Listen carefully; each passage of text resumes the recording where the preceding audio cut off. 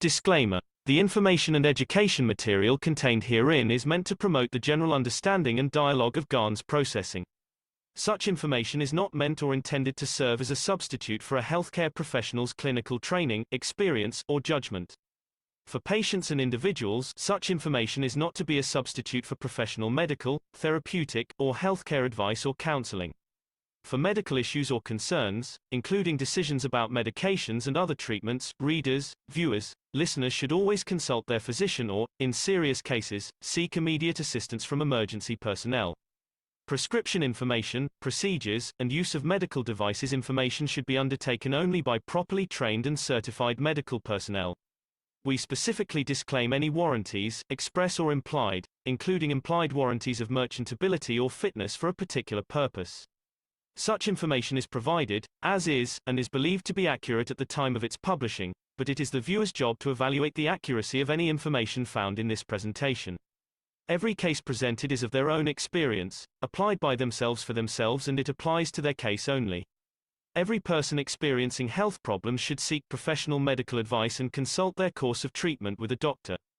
The processes of plasma balancing described herein are a natural process which supports the body but does not replace medical advice or therapies one is already subject to.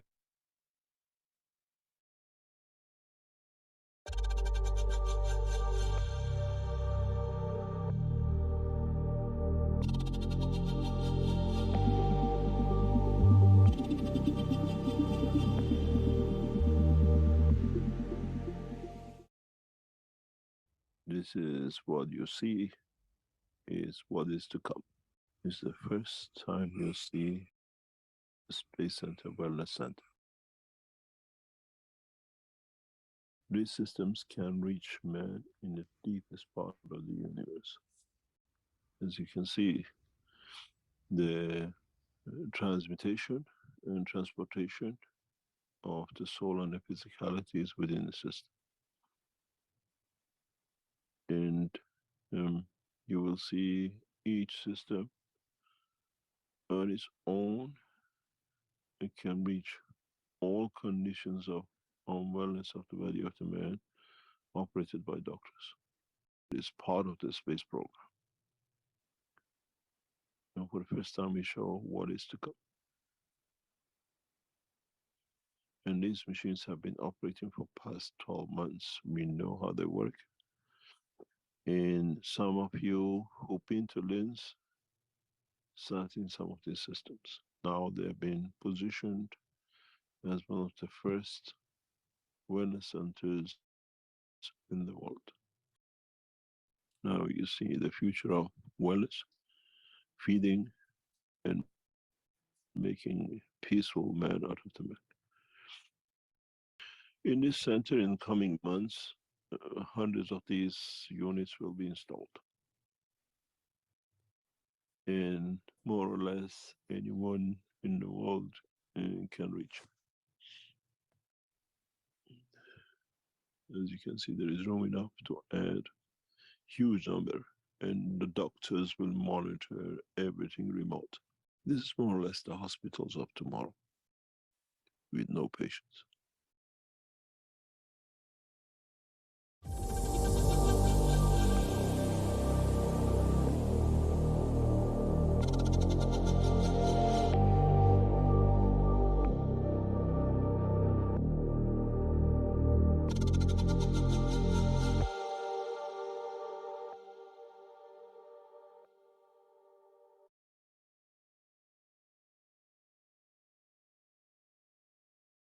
And we welcome each and all of you to the Keshe Amecan Knowledge Team for December 3rd, 2023. I'm your host, Mark Anderson, along with Alex Skoric, and along with all the other knowledge seekers that are here.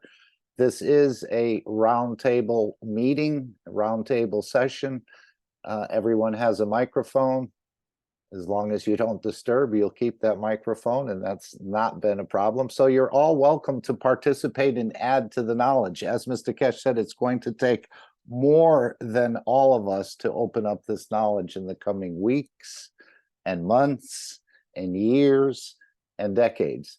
So we're just laying the groundwork, but slowly and steadily, all these systems that's been talked about that's in the background for test and development will begin to be shown. And you'll all have access to using them and to participating in them, again, for feeding, for wellness, for transportation, and many other conditions, energy production, and the rest of it, probably agriculture as well. So there's a lot happening in the background, and you're all part of it. So we thank you for being here and just adding more knowledge. Every week we seem to add on another layer or part of a layer to our knowledge that'll give us a position in the future to be able to share more. As we know, there's many people no understanding of what we're talking about. It is advanced space technology. We may not know how to build the systems, but we do know how to talk about them, what they can do, and what they'll afford individuals who may or may not go into them. And of course, a lot of it has to do with the soul itself and the person itself. It's not only the systems, but it seems that they can't oppose you if you don't want to find that wellness or think you want to find that wellness. The soul pretty much has a factor, or the soul of physicality has a very strong factor in this, even though you may tell your loved ones and others you want to find wellness deep inside. I think the system knows, or the graphs will tell, if you truly want that wellness condition you're speaking of, or is this just a plan for your quick or slow exit from this dimension that you're in right now. So there's a lot to learn. There's a lot to understand. It's going to keep growing. It's going to keep developing. Very powerful partners, as we all know, with the Chinese and the rest of it. Probably many more nations will be joining, not only the BRICS, but just becoming part of this whole structure, because it's going to be so phenomenal. And it already is. It's just it needs to be shown more and more. But slowly, these systems will come out. And again, as Mr. Keshe said, in 514, they're going to develop a second space program just within the Keshe Foundation. So, and what he was talking about was this transmutation through the soul. And that's probably going to happen quicker than the development of the UFO for physical travel. So this is what looks like is on the agenda at this point in time. And of course, we'll hear Mr. Keshe after the break in 514. Just give us a little bit more background. Anyone have any questions or thoughts or comments? Normally, we start out with the World Peace Treaty, which we will do again today.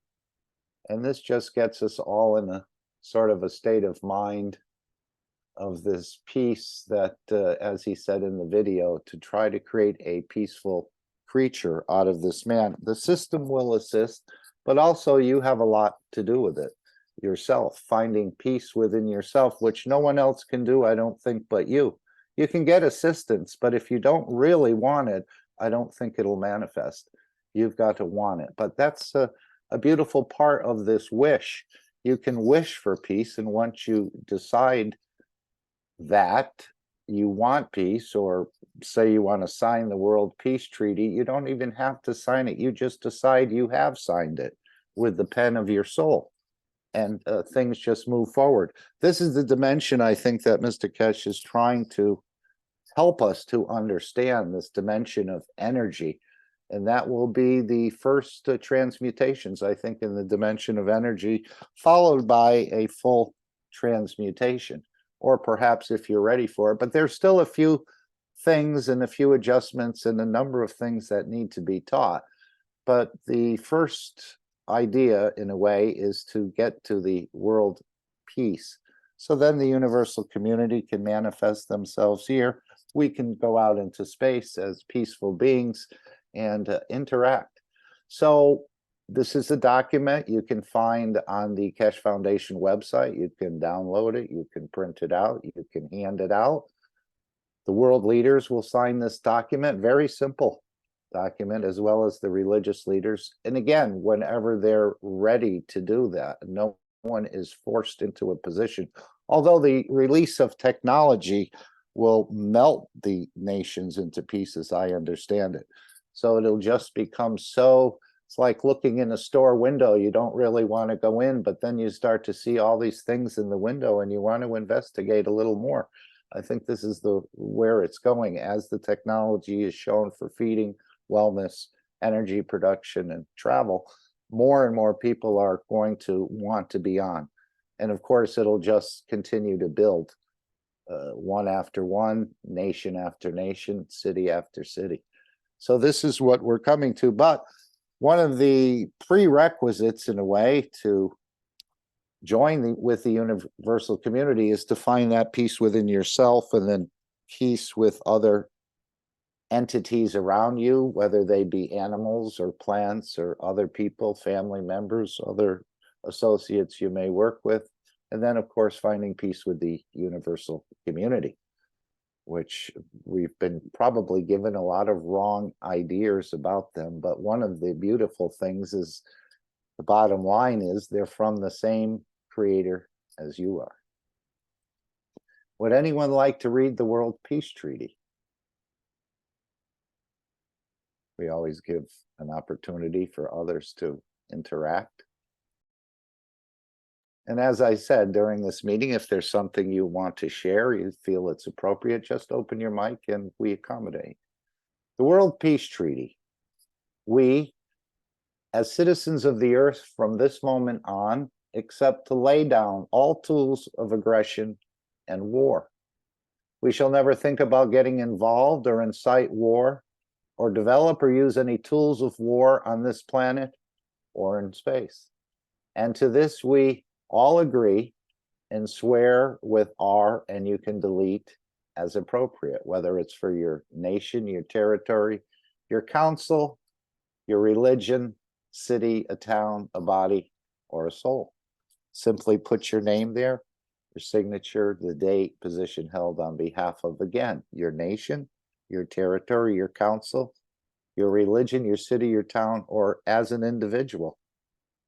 Have it witnessed. I think that's an important part, because the witness then not only witnesses the document, but he absorbs some of the field strength that you're emitting by just going forward with this. Again, it doesn't even have to be with a pen. It can just be your wish and the pen of your soul. After signing this treaty, be proud to display this certificate wherever you consider being important to you, that everyone can see and know your ethos to fellow men and the mankind and other created beauties. Very simple document, but very powerful document. And again, it's between you and your soul, no one else, and only you can control that and find that peace or balance it out. And I think the systems will help to do that. I know some of the new products, Mr. Keshe is saying they're handmade, yes, but they're also going to be tailor-made to what you wanted. I know the pain pen is new, and the what we call the crocheted star, but you can ask for certain things. Do you want to feel happy? Do you want to change your overall view on things and feel peaceful, calm, excited? I think that they can put in or embed certain materials in there that'll bring what you want. And of course, you're the other part of the reactor in a way when you're using these systems, but they do support, as I understand it. And we'll get into that in a moment. So there are a number of new products. I know he specifically mentioned this pain pen and also the crocheted star. So those are two of the new products, but I think we'll see some more handmade products in a way that can be tailored for what you'd like to accomplish. Again, whether it's peace, whether it's more love, feeling of calmness, and so on and so forth. That can be tailor-made. I think he said this is the first time we're sort of trying this. So it's not one fits everybody, but you can have them expressly made for your condition or something you'd like to improve or elevate in a way. Maybe it's even more knowledge. Something can be done that you can interact with the soul of wisdom or the soul of knowledge. Again, there's no limitations within the Keshe Foundation, and especially when you go into space. There's not even a radar gun to check your speed, so there'll be no tickets. Anyway, one of the events coming up, we know, is this series called Connecting with the Soul of the Creator. And these are part of the development of the wellness centers, which we saw. They're quite advanced, but there's more perfection needs to be done. And you can become part of these monthly sessions to not only develop yourself in a way or elevate yourself, enlighten yourself, but also help the system to improve and to be perfected just by you being there. Of course, there is a cost, and this is what's coming up on December 22nd, meeting the soul of the lover. And maybe we should just go to 513, and we'll hear Mr. Keshe talk about this idea about not being able really to let you into space until you feel or understand this love of Mitra. Let's just see if we can go back to this. Oops, I think the system started. No, it didn't. Okay. So we're just going to read this, and this is what the December 22nd session will be. And again, these sessions are mostly just listening. And I think that's what's going to happen on the Universal Wellness Centers as well. There's not much for the person to do on their end. Maybe put your hands on a unit, but just wear headphones and listen, as I understand it. But the session coming up is for us to feel this love of Mitra. And he said, without you learning that to become the lover, he cannot let us go into space. So here's what's coming up. You can plan for a beautiful Christmas. And he said your emotions will be different after this session. You look at this time of season in a different way. So let's see if we can just listen to this for a few minutes.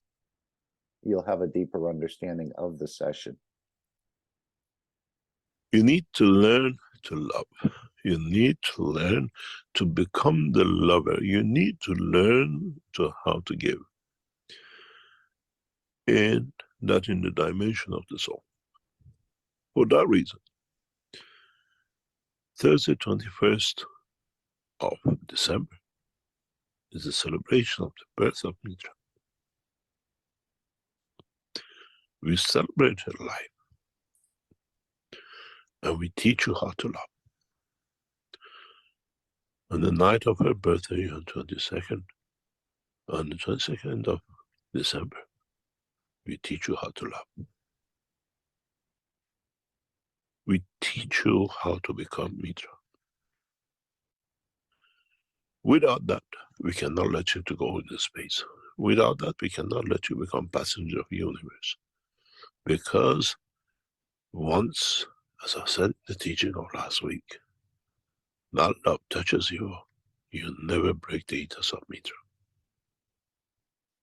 As we started process of transmutation, we need to teach the principle of loving, giving, and not to take.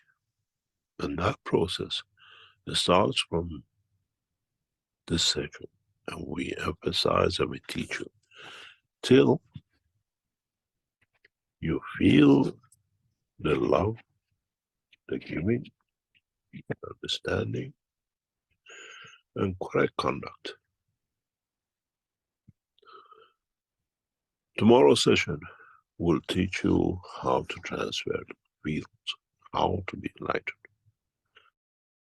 So you can see that what's happening in these sessions is a number of these people are going to be part of the first transmutations, because you're learning in a way, or your soul is learning in a way, many of the things you need to become a passenger of the universe, or at least just to start to explore it.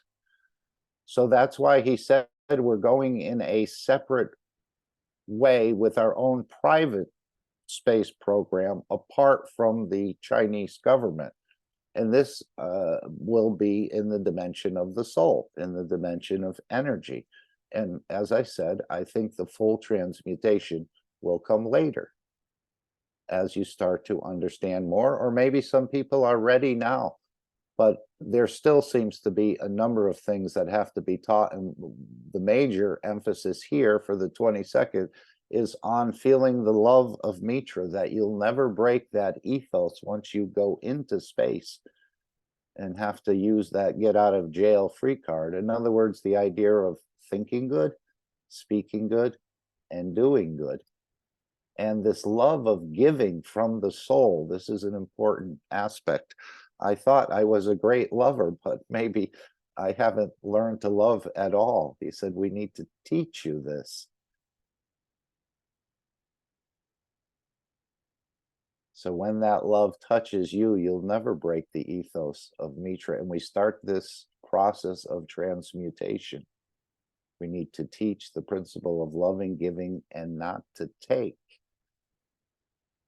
So I don't know how all that's going to work, but again, as he said, we touch energies of your soul, we touch things within your brain that allow this process to continue, or for you to experience as something you haven't experienced before.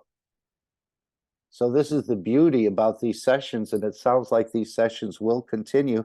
But again, it'll be made available to everyone, and I believe the price will drop dramatically for people using the system as more and more of these systems come out over the next number of years. It's not a day job building apparently these systems. That takes quite a bit of time, effort, funds, and the rest of it just to put one system together. This is just not you run them off the assembly line, so to speak. But we'll see. I'm sure the Chinese will come up perhaps with some innovative ways, and more and more will come out faster and faster. And of course, I believe the app system is being developed as well, where you'll be able to just go for an overall tune-up maybe once a year, provide feeding on a daily basis just by using your handheld or phone with a headphone on it. But we'll have to see how it all, and as we know, the foundation can change its ideas or the way it wants to go very quickly. We were going to capture CO2, then it was indicated that we're not going to go that way. By implementing the technology, the planet will find its own balance of the CO2. And now we're hearing something that was developed years ago, but it's just being brought into the public, of taking the CO2 gas and convert it directly into amino acids for replacement of actual physical food, that you'll be satisfied with these things. So we weren't capturing CO2. We were going to do it. Now it looks like it's back in. We're going to use some of that CO2 to basically feed the nations, as I see it. So things can change in the Keshe Foundation depending on the conditions and how readily I think the governments accept this technology and go forward with it.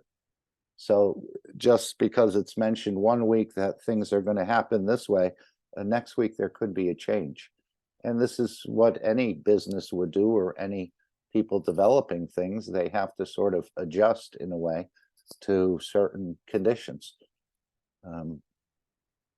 But with the idea that in the end, it will all come together and complete itself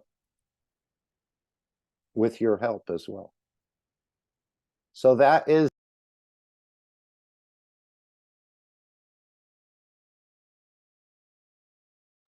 You're muted, Mark. Sorry, yeah. So that was again, the session is available to everyone. Thank you, Randy. That you can make yourself available for your own enhancement, but also especially the enhancement of the whole system.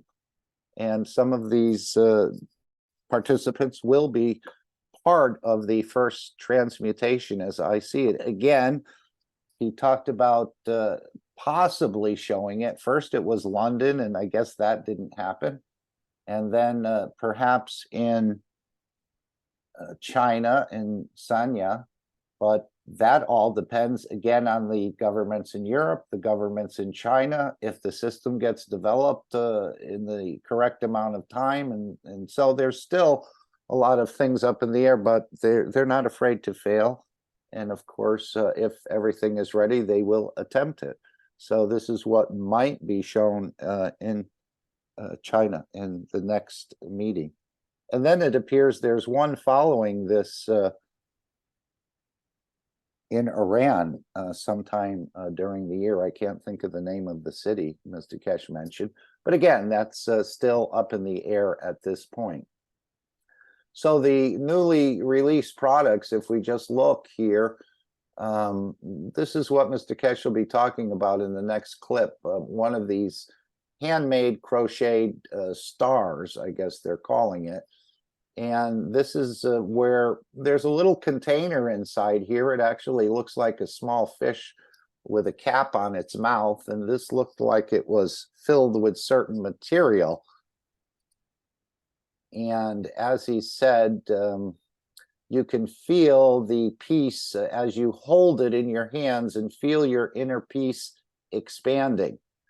So it's a interaction between the fields of this item and your fields in a way. And again, it can be made for happiness, peace, calmness, maybe even wellness, different emotional conditions. I think it can be customized, And it's a very inexpensive product overall compared to many of the offerings within the store.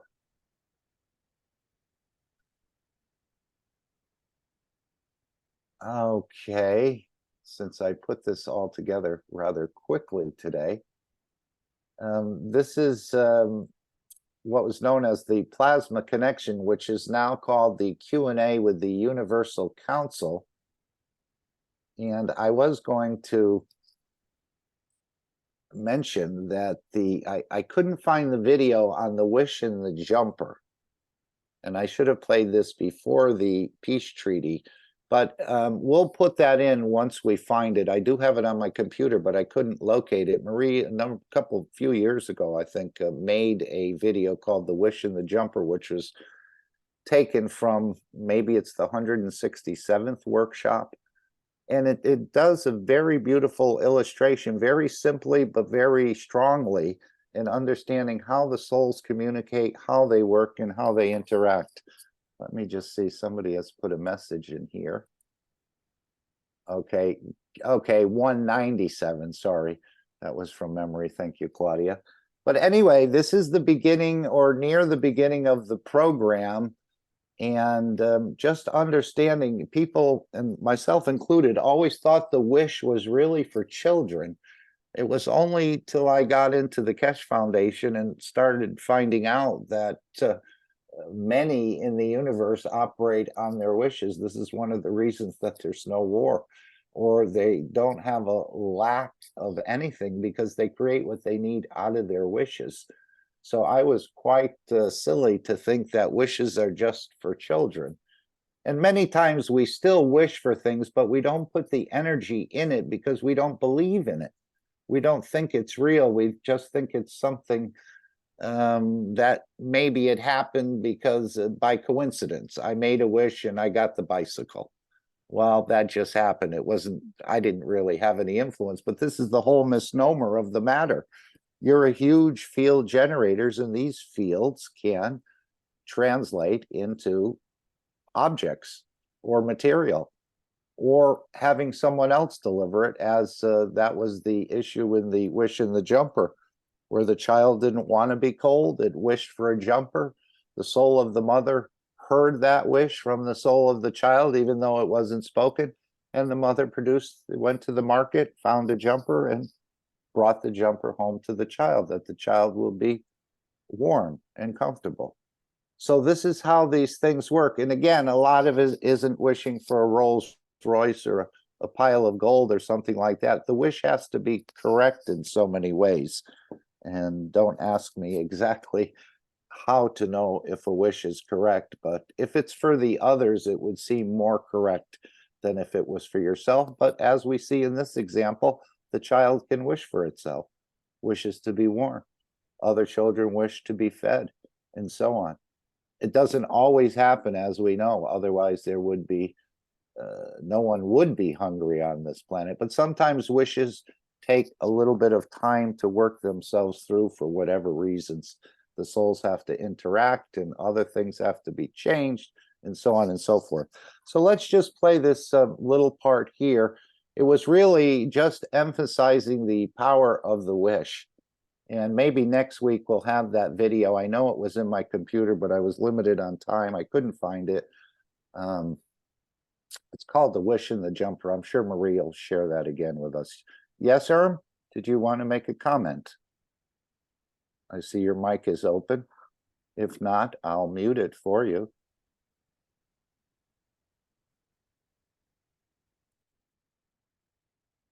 Okay. Let's just take a look at this beautiful little clip. And again, you can go to the 197 Knowledge Seekers Workshop. And here, Mr. Keshe, this is where Marie had taken some of the words and the ideas and put it into this little video called The Wish and the Jumper.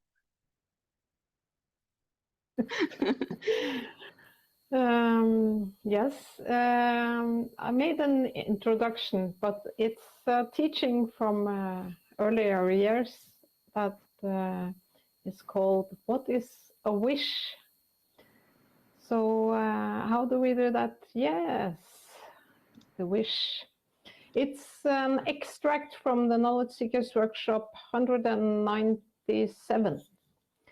It's very beautiful. It's from this, yeah, I think we have to start with the wish, the text. Can you go one back? Voltar Cris. Yeah. Okay. So I will start reading from my manuscript, which is taken from the 197th Knowledge Seekers Workshop.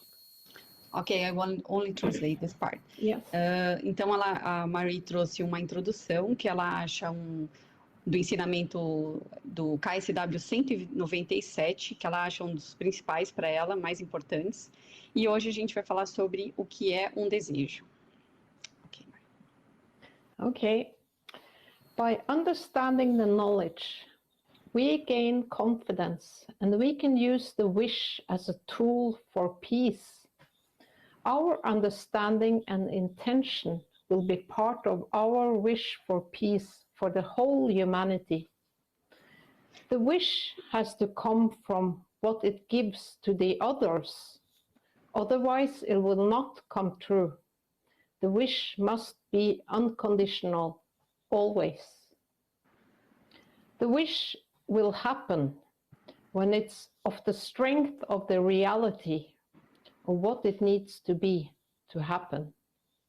Which means I can wish what I like, but in me giving from my soul, other souls must be happy to be in that position. The wish must accommodate everyone to be elevated. A wish comes from the soul of the physical part of the body of the man. The soul of the man has not and does not have a wish in a physical direction, but enforces its demand like a desire. The soul of the man can give unconditionally to elevate the other souls and never look to have a feedback. What does it mean, wishing for peace? This is what Mr. Keshe is saying. My wish for peace is to bring comfort to so many mothers who loses their children in war, to so many children who never see the father coming through the front door, to stop the mayhem that allows the damage to the human race for generations. Because it is not that the child lost the father. He doesn't learn how to love and how to give. To learn from the father to his children. So the children will suffer, not understanding how to love. And then, because they haven't learned, they cannot take the steps to love their children. So the damage is long-term, because even loving needs education. Loving is giving, being able to process the man's emotions in the elevation of the soul of the others, and not for oneself. Okay, I just wanted to give you a taste of that, a flavor of it. That program comes on the first Saturday of every month. You can find it on YouTube. You see the link is in the chat, so you can click on it and bookmark it for future references. But you can see how the wish and the World Peace Treaty are definitely connected. If it's your wish to see peace, path of peace is made very clearly. It's the soul of the collective awareness. By giving, will create that position of change. No other thing. So even if you don't sign the peace treaty with a pen, but you're still wishing for peace, you're adding to the energies of it with your own field generator. And this is how the change is going to work through. It's not probably going to work through on the physicality end, as we can see the condition of this planet today. And over the last 3,000 years, 5,000 wars on this planet. So as the collective awareness builds and more people start using the wish in the proper way, we will see the manifestation of it on this planet more and more. And of course, the technology is there to support and continue the process and help you to elevate that there is more to this world than the physical dimension. This is what Mr. Keshe is going in this sort of vein of teachings and starting this new cycle of understanding the soul and the new cycle of teachings. But he said we're not going to ignore the physicality either. So that's where this idea of lift, which we'll cover, that was shown in London, and it'll be shown more, I think, in China and so on, about lift, creating the lift and then the motion. And speaking about China, why don't we continue on the paper that we were reading. I think we left off right there at number 4. We put this in. Again, it's a very well-written document. It seems to carry the ethos of the foundation, a global community of shared futures, China's proposal and actions. So this is something in writing put on the table that governments, citizens, nationalists can read and just look at the ideas put forward here, as opposed to many of the ideas that we see all around us and what's being perpetrated in a way. So this is a document created probably before September, but it was released in September of 23, just sort of cajoling the nations to come together. We're all on the same spaceship. You don't think there's a spaceship, we're on one. It's sort of rotating around the sun, but we're all on the same ship. And if these citizens are going to meet and interact with the universal community and carry on in that direction, we're going to have to become a peaceful craft. The killing and eating each other has to end, and this is part of the whole process. The peace on this planet is not the end of it all, it's just the beginning. Would anyone like to continue reading? Maybe we'll read a few of these paragraphs and down to section 3. Would anyone like to take a paragraph? We're going to start. We should build a world of lasting peace through dialogue and consultation. Anyone? Anyone not have a microphone? Okay, I'll read it. No problem. We should build a world of lasting peace through dialogue and consultation. It means beating the swords of war into plowshares of peace. The stone wall at the entrance of the UNESCO headquarters carries the inscription of one single message. Since wars begin in the minds of men, it is in the minds of men that the defenses of peace must be construed. Throughout human history, obsession with power and hegemony has led to frequent wars and loss of lives. The lessons are painful and profound, and we need to remove the fuses of war from our minds. Big countries should treat the smaller ones as equals instead of seeking unilateral dominance or imposing their will on others. No country should open Pandora's box by willfully provoking turmoil and armed conflict and undermining the international rule of law. Countries should respect each other's sovereignty and territorial integrity, respect each other's core interests and major concerns, and respect the development path and social system chosen by others. The next point. We should build a world of common security for all through joint efforts. It means turning absolute security for one into common security for all. There is no place in the world that enjoys absolute security, and a country cannot build its security on the turmoil of others. Threats to other countries can turn into a challenge to one's own country. When neighbors are in trouble, instead of reinforcing one's own fences, one should extend a helping hand.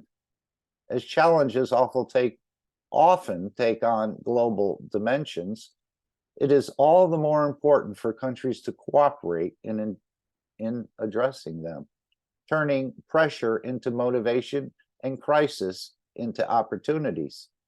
Unilateral action or blind belief in the use of force cannot address the complex international security threats. The only solution lies in cooperative and common security. It is normal for countries to have differences, and they should be properly addressed through dialogue and consultation. As long as we show sincerity, goodwill, and political wisdom, no conflict is too big to resolve, and no ice is too thick to break. We should build a world of common prosperity through win-win cooperation. It means bidding farewell to the winner-takes-all mindset and sharing development achievements. In this day and age, the international community has evolved into a sophisticated and integrated apparatus, as the removal of any single part will cause serious problems to its overall operation. We must keep to the correct direction of economic globalization and oppose any attempt to set up technological blockades, cause technological divides, or seek development decoupling. While we should make the pie of the global economy bigger, it is even more important to divide it well, so that the development achievements can benefit people of all countries more equitably and bring about true cooperation and win-win results. This is a beautiful document. We should build an open and inclusive world through exchanges and mutual learning. It means bidding farewell to the mindset that one civilization is superior to another and starting to appreciate the strengths of other civilizations. Our world can fully accommodate the common growth and progress of all countries, and success for one country does not mean failure for another. There is no universally applicable development path. A development path that continuously benefits the people is the most viable one. Countries and nations should respect their differences and seek harmony without uniformity. And civilizations should draw strength from each other and make progress together. Exchanges and mutual learning between civilizations should be a driving force for human progress and a strong underpinning for world peace. This will be the last paragraph, 2 paragraphs we read. Would anyone else like to jump in here? No problem. We should make our world clean and beautiful by pursuing green and low carbon development. It means bidding farewell to the destructive exploitation of resources and preserving and enjoying the lush mountains and lucid waters. Humanity coexists with nature. Any harm we inflict on nature will eventually come back to haunt us. We often take natural resources such as air, water, soil, and blue sky for granted. But we could not survive without them. Industrialization has created a level of material wealth never seen before, but it has also inflicted irreparable damage on the environment. We must not exhaust all the resources passed on to us by previous generations and leave nothing to our children, or pursue development in a destructive way. Lush mountains and lucid waters are invaluable assets. We must follow the philosophy of harmony between humanity and nature and observance of the laws of nature and pursue a path of sustainable development so that everyone is able to enjoy a starry sky, lush mountains, and fragrant flowers. Building a global community of shared future is China's proposed strategy for reinforcing and improving the international governance system. This does not mean that the international system should be dismantled or started afresh. Rather, it means promoting greater democracy in international relations and making global governments more just and equitable. This important vision reflects the broadest common aspirations of the peoples of all countries in pursuit of peace, development, and stability, and the broadest consensus among countries with different cultural backgrounds and at different stages of development. It transcends outdated mindsets such as zero-sum game, power politics, and Cold War confrontations. It has become the overall goal of China's major country diplomacy in the new era, and a great banner that leads the trend of the times and the direction of human progress. Well, this should work quite nicely. I mean, I don't see why other nations aren't on board yet, but again, continue to wish for peace and elevate the soul of the world leaders and religious leaders, and we will see the results, that it will happen. But it's a beautiful document to put forward.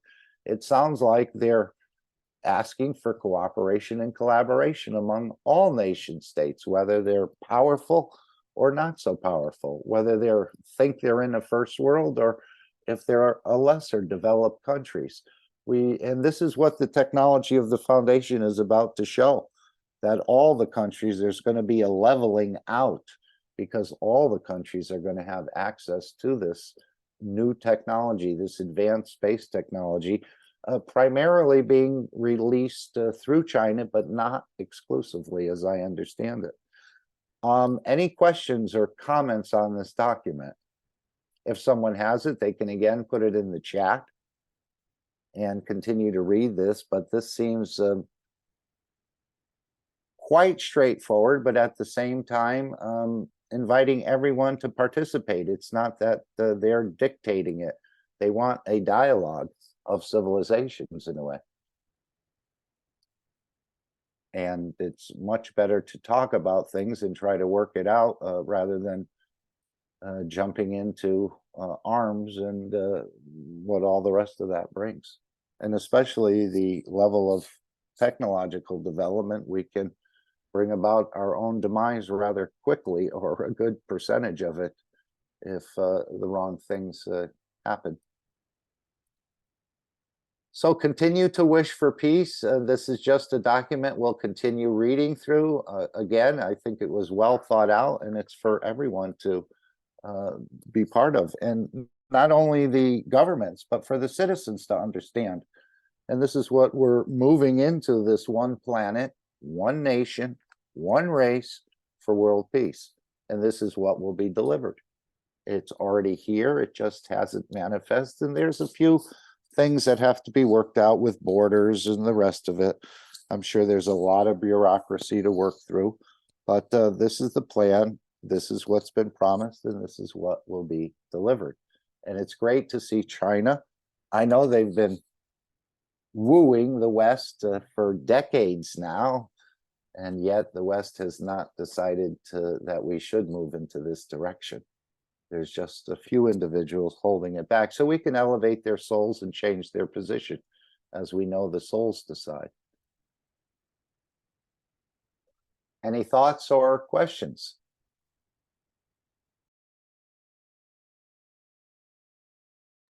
Okay, let's go to following the break. Mr. Keshe did go into some things on the new products and some updates around the Keshe Foundation. So if no one has any comments or thoughts, we will play this short clip.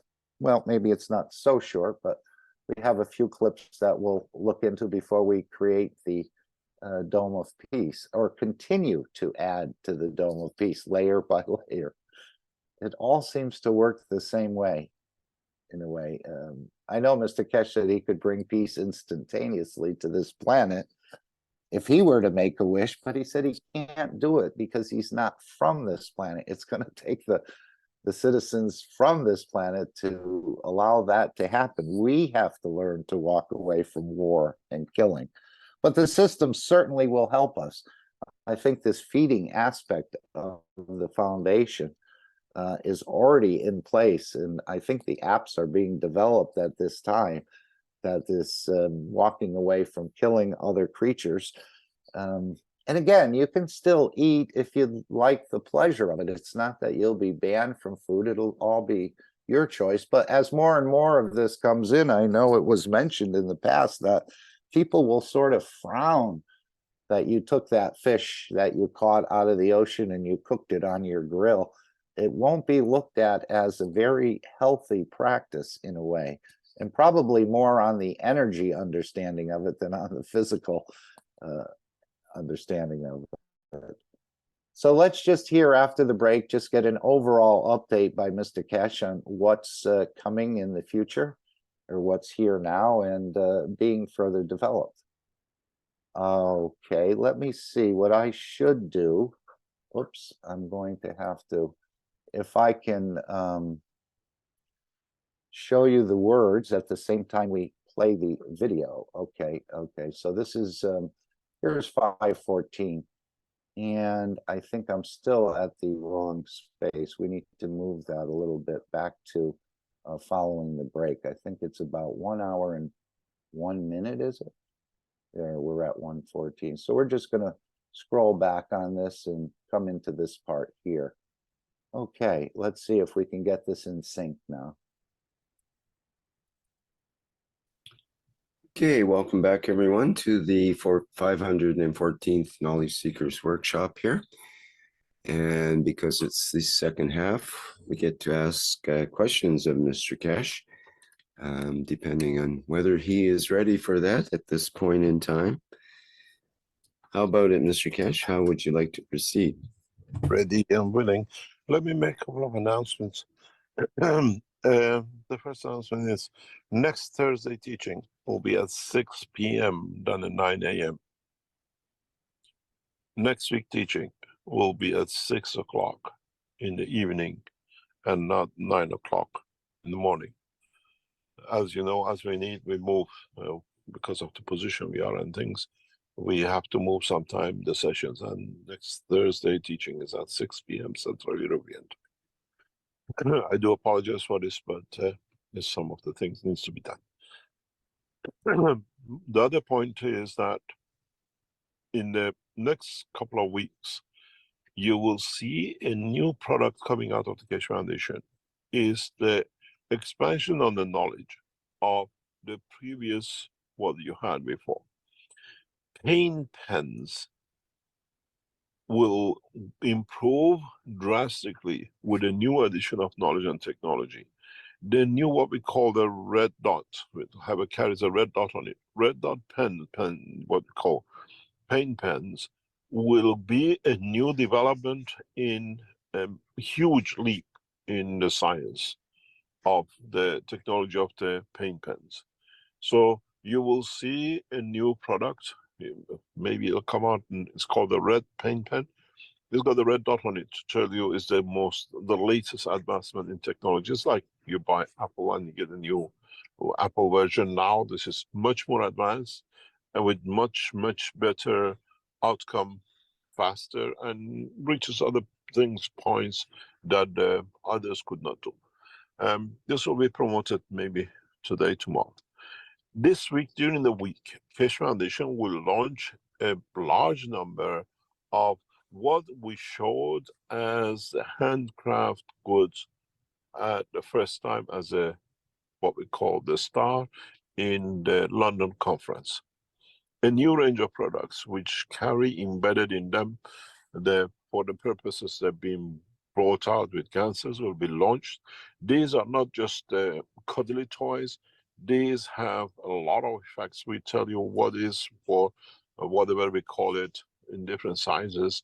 These are not mass produced, they're individually handmade and then processed by the Keshe Foundation for the Keshe Foundation. This is a range we were trying to bring it before Christmas. And if any of you can, at the same time, we can meet the demand, we'll be put in it. When you make the order, you put on it, I want it for happiness, I want it for pain, I want it for this and that. Then we'll see how we can adjust every individual thing to your need. You want it to be warm, you want to bring love, you want it to be cuddly and whatever. We try to get it done. It's never been done before. It's every unit is handmade according to your need. There is unique things we started because it's part of the development of the technology. At the same time, we are introducing on the side of the paint pen what we call the paint packages. As you had the knee, now the paint package will come out the same way and is there as against, and you know how to use these things, and let us know how you feel and how it'll work as part of the trial of understanding more about the technology. These are important because in space travel, we go through, as I said, the pain of birth. That's why we cry when we are born. These are parallel to completion of that process through the transmutation. And then we tell you how and why, and the process is needed, and how you feel it, and how it will be. At the same time, the wellness centers will run 3 new type of processes for their completion of the technology by the doctors. This is nothing to do with the Keshe Foundation. The trial is very limited numbers.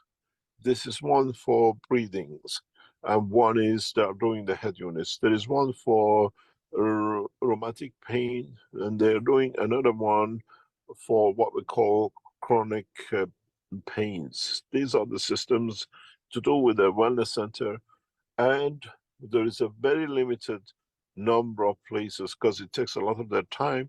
You can get in touch with them and sort out with them if you would like to test and go through this trial, and they will tell you immediately. You have to go through their email. This is not to do with the Keshe Foundation, and as you know, you have to go through their what we call the office at de.kf. Right, so there's the email you need to contact. So if you'd like, you can, I think they're ready to proceed now.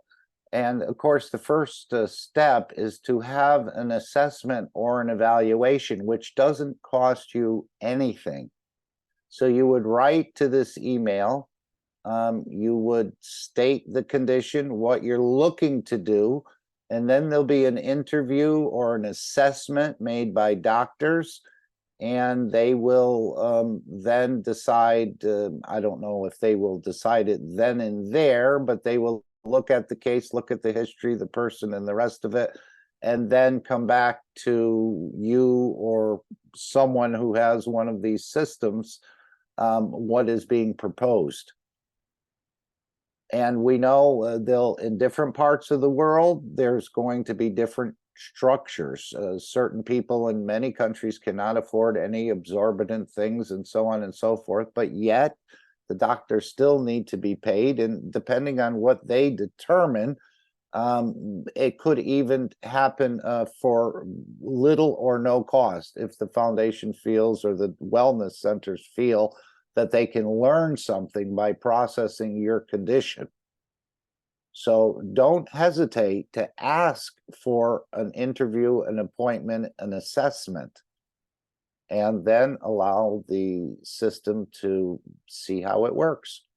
Maybe you'll be accepted. Maybe your condition is what they were looking to process. And again, but nothing is for free, although they will offer certain people certain things. And that doesn't mean that someone else with the same condition will be offered free processing. So just because one gets it doesn't mean the other one will get it, or because they were in this country and I'm in this country, how come I'm paying and they're not? And that's not going to be part, I don't believe, of the discussion. It'll be on an individual basis. So office@de.wellness.center. So this is who you would connect with if you want to start this process, as I understand it. Whoops, something just happened here. Don't know what that was. Okay, just showing you the email connection. So let's see if we can continue this just for a moment or two before we go to our next clips. Okay, I don't know what that's from. Okay, let's try it here. Wellness.center. This is to do with the doctors. We are not involved in the what they call medical or health application. This is a section of the doctors which they use the technology, and you work with them. It's office@de.kfwellness.center. They are running launches. They've launched their systems for these kind of things. If you get in touch with them and talk with the doctors, and then you can use their facility for that job. And it's a very, very limited number. It's the new structure of technology that they're testing. We're still working on the February meeting in China for the knowledge seekers. This will heavily be offered to the Chinese knowledge seekers. The translators of the Keshe Foundation in Chinese, please promote this.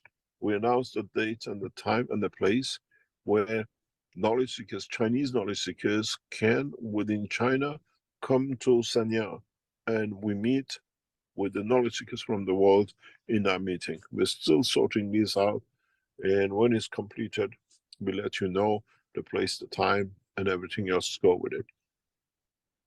We come to you in respect to new structure of what we call flight test. In the new year, we will endeavor to do the first transmutation flight, and we already have the two first people for it. If there are any new people who would like to join this, let us know. You want to be the passengers of the what we call the first transmutation, and we start the process sometime in January, February, that we are ready for the what we call Chinese conference.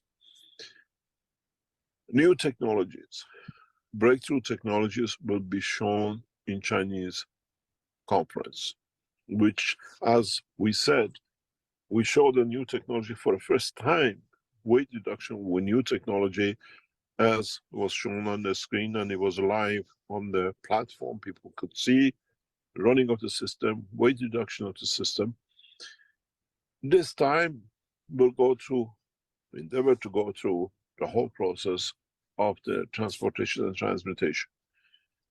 Possibly, if it can be done and it's feasible in interaction with what we call European governments and the Chinese government, that we do the first transmutation. It means we try to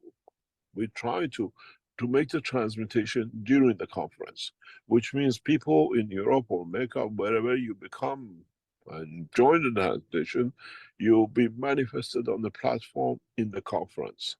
This is our job. You already booked a ticket to be there, keep to that ticket. We refund you for the ticket if you can't do it. But those of you who volunteered, be ready for the phase of transmutation for the Chinese conference. We have to go through a lot of rigmaroles with the Chinese government, with the European government, how we will transmute 2 people or 4 people out of China into China, accepting their arrival by the Chinese authorities out of the condition. We had this problem with the Austrian government when we asked for immigration officers.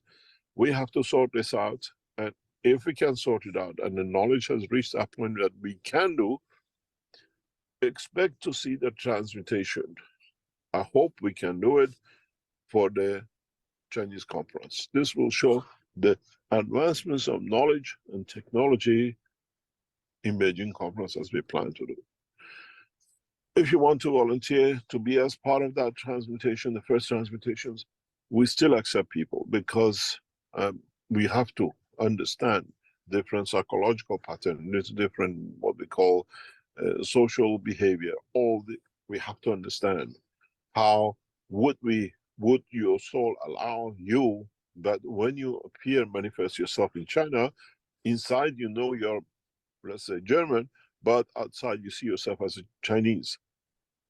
These are a lot of things you have to overcome in accepting the change, in science and development in science. So all these materials system has to be done, has to be covered up by all of us, step by step, to cover the transmutation. We have to cover to the next steps of transmutation from here to the moon. We have to. Okay, maybe we'll come back to that, but this is what he's talking about, of taking a separate space program, separate from the Chinese government, and working through the souls for the transmutation, as I understand it. And this process is going to happen much quicker than the development of the craft or the UFO. This phase, this transmutation, will be shown before the UFO is shown, if I'm correct with this. And maybe we just want to take a quick look at this weight reduction. Oops, let's see here. Okay, I think we need to go to about 131. Just so you can understand it. Oh gosh, where was I now? Okay, 112. Okay, let's go to 131 if we can. I'm just going to scroll down. And we'll hear this idea about this weight reduction, which was shown in London, but this is more or less, as I understand it, through about the physical. Okay, maybe we need to start about halfway. Then I need to adjust the tape here, the video, so we can kind of be in the hopefully right area. Maybe we need to start a little before. Let's go a little before. We'll see where we are at 129.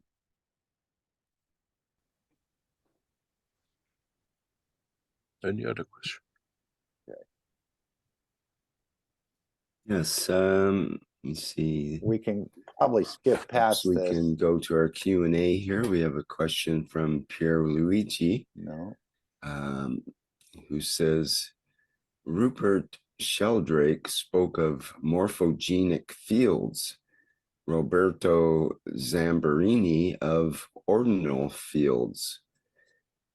Through the splenic chakra, one could reach them and clean them through a clean energy constructed by Zamperini with orgone energies and more. How do you explain this with the Keshe technology of plasma fields? I don't know what they're talking about. I knew you were going to say that. I never make comment about something, no, I don't know what you're talking about. There are eminent scientists, we respect it, but you cannot talk just to say something because I have no clue what you're talking about and who these people are, that what they're talking about.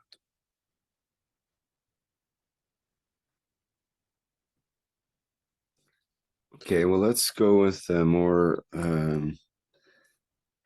generic kind of question, Yeah. which I had a question I was trying to formulate, and it's also kind of related to Nina's question, and her next question was, which I was going to bring up as well. So basically, Pierre Luigi's question is, how do we access the fields? How do we reach them, and what's that process? And Nina's question, her next question is, what kind of connection do we have with the angels? And then my question was regarding your spiral of field strength, and where you say the greatest strength is in the center, but then you've also said recently that to look for the creator, we look toward the smallest energy levels, the smallest magnetic fields. No, the lowest. The lowest. Okay, that's what I need to figure out. You said lowest, not smallest. So what's this high and low? We elevate ourselves, do we not? And if it's elevation, how come it's lower? And this higher and lower is getting confusing here, I guess. It's not very Sort it all out for us. Yeah, it's not very confusing. If you look at the spiral, and I've drawn it many times, especially in recent past, you look at the spiral which I draw, and I've said many times, look at the gap between the spiral. There's another line which comes in. We receive, we connect to the weakest to the others as they feed us the strength up, that in that process it becomes the weakest that it goes in the center and it becomes the strongest to come out. You can connect when you are giving, you can connect when you're taking. And as you take and your interaction with other fields, the more deeper you go, the weaker you become. But as you are weaker, the stronger attracts, which is in the center, to give. This, the way I draw the spiral, has the line of creation. It's the way the universe is created. You see the line, but look at the space in between. Is more of, and as it opens up, there is more gap between the lines. You look at the lines, but you have to look what's in between the two lines. And by interaction, the more it interacts with the other fields as it goes to the center, it becomes the weakest and weakest, because it's given more of its energy in interaction to get to that point. So when we talk, when you get to the center, you're at the lowest level that you can switch. Is the way that how much you can decrease the salinity that become alkaline, that it gives, where salinity takes.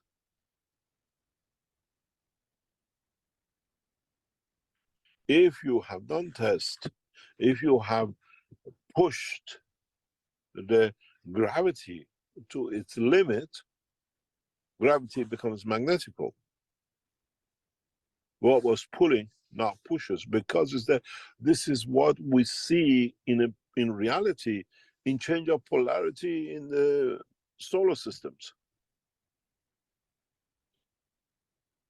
Is the current inside which changes and pushes so much that its strength becomes its weakness and it makes it to twist. And when the solar system changes its gravity to a magnetical and pushes the current flow of the fields into reverse, change of polarity, it's not just the polarity of the sun which is changed. The magnetic inertial field forces of the whole solar system changes. We don't see every time the Earth's gravitational magnetic field changes because it has a different strength. It doesn't have the same strength as the sun, but that change affects it to create so much. So don't look at the line as it opens up. Look at what it receives in a bigger and bigger gap, and in interaction with what goes out, releases its energy and becomes the weakest. And at the point when all the weak gathered, it transfers back to the field and become magnetic. You try to create the most alkaline condition, and then you see it behaves acidic. And acidic at the lowest level, not at the highest level. The more you go to the extremes of alkaline, the more you start seeing the signs of the other side, of acidic, of the lower order. Because it has to start from somewhere. It doesn't change from high alkaline to high acidic. It goes so much that then it has to start. The interaction of the field's material inside creates the first chains of reactions of the alkalineness, and then you see acidic back off. We see the same thing with gravitational systems. When we create reverse flight, we move the magnetic field up and down, we see we have to go from gravity to magnetical.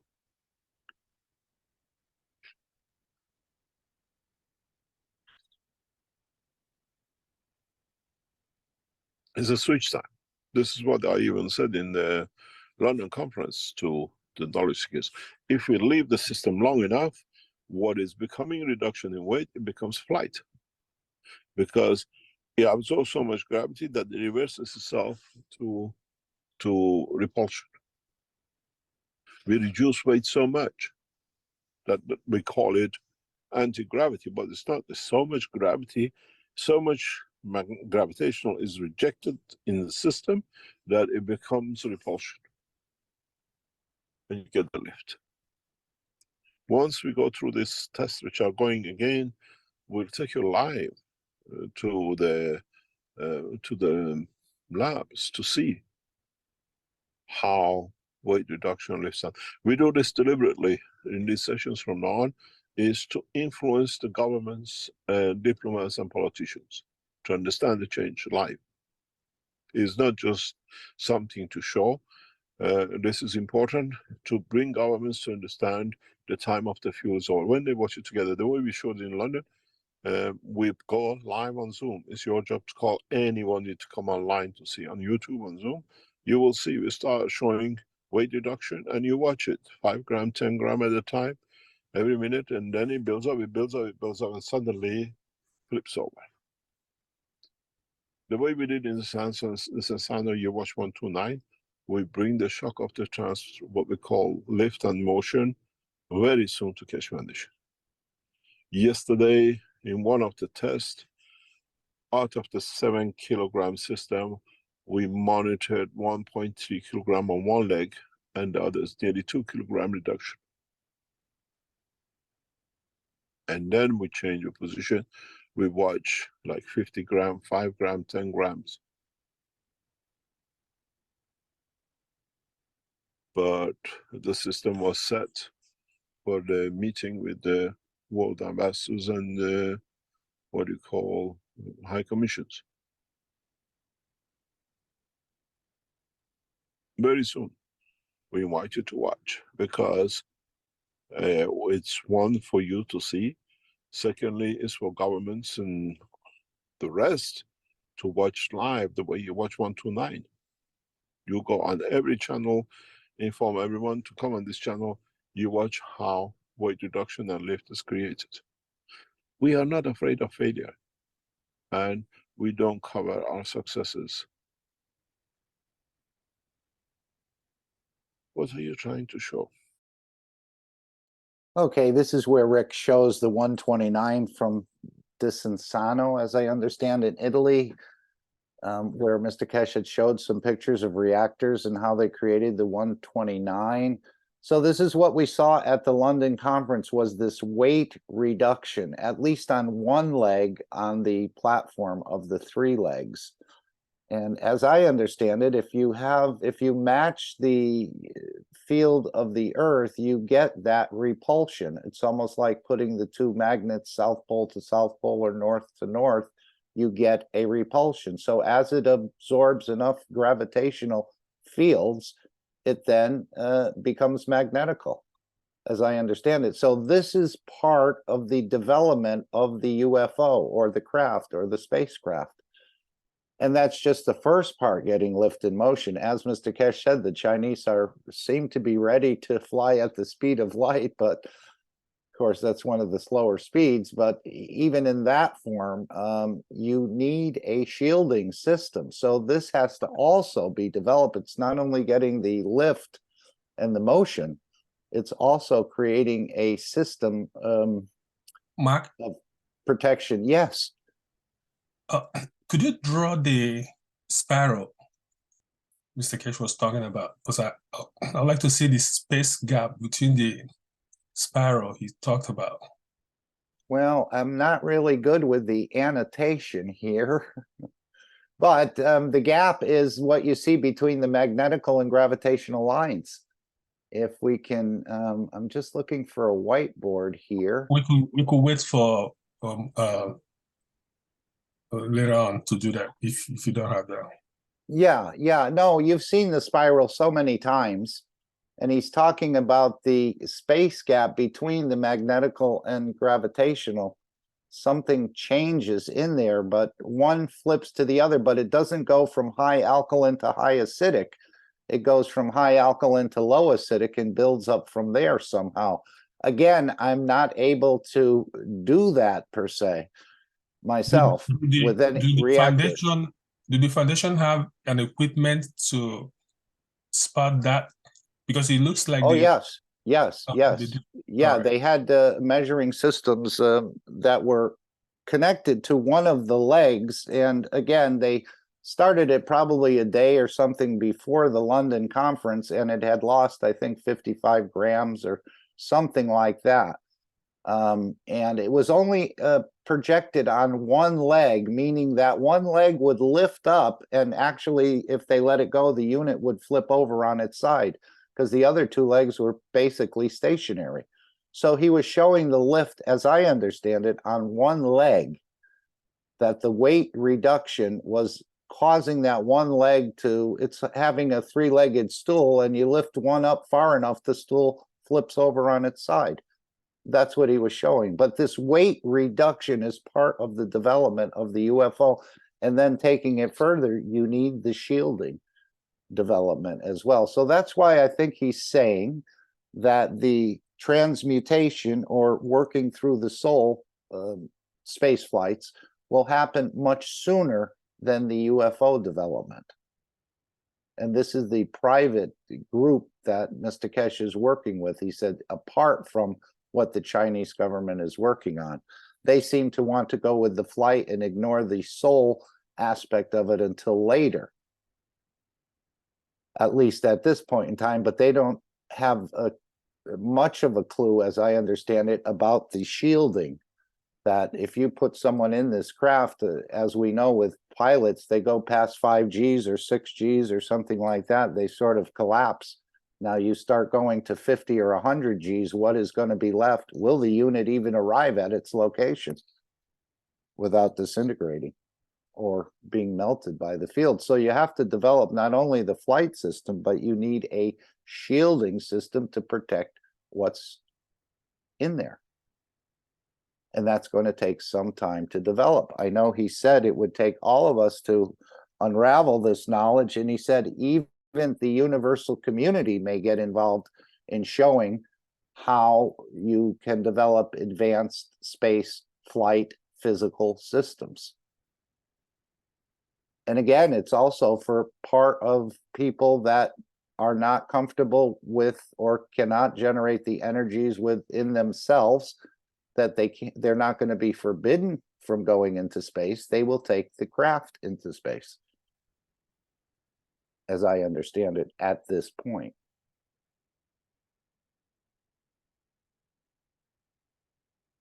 Anyone want to add to that? Maybe we can go back to the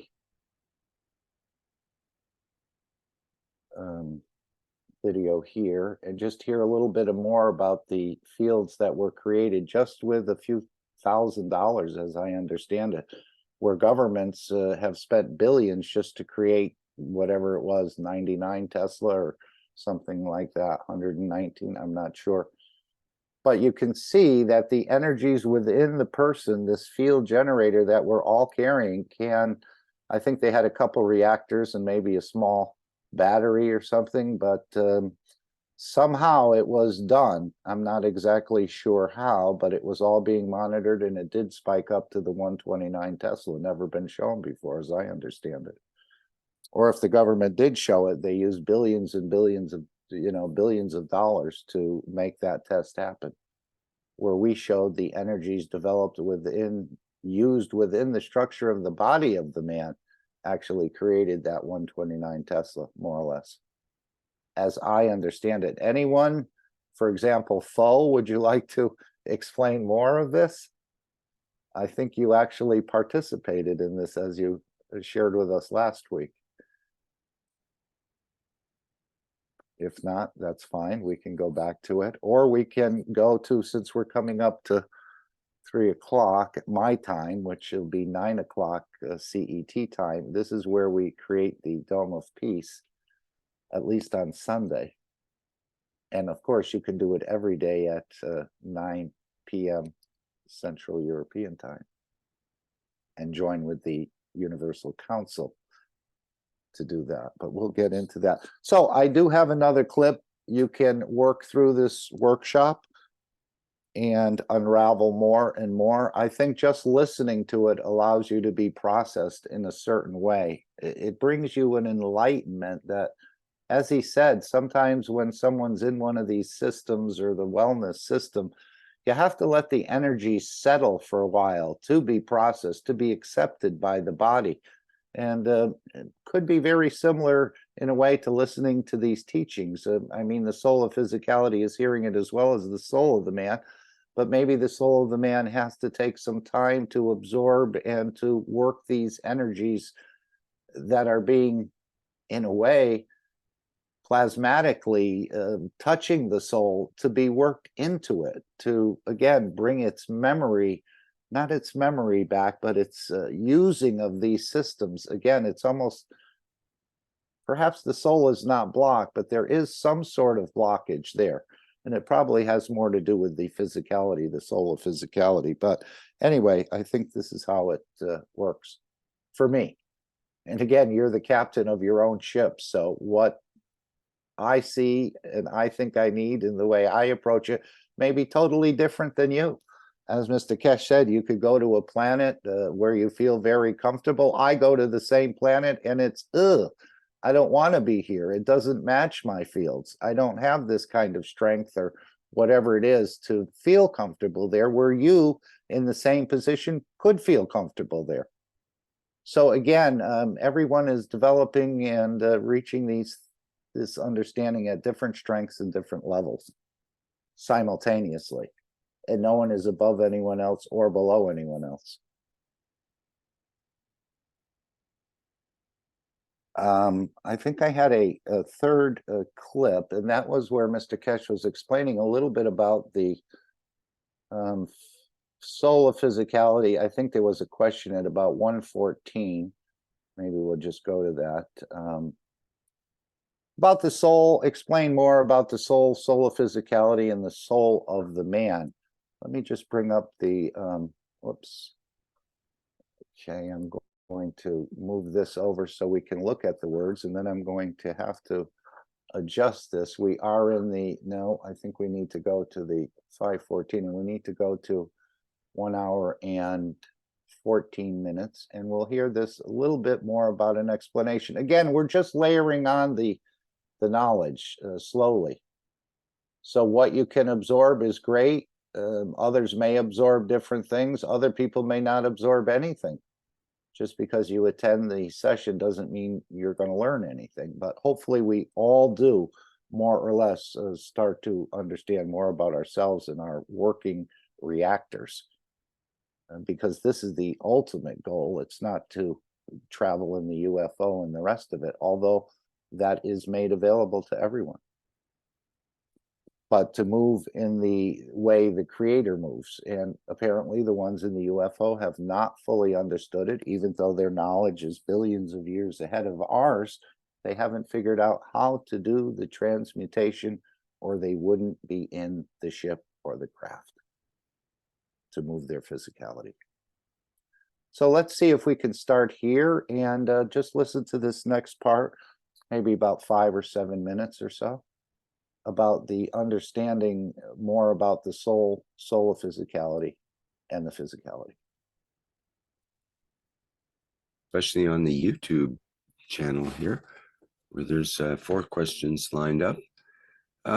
Let's begin with the first one with Nina. And it's a question you talked, I think I'll frame it a little bit. You talked earlier today in today's teaching about dimensions, the dimension of the soul of physicality, and dimension of physicality. Now, Nina asked earlier, could you explain, please explain each dimension to us? I think that's what she's referring to. Yeah. The dimension of physicality is you, your physical life, your body. The dimension of soul of physicality is that love you feel. Is the dimension of interaction of the fields of the physical life.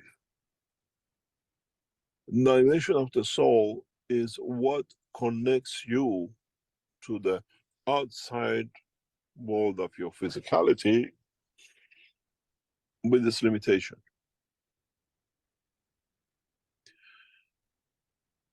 Your body walks, you eat, you feed it, you do everything else with it. But everything you do is not just eating it because I have to eat. You eat it according to what emotion it gives you.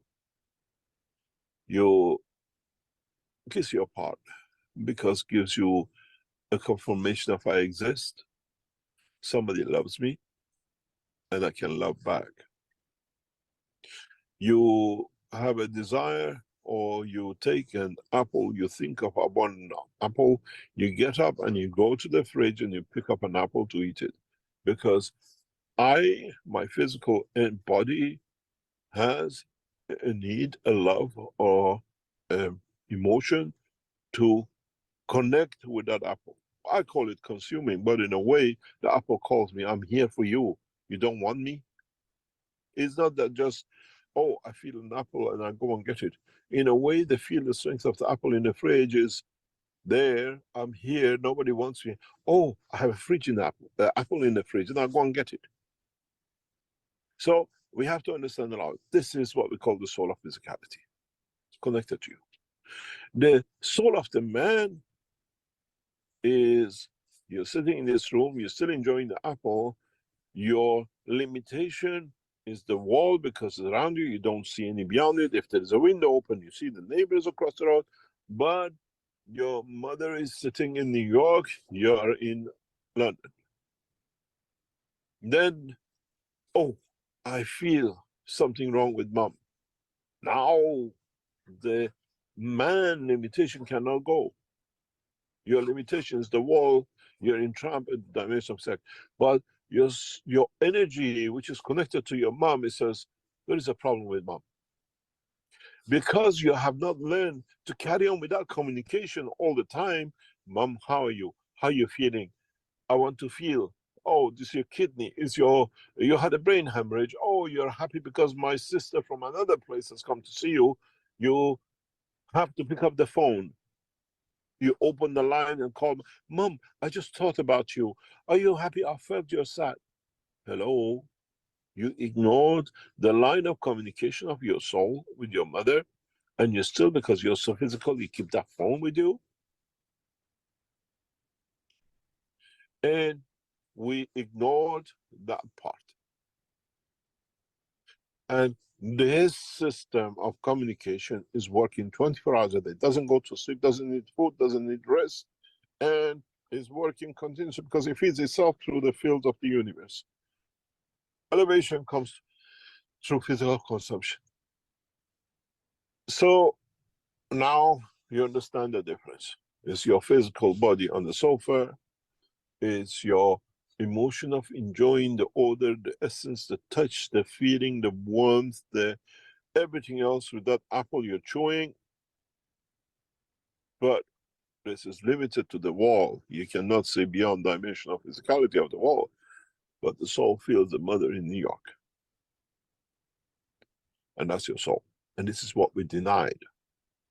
And the more and more we become closer, more and more become aware of, you just don't need to talk. Because you use that line of communication. Because you learn a new language. You go to language lessons, you watch television programs to learn French, to learn German, and the language which you know you denied. I have a gorgeous feeling and understanding of this. When we came to England in 1970s, my younger brother went to one of the exclusive private schools in England. He looked a little bit Pakistani, because you can say the difference between the Pakistanis and the Indians, and a little bit Harvard. He had that inclination towards that. But he wanted to learn English, and he didn't want to interact with the Iranians in his school. And those days, it was a rich time, half of the school were the Iranians. So anybody asked him, are you Iranian? He says, no, I'm from Pakistan. Then they couldn't speak to him Farsi, and he had to speak English because he wanted to learn English. One day, a Pakistani guy says, if you're Pakistani, why don't you speak Urdu? He says, nothing to do with you. I don't like to speak Urdu. He denied himself because he chose to learn a new language, to be in the environment, to learn the culture, but he had no choice. It was the only private school in the city, and that's how he had to go, where to go. He was conditioned. But we used to laugh at him. Even till he was alive, I used to call him Pakistani Motion, because he, with that way, learned to become. He became more English than Englishman. He learned every facet of how to live, to talk, to be, but he was a pure Iranian in his culture, in living, and everything else. So we are in the same position. We deny ourselves because it suits us to be in that position. We deny our soul. We deny what is natural to us because we've been told to deny, because with that, the religious people can abuse us. The denial of the soul has come out of the religion, out of the belief, not out of our choice of us. And anybody who connects to it is something wrong with. If you heard a new controversy which has been going around the Keshe Foundation, I explained to you, it's very easy. Now that we start teaching about the soul, the understanding and the work and all the work we do, a sect of the Christianity has said this is Antichrist because they said when the Christ comes, these things will appear first. They don't say these things appear because the time has come. And now this sect of Christians, oh, something wrong with Keshe Foundation. They're Antichrist. Because they said these are the sign when the promised one comes. So if we are the sign, how could be anti? It doesn't work. Because we are part of it. You denied the existence of your soul to yourself because it's brainwash. How do we know the difference? You don't need to know the difference. It's you. There has never been a difference. Your sofa, your body on it, you enjoying the apple, that's the wall giving you the limitation. But this can jump out, can be somewhere else. When we did a test with the Chinese military in the summer of this year, they said, oh, you're producing material inside the room. And this is what is created here. When the military officers were walking outside, it says it's coming outside too. It's got nothing to do with the walls. The walls and the grass don't stop it. It's raining the same outside. Because the military generals never understood this is a plasma, has no physical dimension.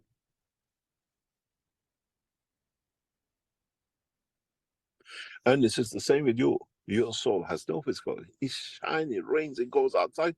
You blocked, you imprison the body on the sofa. The guy is free. You're a prisoner. The soul is free and travels the span of the universe. And sometimes when in his travel, in touch, it comes to understand and work with others and gets enlightened, we get the beautiful people like Tesla. The enlightenment of the information, the understanding of it becomes the most admired scientist in the world of electronics or electricals and magnetic fields.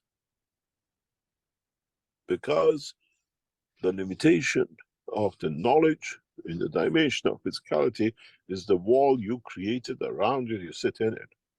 It's not limitation to the energy inside you, which is your soul, which travels the span of the universe. How many times you sat somewhere and you were sitting and says, oh, I can do this different. And you get up and you do something. Oh, this is a new thing, new invention, new thing. Hello? Did that come to you while you were sitting there when the soul was traveling? Did part of it come from intuition and then you translated it into this and it became something new for you? Is that the daydream you call now enlightened, or something came to me and I tested it and it works?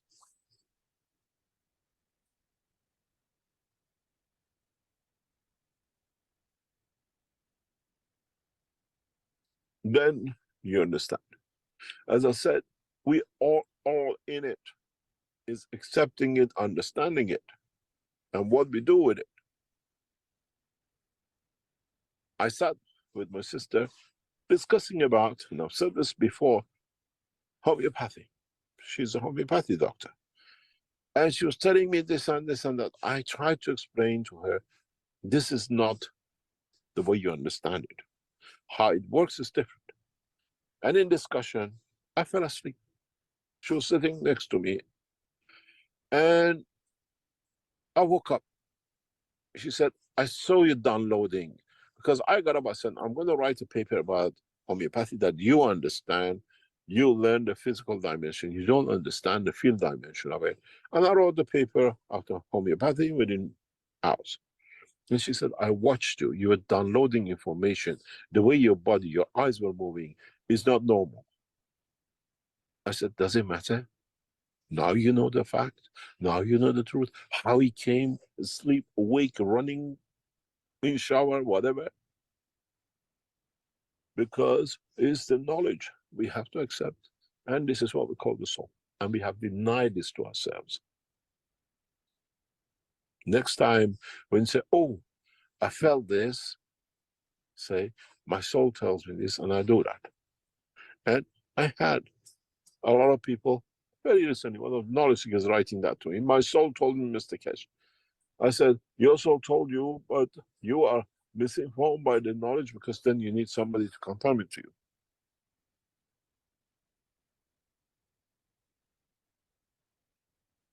We have to understand horses for courses.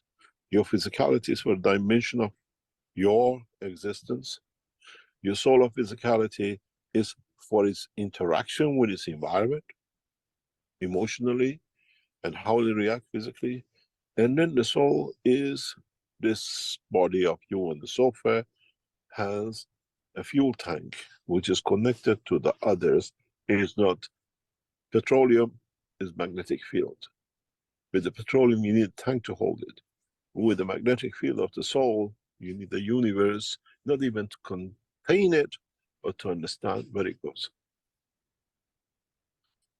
Any other question? Oh, we become very Christmassy.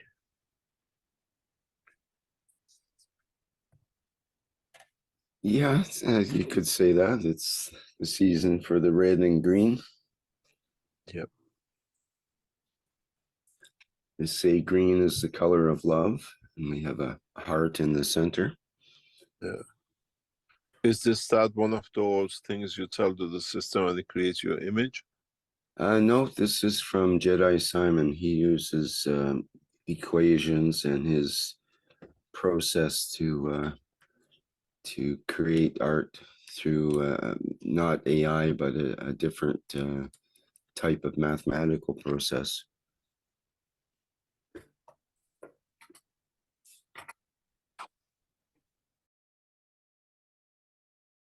Okay, and thank you, Jedi, for creating all these backgrounds. That takes some pressure off Rick that he doesn't have to scramble for backgrounds. I guess he has a lot of them. But again, as Mr. Keshe said, it's always there. He downloaded that paper while he took a nap so his sister could understand homeopathy in the fields. Tesla often said many of his answers came in a dream.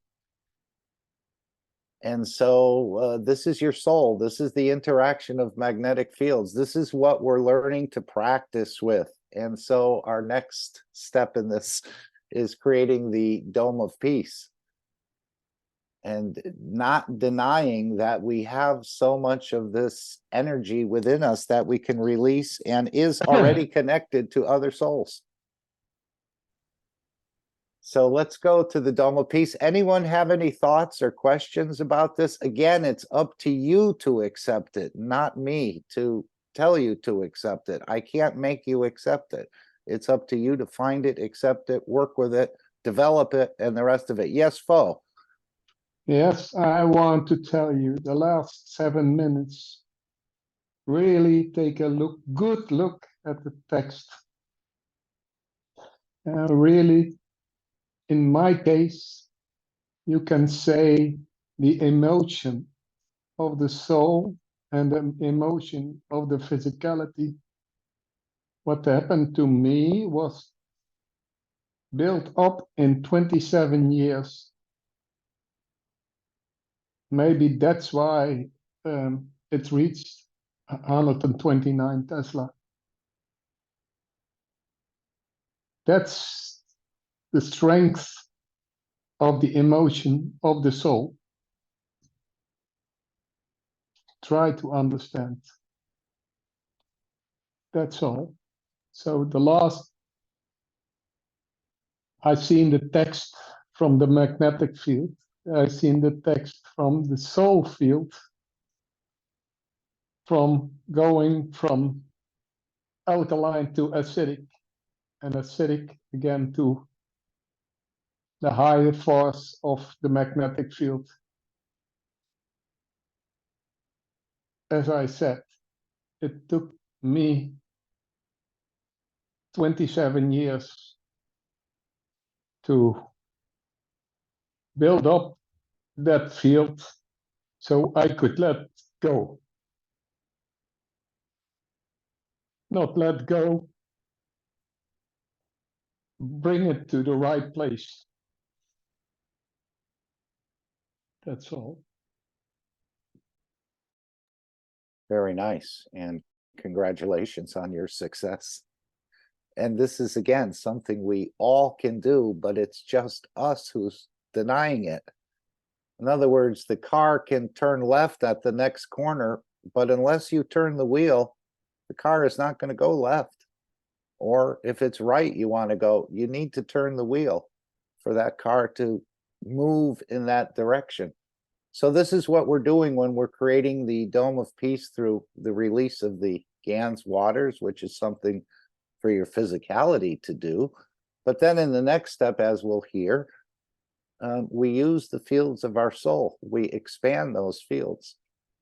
And we're already connected to other souls. We're not forcing any other souls to make a change, but we're giving them the energies, if they want to accept it, to bring that change. Of course, there's still a lot of questions in understanding how all of that works. But we continue to practice. As Mr. Keshe said, I'll handle the physicality and you handle and practice in working with your souls, which again was really, religions and others were so determined not to allow you to find this energy, the source, the creator within you, because he said this allows them to continue to abuse you. So it all depends. It's up to you when you want to take that step and to acknowledge it, work with it, confirm it, and play with it. This is the new toy, I think, that Mr. Keshe is talking about. We're going to start playing, and not that we're forgetting about the physical development of reactors and the rest of it. But this seems to be the ultimate understanding. That way you are the last man standing. You can't be touched here or anywhere in the universe, and not to get abused by anyone else. As he said, if you need someone else to confirm the knowledge you think you understand, then you haven't understood it. So let's go to the Dome of Peace if we can. Any comments or any thoughts? Thank you, Fo, for sharing that. Beautiful work. Okay, so this is the first part of the Dome of Peace, which we've played over and over again. But if you're not sure on making GANS waters, you can go to the Keshe Foundation Wiki and read about creating a GANS and how to release it. But again, what he said about the people that didn't make cup 1 and 2 and they never got sick is because they created those energies they needed within themselves to drain the energy from the COVID or from the energy pack that was harassing or involved with so many people. So it's not that you even have to make a physical cup and use the GANS waters. You can create those energies within yourself.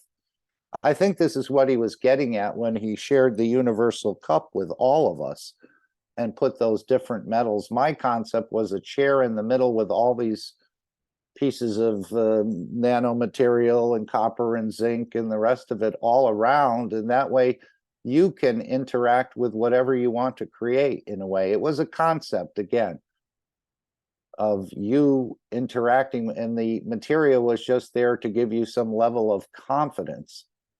And I can take a little of the zinc and I can take some of the copper nano-coated, I can create a CO2, but now you can create that at the field level, I think, with the universal cup or any other energies you want to create.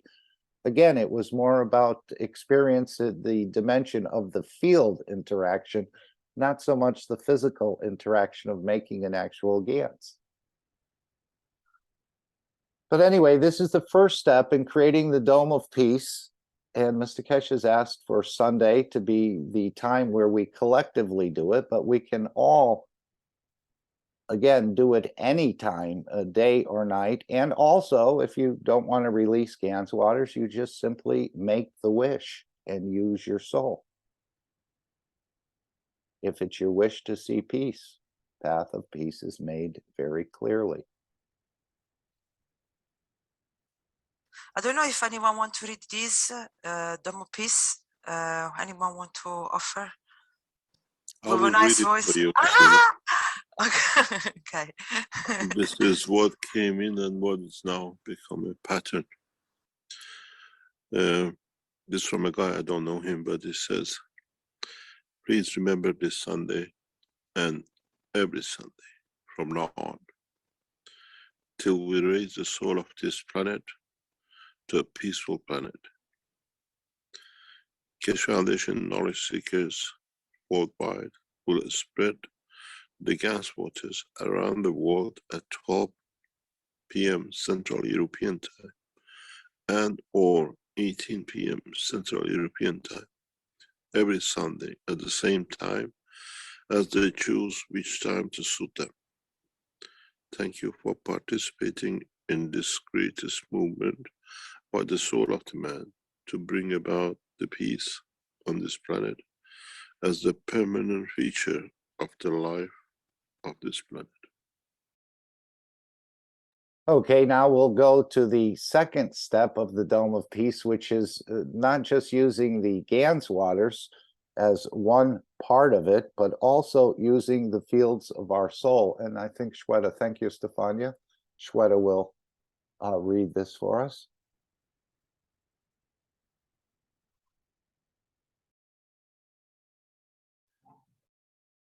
Anybody wants to read the Dome of Peace?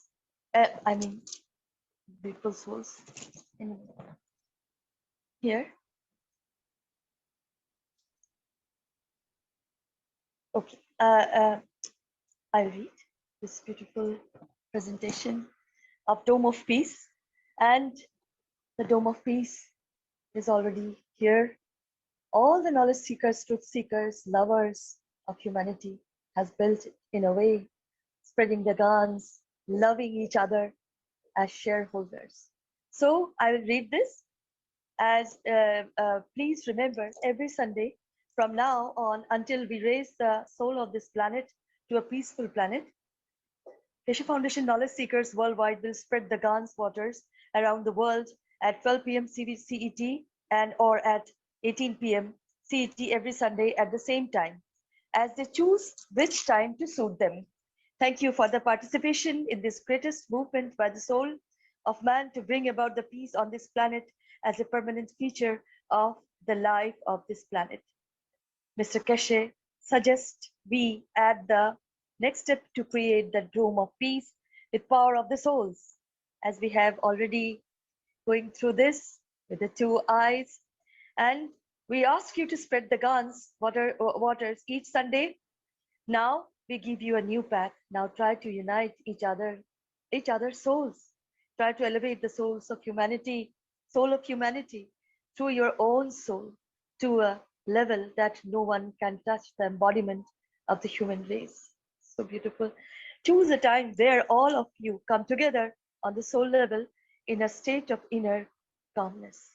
At that time, don't spread the water of Gans, but spread your soul. Unite, and in time, we will make a new race out of the soul of man. And then, instead of doing it once a week, do it all the time. Keshe. Okay, so that's the second step. So let's take 5 minutes and work with your soul, expand your soul, create these fields that it touches or reaches the level it needs to reach. And don't doubt that you can do it. You're very, very powerful. This is what they've told us to disregard, to don't look at this energy state of yourself, to bypass it and work with the physicality. You need to eat, you need to make money, you need to do this and that. But we're learning a new understanding, a new dimension of some of our capabilities. I don't think it's all of them, but it certainly is a huge part of this energy operation of each and every individual, as well as the cat and the dog and the plant and the cow. So we all have these abilities. Maybe we think we're more elevated or smarter than plants, but maybe in the final analysis, they have more knowledge than we do. But because they don't have a tongue, they're not sharing it with us. So let's just take 5 minutes, use your souls, and thank you, Jacko. You created this little clip for me here. And it's for the elevation of the souls of the peace negotiators, all peace negotiators, whether to me it's in a family, in a business, in a other organizations. I was thinking of churches. They seem to have a lot of need for balancing, but in finding peace. And the souls of the International Atomic Energy Agency, who are continuing to work in the background, and all souls working for peace in Vienna, the soul of humanity, the soul of world leaders and religious leaders of planet Earth. So you can touch them with the energies of your fields in a way, or make your fields available. As again, we can lead the horse to water, but we can't make it drink. So let's take 5 minutes and practice using your soul. Even though this may sound strange to some who are new to this, as you know, when you get angry, you can certainly feel the emotions, your blood pressure goes up, and how strong that field is. Or if you're very happy about something, something great happened, this and that, and you feel that field. So we're huge field generators, but we're not so much subject to the outside environment. We can create whatever fields we want from inside of us. So let's all work together with this dimension of inner calmness, coming together in peace, and we will just add to this field that's working, or the soul of this piece that's working right now. So we'll start now.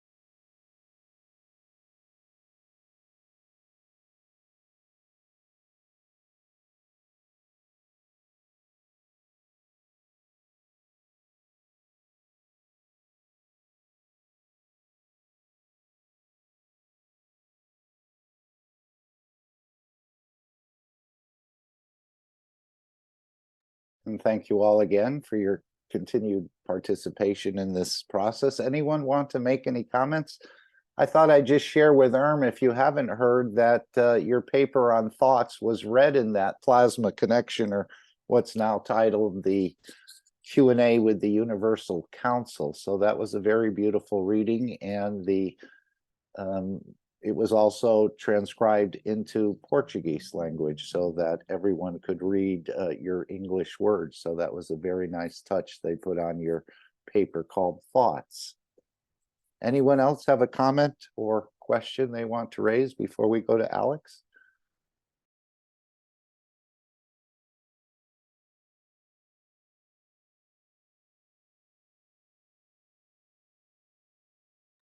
And just to remind you, you can join every day on the soul level.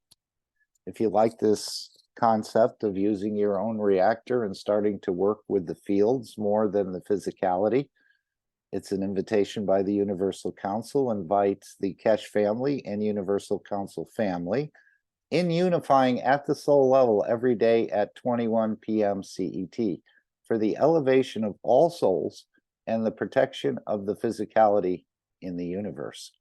So feel free. It's not a Telegram meeting. It's not a Zoom meeting, but it's just people getting together on this energy level. We're already all connected, and being connected and working together, we're much stronger, as I understand it, than individually. But not that you can't do everything individually. You are the last man standing. But in bringing changes and things, it seems like collectively, because everyone's carrying different fields, so we can create this peace on this planet, and without carrying any signs or doing any protests or damaging anything, just through the energies of our souls, through our fields, through our own Magrav reactors, which is already perfectly built within each and every one of us. The Creator has mixed everything correctly. So you don't have to worry if your turn is right or you put too much GANs on your coils. You have become that coil. And now it's time to practice, learn it, understand it, unravel it for yourself and no one else. But in that process of giving, your cup gets emptied a bit and then it gets refilled. So you're able to give more. So this is a part of the understanding as well about this giving and taking of energies in the universe. And again, it's not only giving, you have to take what you need. Otherwise, your structure, your energy structure will collapse. Gravitational minus magnetical equals a structure. So if you give so much that there's nothing left, well, that's not, I don't think, a right way to proceed. You give and you also take. Or sometimes you can take first. I know that's what Mr. Keshe said about the Alex beads. They had to take first before they could give. But I think it works both ways. Again, you need to find out how your system works. And it's probably pretty similar to most of the systems, but not an exact copy. So that's why we listen when people tell us things, and their understanding just adds to our knowledge. We have that openness that what you see as correct may benefit me, even though I may not see that as correct.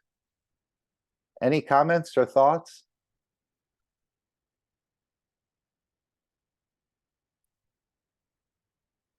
Okay, I think it's, if Alex has finished, would you like to take over the screen? We welcome you. I didn't quite understand. You said you're finishing with this series or this installment of teachings, and then you've decided to go into a new direction. You're still going to remain with us, I hope, Alex.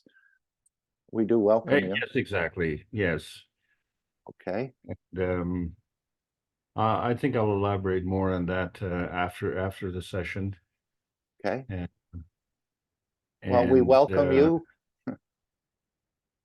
And we thank you for being here and sharing consistently and thoroughly as much as possible. We're trying to absorb what you're sharing. I think we do, but we don't always understand it.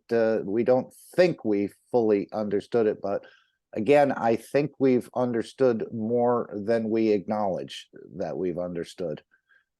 So this is another sort of anomaly. As Mr. Keshe said, we're working with many of these things, but we're not aware of it. So a lot of the things we just have to, in a way, decide that this is correct. I want CO2 in this ping pong ball. I put it in with my fields. I don't have to physically make it. And this is a higher level of understanding.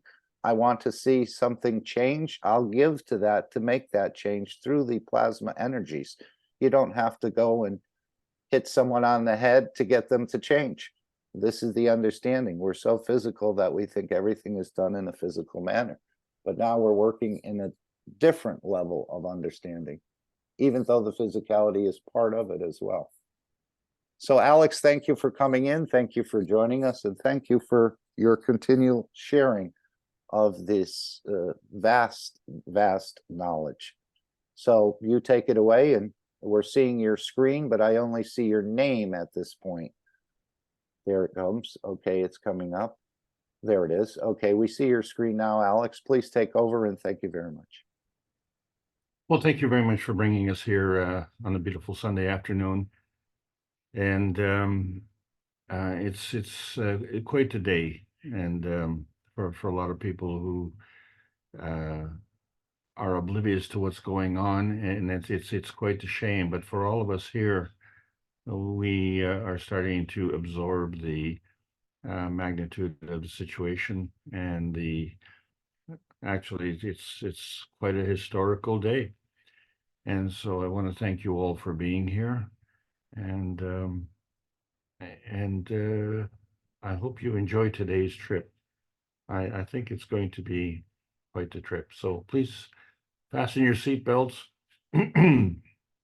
Have a nice, relaxing posture, and enjoy the trip.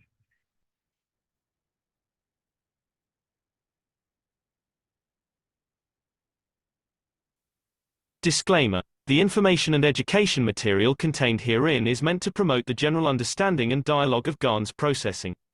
Such information is not meant or intended to serve as a substitute for a healthcare professional's clinical training, experience, or judgment. For patients and individuals, such information is not to be a substitute for professional medical, therapeutic, or healthcare advice or counseling. For medical issues or concerns, including decisions about medications and other treatments, readers, viewers, listeners should always consult their physician or, in serious cases, seek immediate assistance from emergency personnel. Prescription information, procedures, and use of medical devices information should be undertaken only by properly trained and certified medical personnel. We specifically disclaim any warranties, express or implied, including implied warranties of merchantability or fitness for a particular purpose. Such information is provided, as is, and is believed to be accurate at the time of its publishing, but it is the viewer's job to evaluate the accuracy of any information found in this presentation. Every case presented is of their own experience, applied by themselves for themselves, and it applies to their case only. Every person experiencing health problems should seek professional medical advice and consult their course of treatment with a doctor.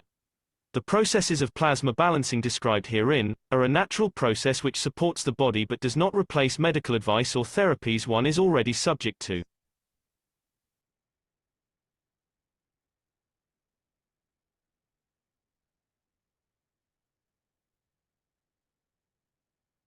So thank you everybody for being here today.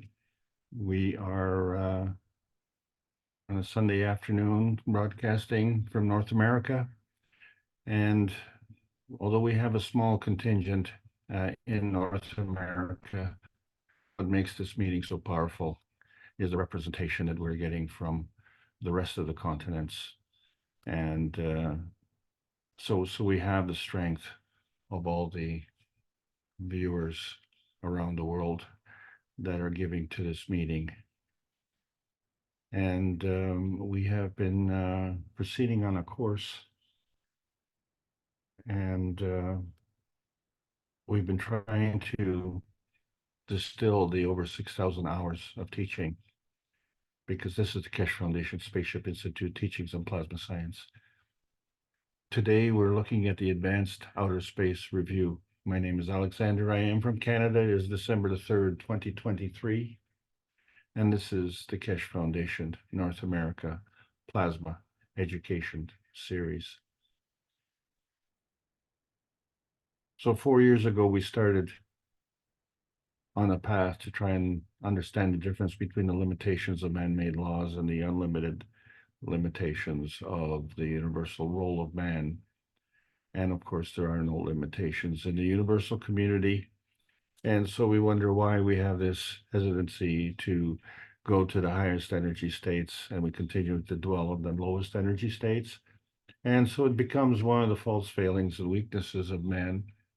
And we've been trying to distill the over 6,000 hours of teaching, as has been outlined in the books of Mr. Maranteva Keshe, such as book number 1, The Universal Order of Creation of Matter, which was followed up by book number 2, The Structure of the Light, and that was followed up by book number 3, The Origin of the Universe, which strangely enough is not book number 1.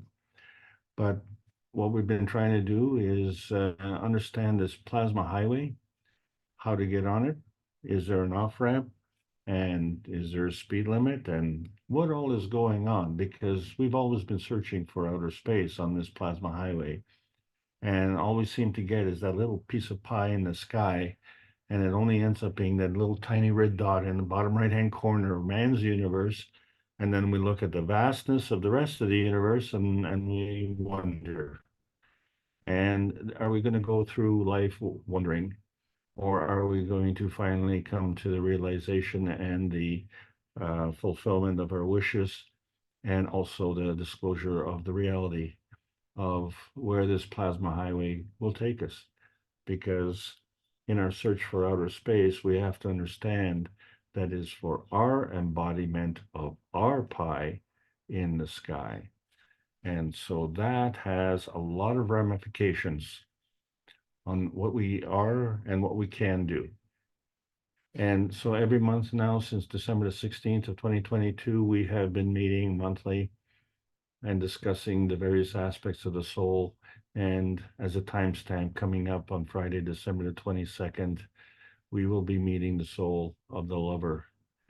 And it reminds me of a song, and which I think was actually done incorrect.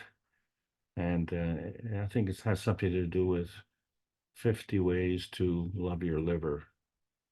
I think that is the proper song, because we don't love ourselves enough.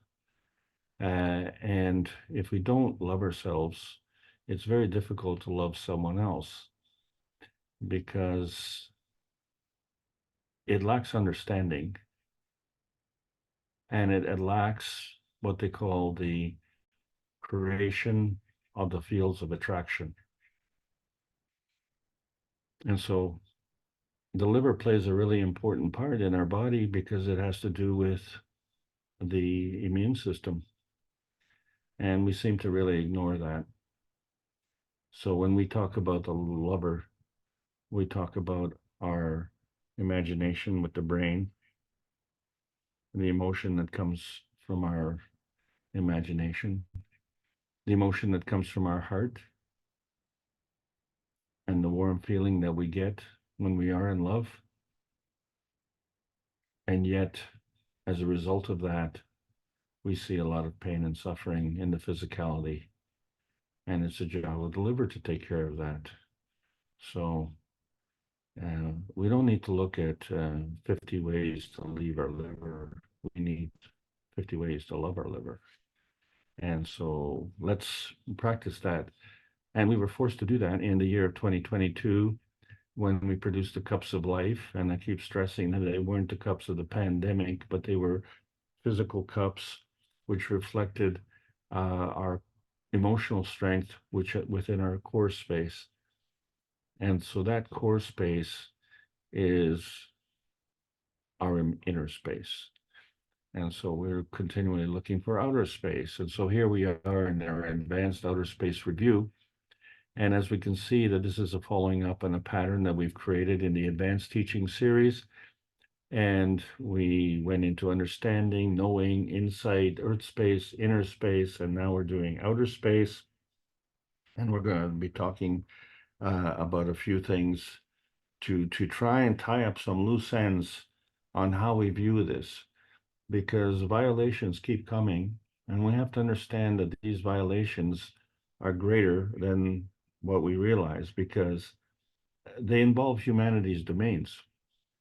And if humanity's domains only involve your space and the physicality and the immunity that is being realigned with the liver, and we're failing at that, and how does that affect our Earth space?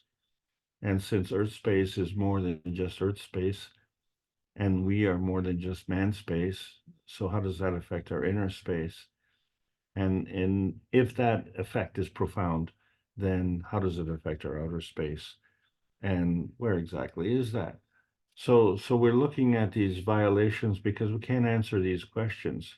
So we kind of really have to understand the difference. And when we say violations, there are different types.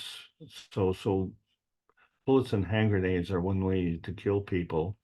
But in our Earth space, we can do mining and tunneling, which is kind of the same thing. It's a damage. But in terms of our inner space, we have terrorism and mind control.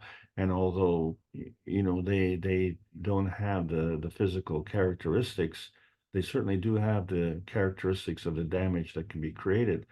But the worst of all is murder and suicide. So, and when we say murder, it's not so much being murdered; it's acting as a murderer, because it's so diminishing, and it really denies your access to outer space. And if you murder someone else or murder yourself is in suicide, the action actually becomes the same. And so not only does it limit, but it diminishes. And this becomes a serious problem because life is for learning and life wants to grow. And if we're practicing these type of violations, we find that it is violating that ethos. And so what is your position as a violator? Are you the perpetrator? Are you the instigator? Maybe you're just an agitator. Or are you a provocateur and maybe even paid to be a provocateur? Or are you the murderer? And I wonder, if you have the hand that pulls the trigger and that same hand caresses your child, I wonder how you can tell the difference. And what is the difference if you murder another child or you caress your child? What is the difference? And maybe it's the difference between you being the instigator and you being the revenge seeker. But all of this has an emotional feedback, and it has its emotional penalties. So when we look at what happens with these violations, so we talk about the penetration of infiltration. So as far as a man space, that would be our skin, but as far as Earth space, that would be our crust. But as far as the universal community is concerned, that includes our sensibilities. Well, we are part of the universal community, so it affects our sensibilities. And the Earth space is a product of the universal community, so it affects the sensibilities of the Earth space as well. And so we tend to grab onto this, what we call a karmic attachment. And it talks about agitation, pollution, and disruption of harmony, and the continuation thereof. And it becomes part of our learning experience. So if we focus on that as a student, we could be actually a violator student. And if there's a student, there's a teacher, and the teacher also could be a violator, or the teacher could be violated. And so there's this karmic attachment. And so we really have to beware of the finger pointing of the accuser, because there's a lot of importance attached to revenge. But you see, the focus of attention when you follow those fingers is that every finger that's pointing has several fingers pointing back. And so we have to understand that what we're talking about is the revenge of the soul. And that communication is done through the cosmic rays, and that facilitates our soul embodiment. And that is the whole discussion for today, because it involves the origin of the universe. So the creation of the universe and how the universe is created exists from energy, and energy is always a charge in motion. So since energy is always in motion and energy always exists, then energy is always positive. So the only difference between positive and negative is the motion position. And so when we look at the universal order of creation and we see the combination of matter, dark matter, and antimatter coming into one field, and then that particular field is in motion, well, where is it going? And if it's going somewhere, maybe it has arrived. And where did it come from? So with all these questions, we have to find out which things are in combination. And so we have to make a lot of choices.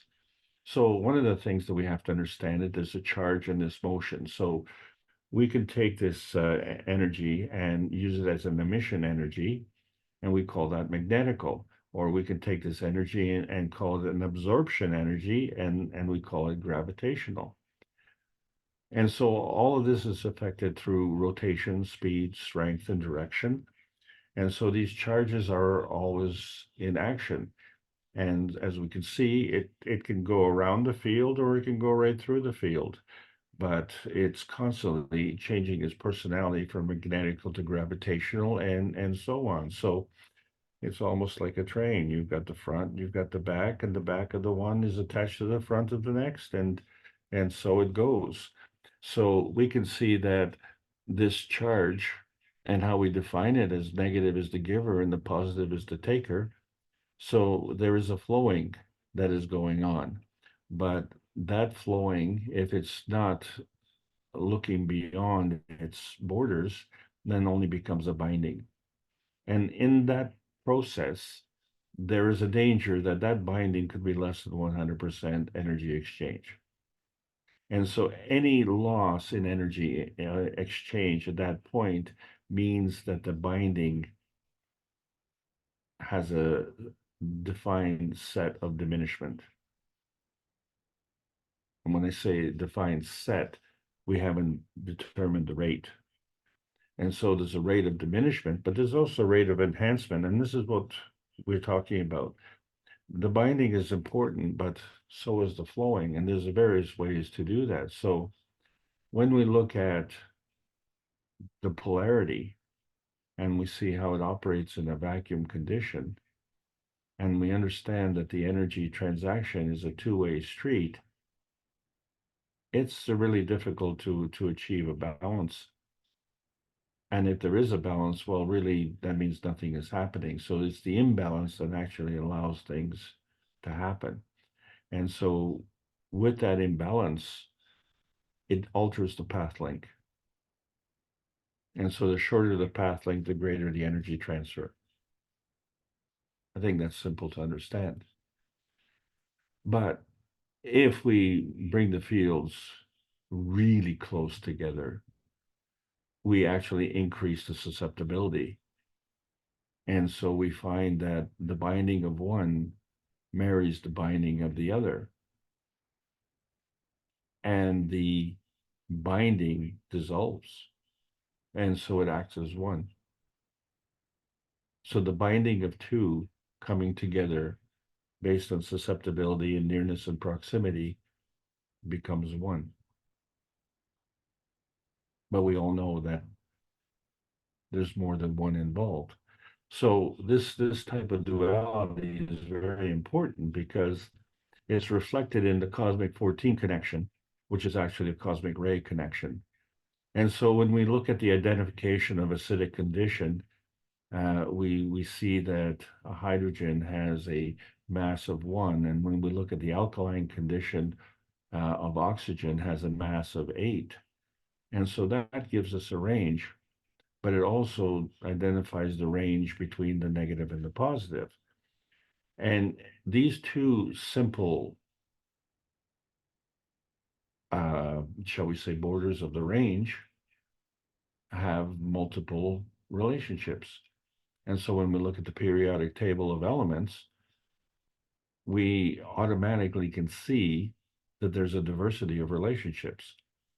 So even though the fundamental basic cosmic ray connection can be described as acidic to alkaline, obviously there's a lot of interplay. And so the other thing that we know as we're talking about our Earth space violation is that we have mining industries. And it's interesting because we have copper in some places and silver in some places and gold in some places. And although oil is not an element, it is mined and it is in certain places. And then of course we are having these individual elements all over the world, but they're not exactly mixed up. They seem to have a preference to certain geographical locations. And so that is reflective of the Earth space soul, because the Earth space soul is not an element. So how is it possible to have all this variety? So we're talking about all these period elements on the periodic table of elements, and they're all a product of the Earth space soul. And so when we look at the humanity souls, and they're not an element either.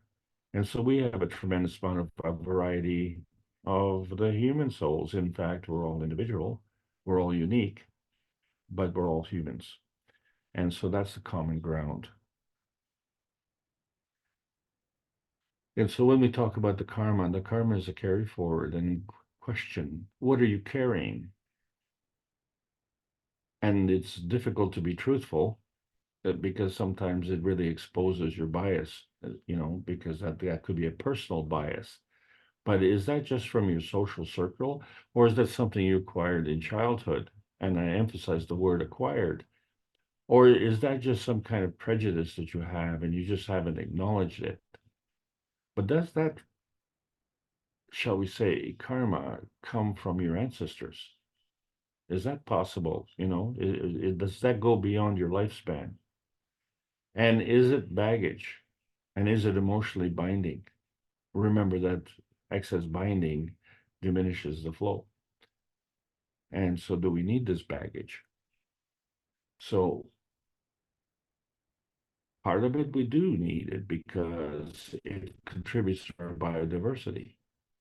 But when we look at the biodiversity on this planet, we can see that there are different soul families. So there are inanimate souls, vertical souls, horizontal souls, and of course the soul of humanity.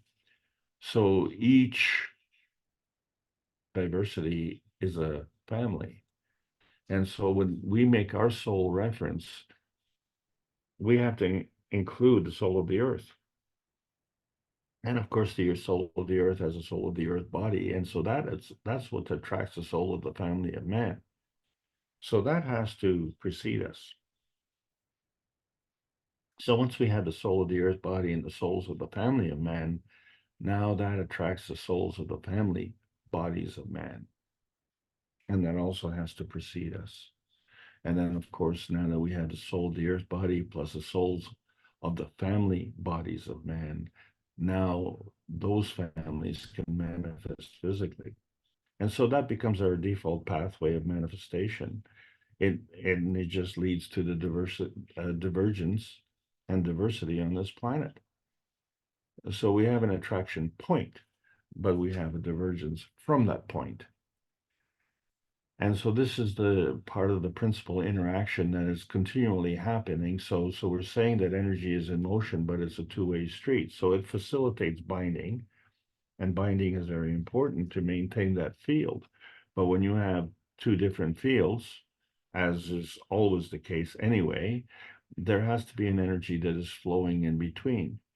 And that energy is either going to be giving or is going to be a barrier.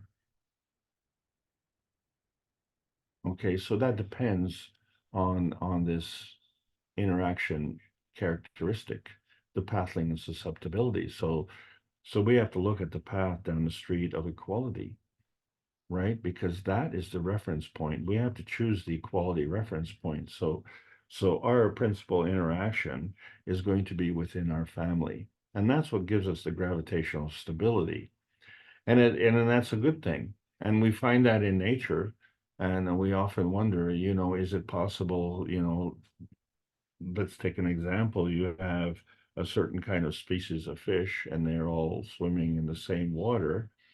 And we know that, they enjoy procreation the way we do. And I wonder if, since they are actually spreading their joy in the water, how does it affect other species? And so we find that there is actually a barrier that is naturally inherent in that.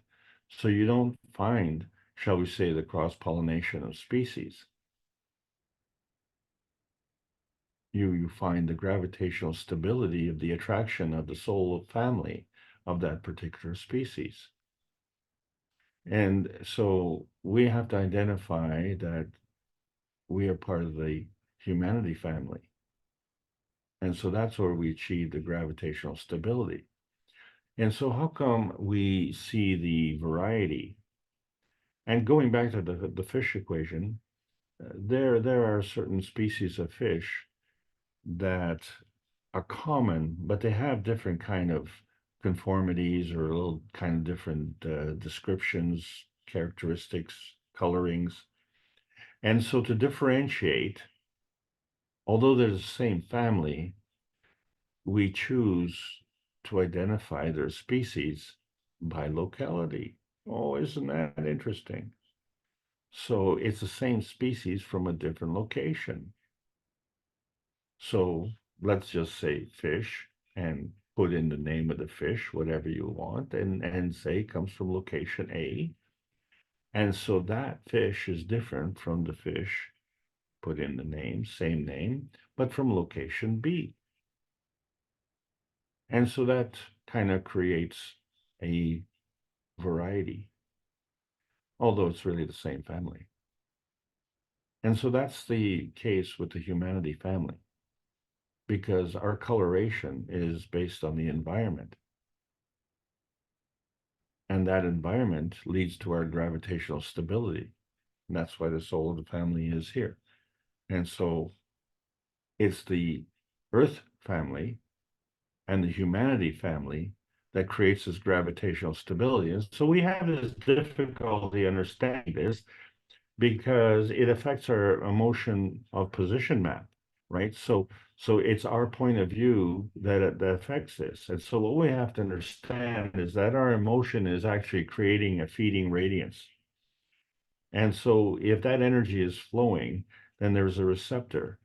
And so that feeding radiance is absorbed by another field, and in turn, to maintain its balance, it has to emit another feedback radiance.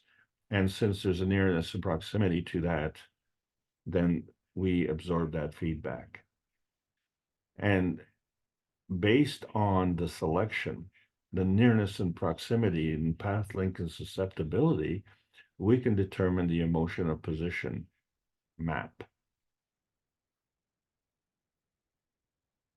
And that affects the reality dimension. And so when we're saying reality dimension, that means that this characteristic can transcend the various dimensions. But if we only talk about the one dimension and we look at the plasma feeding rule and we say, well, the higher energy field feeds the lower energy field. But we have to understand that they're different energy fields. And so it isn't just the lowest energy field within that field's strength, but it could be a field strength in a lower energy field strength. And so there are different energy fields. So the plasma feeding rule applies in that direction as well. And it's still a two-way street. So we differentiate by saying it's natural creation or natural decay. And then, of course, there's this catalytic stability. But, we have to understand, in order for maintaining this catalytic stability, there has to be a give and take. And so, do we have any choices in how this operates, or are we just victims of the whole shebang there, and we have to act as the last man standing, and we have to make these choices. So let's make a plasma deal. And given three options, which door would you choose? And since all three doors are the same, on what basis can you make this decision? And can you only choose the one door? And so if we look at the physicality and we can't differentiate the physicality, then there has to be another factor that comes in to determine the choice. So these choices are based on sequence. So when we look at the attraction and repulsion forces, which we call gravitational and magnetical force fields, they actually activate the feeding and feedback. And so you as the last man standing has choices to understand that this feeding, this feedback will allow us to turn on and turn off the amount of energy that is coming or going. So in other words, we can actually affect the strength of the field by increasing it or decreasing it. And as a result of having that capability, then that's going to affect the position. And someone could say, well, that's going to either enhance or diminish the position. So there's a lot that's riding on this. And you are the last man standing, and you have the choices. So these are choices that we cannot abdicate, even though many times in physicality we abdicate that. So what we have to understand is, how do these forces come together? And so, we say, well, we see our planet, and so we chose our planet. Or was that just a dream? Well, the dream is reality. You're on this planet. So we never seem to question, or we don't question often enough, how did we get here? Or how did we fulfill our dream? And so we see that whatever has happened here, this has become an inertia manifestation. And so when you say inertia manifestation, then there are other fields. And so we can't really be bothered to determine the position, the time and distance of these other fields, because what we're looking at is the product, and that product is the inertia manifestation. And we understand that that is based on path length and susceptibility. And the other thing, of course, is based on two forces coming together. So you understand that if you're trying to make a plasma deal, you have to choose at least two. So what does that mean? That means the product is gravitationally stable. And so depending on if you're going to enhance or diminish, either way, it's magnetical. So from the point of gravitational stability, you can create this magnetical force. And so when we're looking at the interaction of plasmas, and they're based on field strength, so one of the criteria is that like poles repel and opposite poles attract.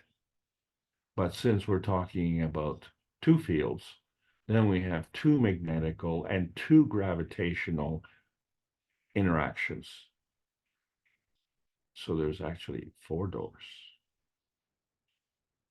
And it's not only in one direction. So we have this plasma within our binding energy. We have this plasma within another binding energy. And then we have this free plasma that is a product of the attraction between these two binding energies. But not only, because this position of this position, so in other words, the position of the field created by the interaction of these three fields has to have a position somewhere. So the collective energy of these three fields, which is the combination, has to maintain its position in relationship to other fields. So the force field of the fields that are involved have a susceptibility to the view that you're looking at. And that susceptibility overrides the susceptibility to the others. But in the process of combination of energies, this alters the susceptibility.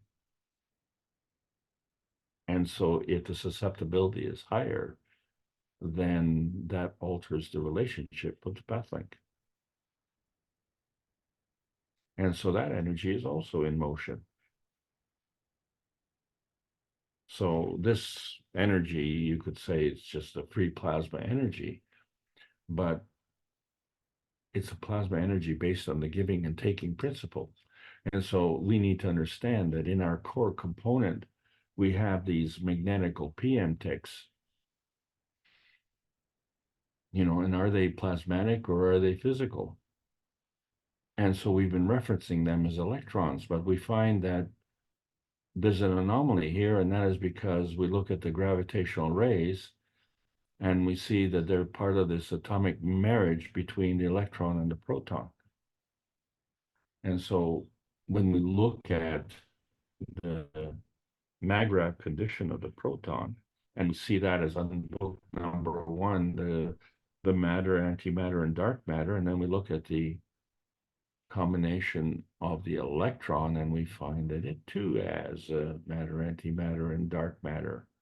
So we can understand that the combination of the atom and the relationship between the proton and the electron is a representation of the combination of the force fields of the matter and dark matter and antimatter.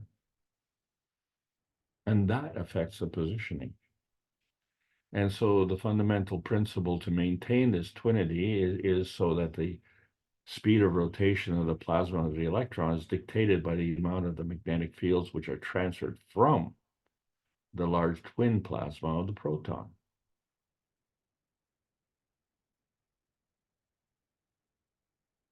So the definition of an atom, which the origin of the name means uncut, is cut between the proton and the electron.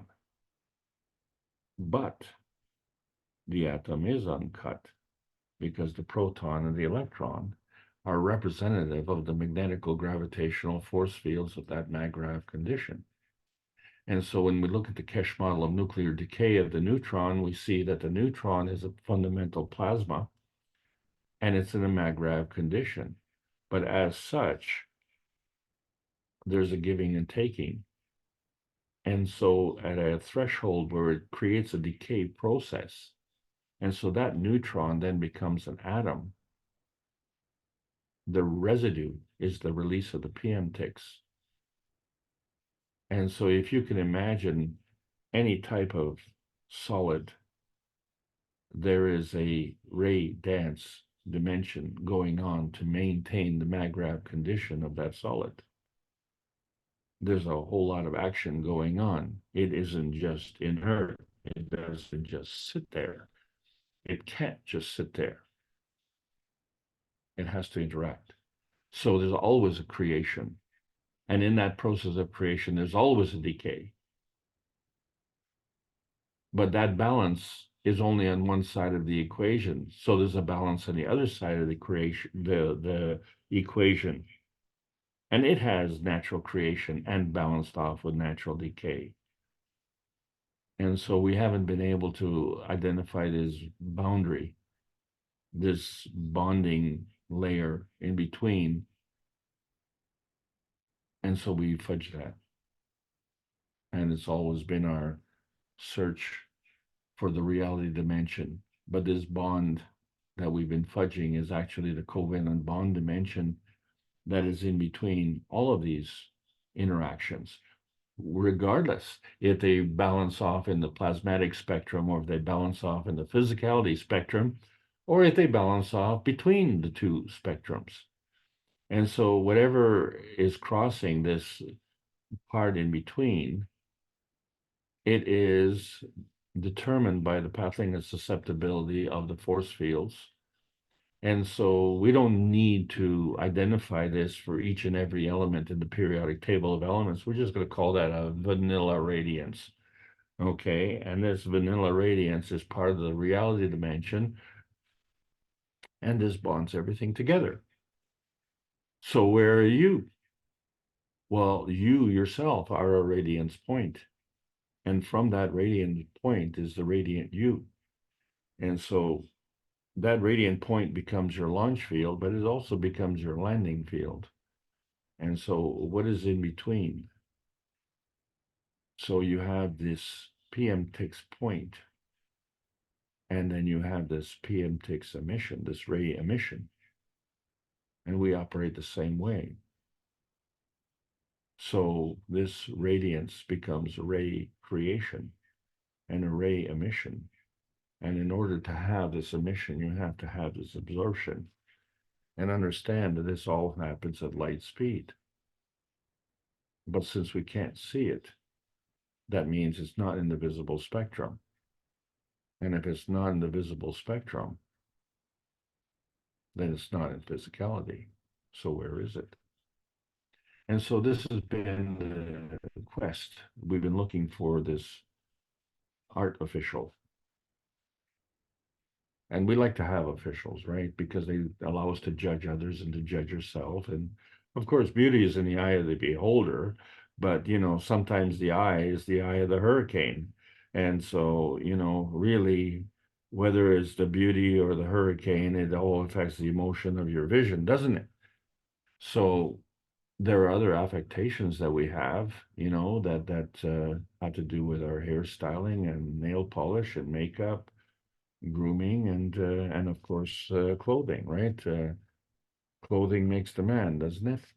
And so the fashion becomes very important because you can raise the standards and make a fashion statement, or you can just go and paint yourself with a tattoo or not. And then of course there's always another fashion statement that's depleted uranium, and then you can pierce things. And all of this is really just a form of attention seeking. And why do we need that? Why are we so preoccupied with deformations in plastic surgery, liposuction, or even leg shortening? Like someone has done me so wrong, and I never had a chance to make a choice, right? And so we see this choosing in our genders. So we talked about the goldfish, and how goldfish can actually, depending on the population requirement, change their sex. And then of course there are hermaphrodites where they don't need a partner. And then we look at the pH table and we can see that we can actually flip things from acidic to alkaline. And our hormones operate the same way, because in relationship, one whole hormone will be an enhancement, but depending on which neighbor you're talking about, it could also be a diminishment. So these hormones are all in sequence. So again, like a daisy chain, like a train.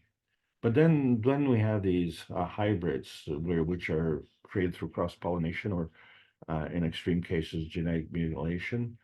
And then these fantasies, which we talk about, like mermaids and all sorts of things. But what man is preoccupied today is with automation, right? Because we want robots. Why? Because slaves have kind of fallen out of fashion, right? And we find that the computers are, pretty good tools. And maybe we can use the computers to be tools of slavery through the activation of robots. And of course, robots need programs. And then, of course, there's this communication network of the internet. And that has become a wireless form of communication as well. So this wireless configuration, how does that affect the horizontals? Because we see migrations in all the species, like the the buffalo roam and the chickens are free range, the birds are flying all sorts of places. Even butterflies will migrate from one country to another. And speaking of borders, well, herds don't necessarily recognize borders, not in the way that we do. And then, of course, we have a preference of breeders. So we are always looking at what we can do there. But the verticals, well, we have another different set of criteria. That's why we bring out lawnmowers, because we don't like the way uh, the verticals are going out of control. So we have uh, also, maybe we don't like the way things are looking. So we have landscapers. But the plants can't move like we can. So they defend themselves by secreting tannin.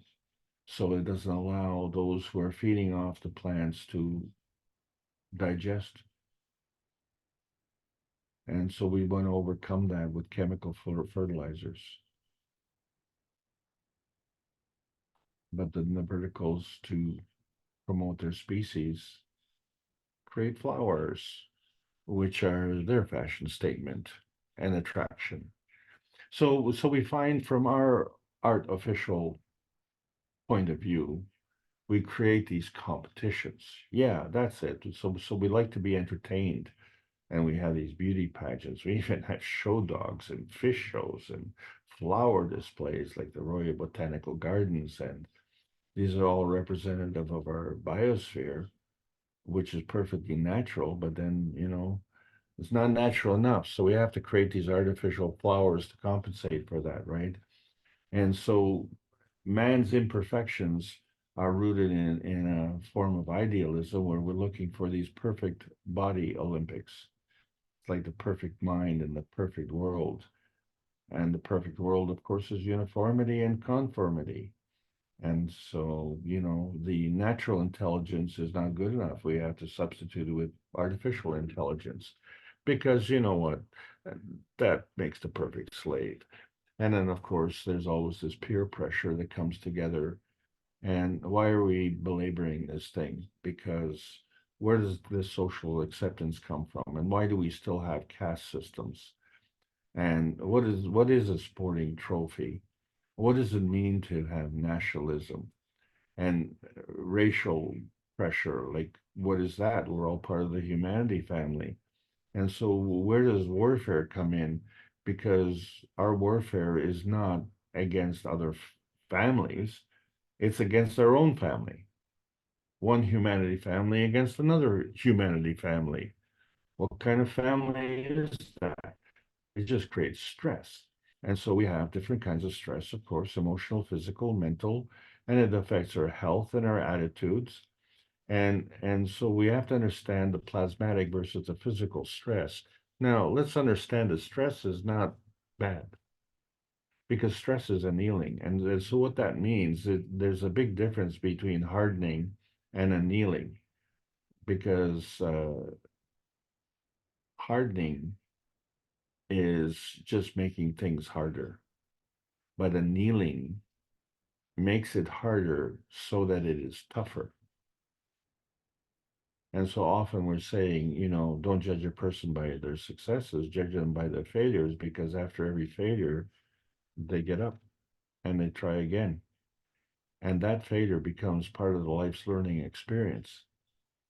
And so to anneal a metal, you must bring it up to a critical temperature with a torch and then quench the hot metal in water. But you can also do that by continually pounding it, and you find that it becomes harder and harder and more resistant. And in that process becomes more useful. And so all of these are affecting the stress. So stress is annealing, and it's annealing for the humanity family soul. So we see that it is a facilitator for learning.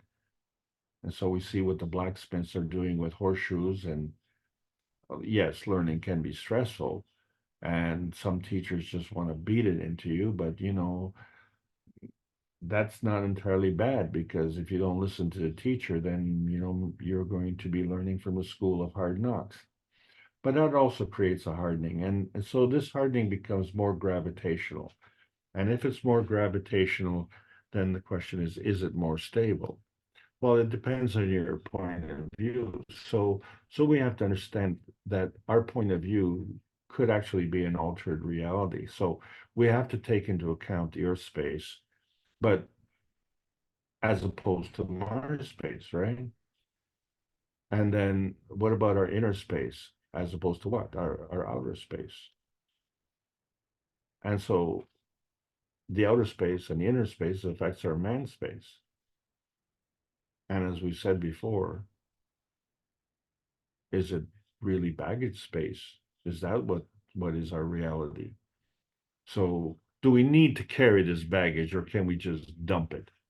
So we have to understand that the official man is a moral man, and the soul is immortal.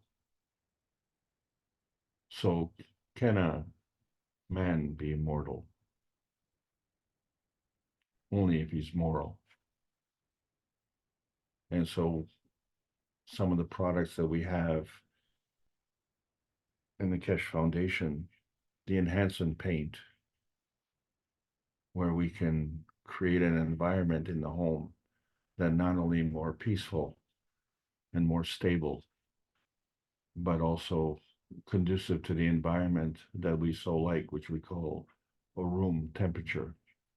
And so we see that despite our appearances, which is, you know, kind of contradictory to the way the Earth operates in a rotating field, we find that our cells have a gravitational stability.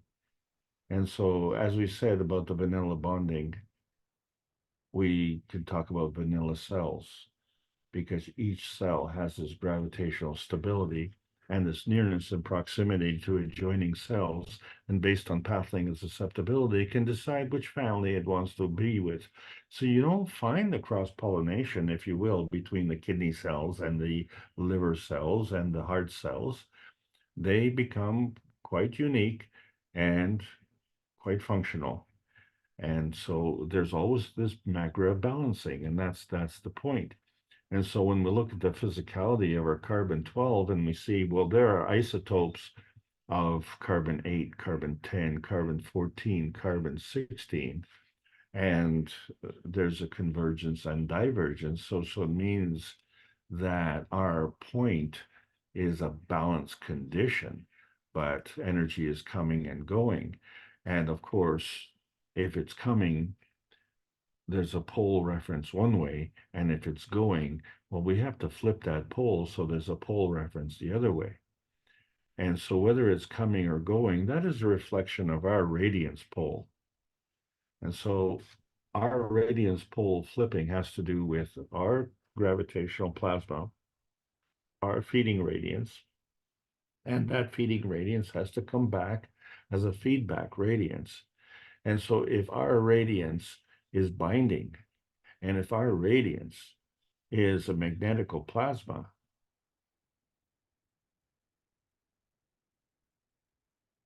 how can that come back? In process, it has to flip and become gravitational.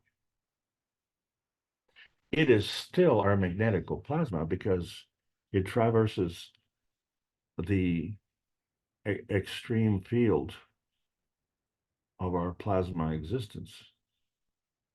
And then it comes back into the core and becomes a gravitational plasma. And to become that gravitational plasma, it has to create an attraction. Well, the magnetical plasma is a repulsion. So it has to change its personality. That's just the way it is, right? So even though it's flipping, it has to maintain its magnetical stability. So if you want to create a gravitational stability, you have to have a magnetical stability. You can't have one without the other if you want to create a MAGRAV condition. And so our existence and our soul radiation is based on the soul of man, which is the essential you, and that's the interaction between the plasmagen state and the mattergen state. But the soul of the body, well, that's the surrogate you, and that's the interaction between the plasmagen state and the environment state, the small m matter state. And at that point, we have the choice to manifest into the physicality. So what does it mean to be in a vacuum condition? And so when we look at what happened in the Keshe plasma reactor group, we found we don't operate in a vacuum. And Rick Hammond, who runs the Keshe plasma reactor group and has spent many, many hours, has been amazing. He created this reactor that was full of plasma water, and he put it on a rotating motor, and he created this vortex. So the water was actually creating this, shall we say, eye of the storm.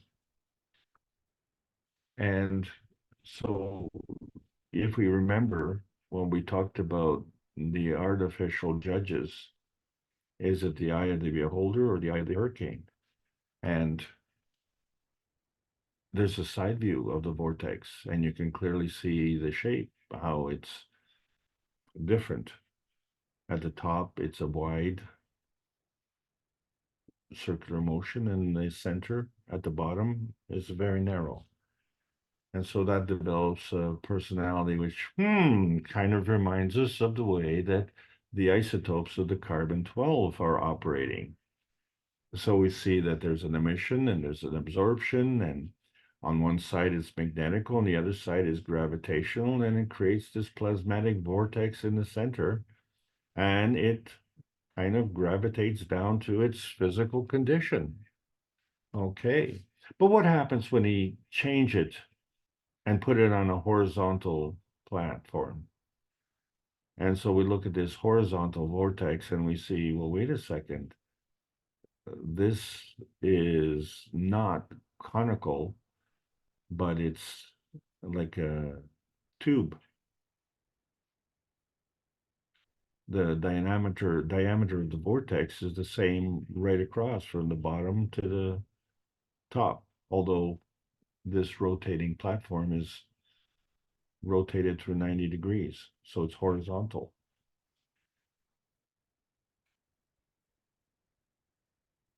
And if we stop the rotation, the air bubble, which was inserted at the top, and when we flip this thing over 90 degrees, the air bubble still stays on top. Although with respect to the container that is sitting on top of the rotating platform is now aligned 90 degrees horizontal. So the bubble is actually in the same spot. The only thing that has changed has been the container. But if we add the rotation, well, not only does this bubble move from the top to the center, but it becomes a ball of its own. And it moves right to the core.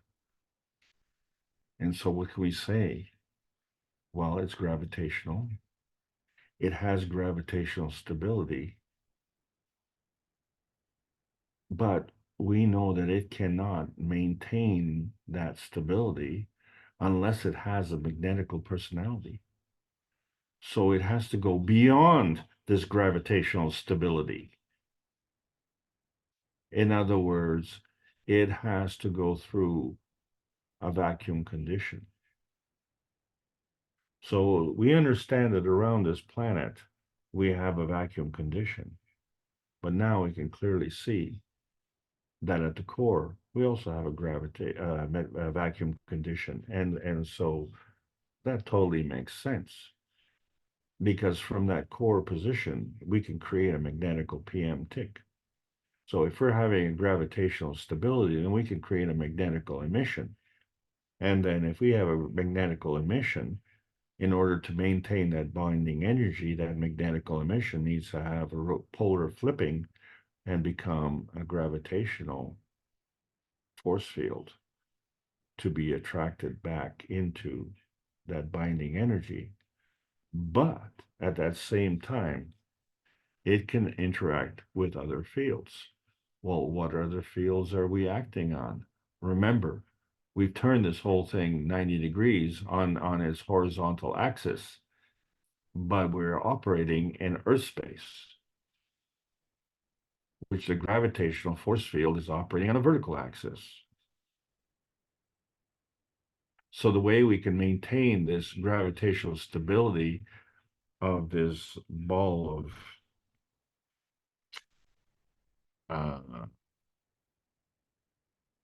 this field in the center is by creating this vacuum field. As we create this vacuum field, it maintains its position and its stability. This becomes a very important point because one of the things that car manufacturers couldn't rationalize was the fact that cars were designed backwards. So when I say backwards, the pointy end is at the front and the flat end was at the back. But in terms of when they look at testing airflow, they found that if they could reverse this, that the actual dynamics were, way better. How do you know that? Look at the wings of an aircraft. It's thicker at the front and thinner at the back. So why is this car thinner at the front and thicker at the back? Okay, because this is a design anomaly, and designers have been grappling with this for years. But social acceptance and fashion and the peer pressure has not allowed that to be changed. So car designers have been trying to deal with the aerodynamics in so many different ways and failing to do it in the most beneficial way is by redesigning it, in our point of view, backwards. So the motion of the vehicle, however, does go forward and does go backwards. And so the vehicle itself does maintain a gravitational stability, but we can alter the direction. And so what resolves this anomaly, of course, is the driver. Well, that's what's missing because the car itself cannot do that. So when we look at the Trinity components and we see that there's a plasma structure that is gravitational, and then we have the other fields, which in both directions would be magnetical, and that creates a stable structure. But there has to be some kind of plasma driver to that. And so the plasma driver decides which way we're going to go, right? So if we look at whether it's forward or if it's backwards, understand that it's magnetical. And by changing the transmission and putting it in forward gear, it becomes a magnetical drive. Or by putting it in reverse gear, it becomes a magnetical reverse. So it's just that we put more gears going forward than we do going in reverse. So in many ways, we are complying with the force fields. What we have to understand is that in the process of this motion, we have to understand that to balance off the plasmatic condition, in other words, we're just looking at the physical condition. But in order to look at the plasmatic condition, we have to take into consideration that there will be a vacuum on the outside field and there will be a vacuum at the core. And so the vacuum condition in the center of the smaller field will balance off the vacuum condition in the larger field. So the limitations that we place on motor vehicles on the surface of the planet don't apply to the other craft that we see flying around in the various kinds of space. So our point of view becomes very important and it affects our family of emotions. So we have the emotion of man, and of course that has to do with our physicality, and it's reflected in our presence, in our position, and of course our vision. So all of these are encompassed in man space's point of view. But we arrived here with a set of knowledge. And so that became the emotion of knowledge that came from the soul space point of view.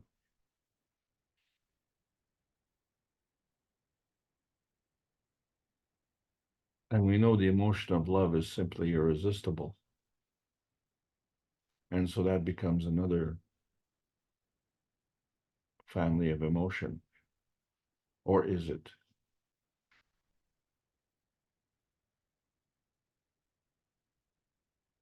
Or is this just a dilution of emotions? And then can we just take man's space point of view and put it within our field of physicality and understand that to maintain that position, we have to interact with the plasmatic reality of other fields, which not only affect our field strength, but affect our positioning based on path link susceptibility. And so the emotion of knowledge is non-visible. The emotion of love is non-visible. And those emotions affect our physically recognized emotional points of view. And so this is the combination of the dilution of all the emotions. And so that becomes our radiance inertia. Our man space point of view has to include these other emotions of knowledge and the irresistible energy of love. And we can really tap into that by detaching ourselves from all of these emotions. Because at that point, we become free to engage based on field strength, nearness and proximity, path link and susceptibility of our true soul. And so every interaction becomes an inertia manifestation of a kind. So the PM ticks are magnetical feeding. They're energy packs, and they come together in a plasmagen conversion, which is the culmination of the principal transition in convergence matter, creates this gravitationally stable MAGRAV condition. But to be actually gravitationally stable, it has to have a feedback from an environment, and it has to have a field interaction from that environment. And that becomes your inertia manifestation. And then you have all these choices. And so as we're trying to streamline the learning, and we have to streamline the teaching. And so when someone who is new to the whole thing is asking, well, what is plasma? Tell them straight, it's a kind of energy state. And there are different kinds of energy state, and it affects your understanding of Earth space and helps you find your inner space. And when you understand those two, that opens up the gateway by turning the key to the lock that prevents us from going into outer space. And this is really, really important. Well, if that's not important, then nothing's important. So in order to understand how these fields are working, we have to understand that energy is always in motion. So we can't stop it. You can't grab it. You can't hang on to it. You can't enslave it. But what you can do is you can give it a field. And as such, you can put a track in that field so that it continues to follow this track. And as long as it has this track of attraction, then it'll stay in the field. And if the field strength is attracting more energy, then that field strength will increase. And this can happen on many different levels. And each of these levels can increase or decrease by at least an order of magnitude. So, if you're driving a car at 100 kilometers an hour, if you want to slow down, you may have to slow down to 10 kilometers an hour. And if you want to speed up, well, you may have to speed up to 1,000 kilometers per hour. So we have to understand the inertia of relations, because the strength has to be accommodated by field relations. So we have to understand that the Earth space is a kind of energy state, is gravitationally stable. The inner space of the Earth space is also a kind of energy state, but we also have an inner space. So both the Earth space and the man space are gravitationally stable energy states. So there's another gravitationally stable energy state, and that is the plasma state. And why is it stable? Because it's bound to the ethos of the universe. And so we have to understand that when we're looking at field relationships, we have to understand the difference between adversarial versus coexistence. So we can't just look at our Earth space. We have to look at our inner space as well. And we have to understand that this is where science meets the soul of man. And it has to do that for the purposes of peace, because when you're looking at relationships, everything in every space has a relationship. In outer space, we have fields and photons. In inner space, we have particles and waves. Within our cells, we have the soul of the man and the soul of the body. And in our physical space, we have the inner space of man space and the inner space of the environment space. And so these are all balanced fields where they have relationships. And so we say that 1 and 1 is more than 2 because a synergy develops from that. And then what we have to understand is that one and the other one are not necessarily the same one. And when you add them together, you don't lose them. In order to have them, they have to maintain a Maggrav condition. So one is a Maggrav condition of give and take, and the other one is a Maggrav condition of give and take. And the combination of those two create an inertia field of give and take as a combination of that. And now that relationship has enhanced. And it's more than the addition of the two. It's a synergistic balance between the two, because you still have the first two, plus you have the product of the first two. So this is where one of the scientific responsibility and one of the spiritual responsibility is limiting our man-made relationships. So this is why plasma science adds to the knowledge, because it combines those two. But what is the rate of change that we're going to go through, and can we change that? Well, it all depends on how we do our limitations, and those limitations affect our soul. So if we understand that each and every one of us is an independent variable, but we have references. So we can reference the past, or we can reference the future, or we can reference the soul of the man or the soul of the body. And so all this affects our presence. And we have to question, what is it that is anchoring us? And is that anchor slowing our progress? Well, when we look at our man space, we find each and every one of these energy states is stable. So whether it's a soul, whether it's the emotion, or whether it's the physicality, each of them maintains a gravitational stability and a relationship to the other. And how we transcend all of these relationships are skills to learn. So our connection is gravitational, our reference to our soul is magnetical, our reference to our earth space is magnetical.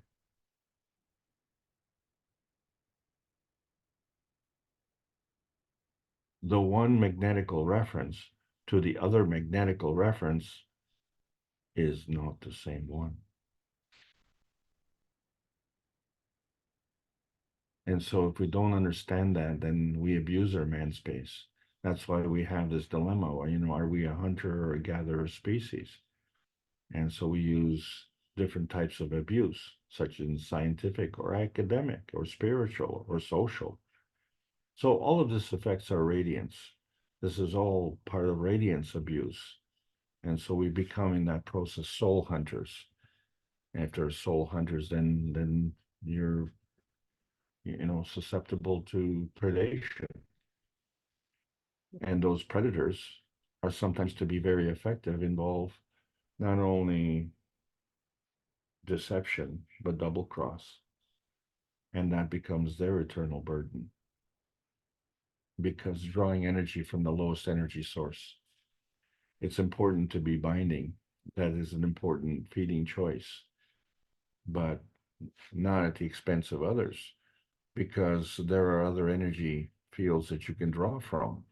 So if you know, want to just have a vacuum brain where you just suck everything in and you become that receiver and you only see what's around you and you don't see the rest. In fact, you have to disconnect on a soul level to do that, because you cannot discard the soul. If you discard the soul, well, you're discarding yourself, right? And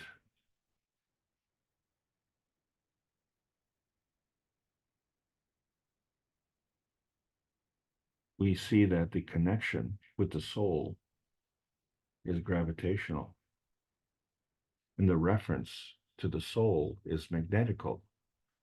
And from that gravitational connection, the connection to the physical is also magnetical.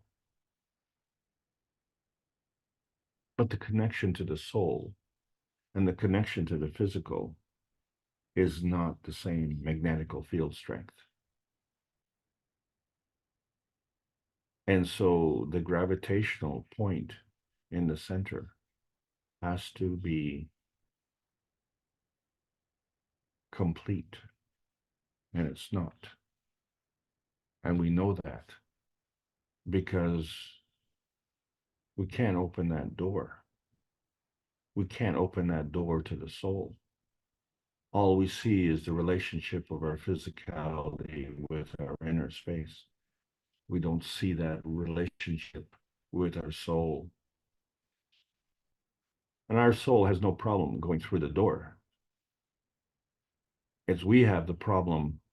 We can't go through the door. We have to physically open that door. And that's a choice that we've made. And so we've done that through what we call soul disembodiment. And so when we understand the earth space, we see that around it is this vacuum of space. And through the experiments of Rick Crammond, we see that there's a vacuum at the core. And so our operation is in the biosphere range, which means the gravitational biosphere is our stable range, and the magnetosphere is the magnetical peace dome of the earth space. And the soul of the earth is in the magnetical core.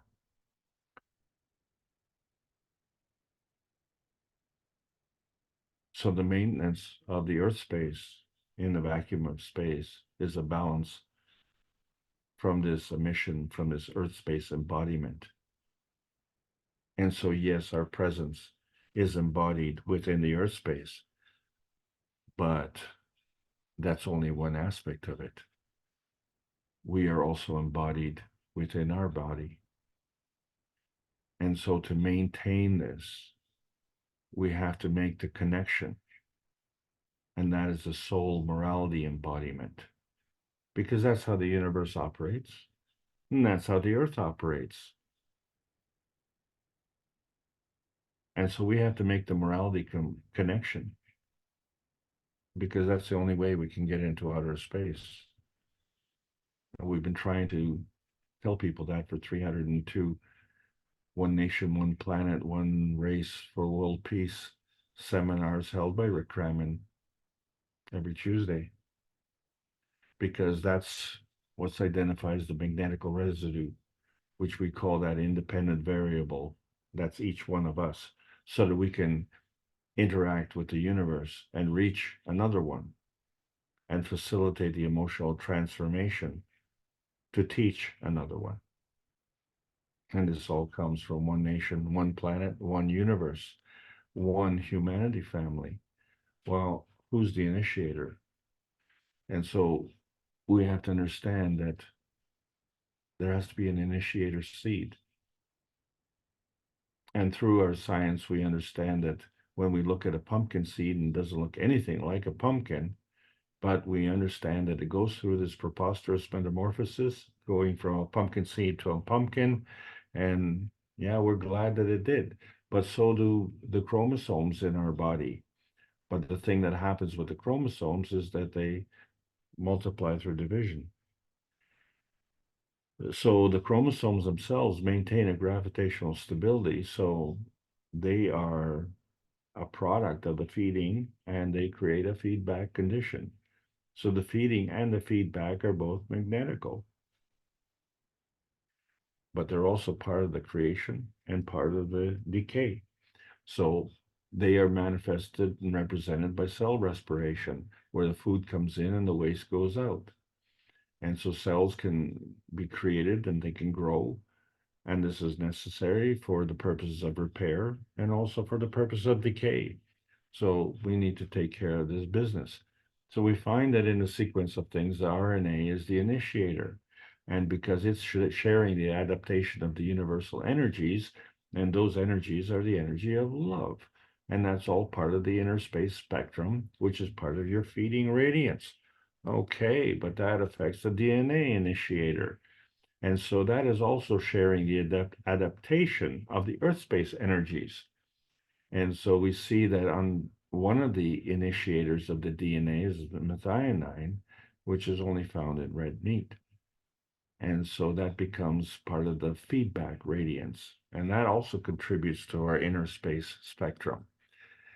So when we're looking at the exchange of hydrogen, and we call that the potentiation of hydrogen or the pH, we measure alkalinity and we measure acidity, and we find that there is a healthy pH of the blood serum.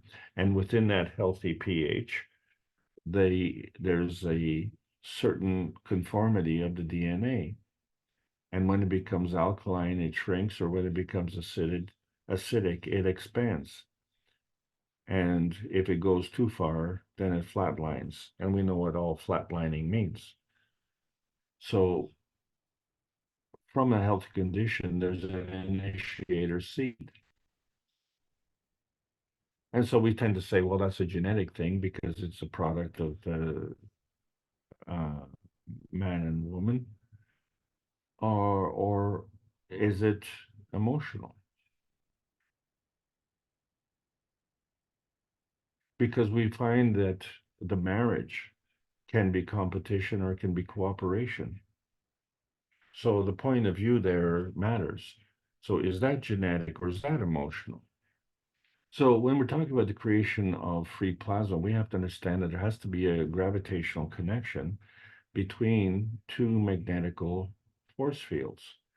And so that is the creation of the star formation of the amino acid, the carbon, oxygen, hydrogen, nitrogen, which is the creation of life. And so we see as these amino acids come together, each one has a structure and they come together to create another structure. And the combination of that is a structure within the structure. And so that's the creation, and we see that there has to be a plasmagen initiator. It's the plasmagen that initiates the physicality, and that is a space-bound connection. So we become gravitationally stable from the input and output of magnetical field forces along this z-axis. But there's a y-axis and there's an x-axis. And yet, in order to facilitate the gravitational stability, both the x-axis and the y-axis have to be magnetical.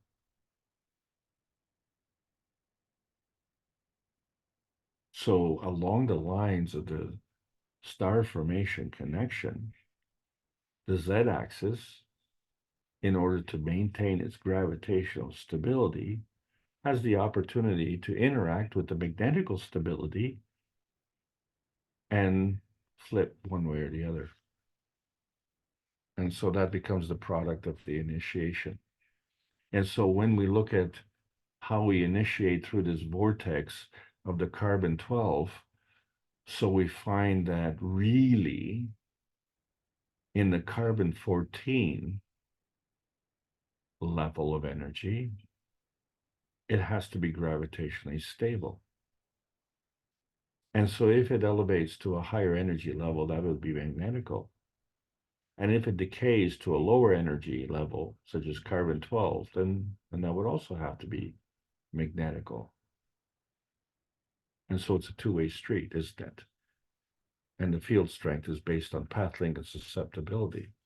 So this is all part of the plasma dilution theory that's discussed in book number 3, The Origin of the Universe. And so we find that the susceptibility comes from the interaction with cosmic rays. So that's how the energy comes in. But in order to come in, there has to be a field. And so that field is based on a gravitational field, and gravity seeks density. So these energies that are coming in are magnetical atoms. And atoms are an electron-proton marriage. And so these atoms are a density seeker. And so they come in on spiral orbitals, which are in fact gravitational. And they facilitate this gravitational stability of this maggrav condition. And so in order to maintain an increase in this cosmic ray feeding, it has to be balanced off by a density within the gravitational maggrav. And so that creates an inertia field product from the feeding.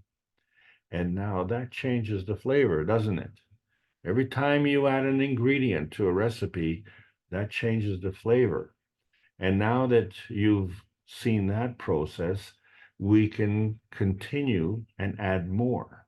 And each and every one that comes in continues to change the flavor and continues to increase the field strength. And then the susceptibility begins to change. So what happens in that case? Well, now you've affected the pathing and susceptibility with the nearness and proximity of another field. And so now you've created a feedback flavor change, right? Because you have to take into account the other fields. So now the radiance inertia is susceptible to the initiator, right? So the radiance inertia has to have a magnetical stability, and that has to come from a gravitational stability. And the gravitational stability reflects the emotion of presence, which is affected by the position of the vision. Well, the position of the vision is affected by the emotion of that position and the emotion of the vision. And so each and every one of these has to have a stability. So what changes? It's the initiator that changes. So when we look at this vacuum rotation inside the rotating sphere in the Keshe plasma reactor group, we see this gravitational stability. But in order to maintain that stability, it has to interact beyond that gravitational stability by emitting a magnetical PM tick. And so that is us. We are facilitating this radiance emission. So that becomes part of our feeding radiance. And that travels through this magnetical vacuum. And so the feedback radiance goes from that magnetical vacuum back into the gravitational vacuum. But in that process, it has a motion. It has to keep moving. And so on that path, as it is moving, it too is having a magnetical gravitational interaction. And in order to maintain that gravitational magnetical interaction, it has to have a direction of flow to another condition. And in order to balance that flow to another condition, it has to have an offsetting flow from an initiating condition. So the feeding radiance and the feedback radiance are in constant contact. And then you have the cosmic ray initiation, which comes through because of the attractive force fields of the maggrav condition. And then when they come in and they become part of the cosmic ray absorption, and that becomes more gravitational, now you have a polar flipping, and that comes into the maggrav condition. And now you have the change from the vertical emission to the vertical absorption.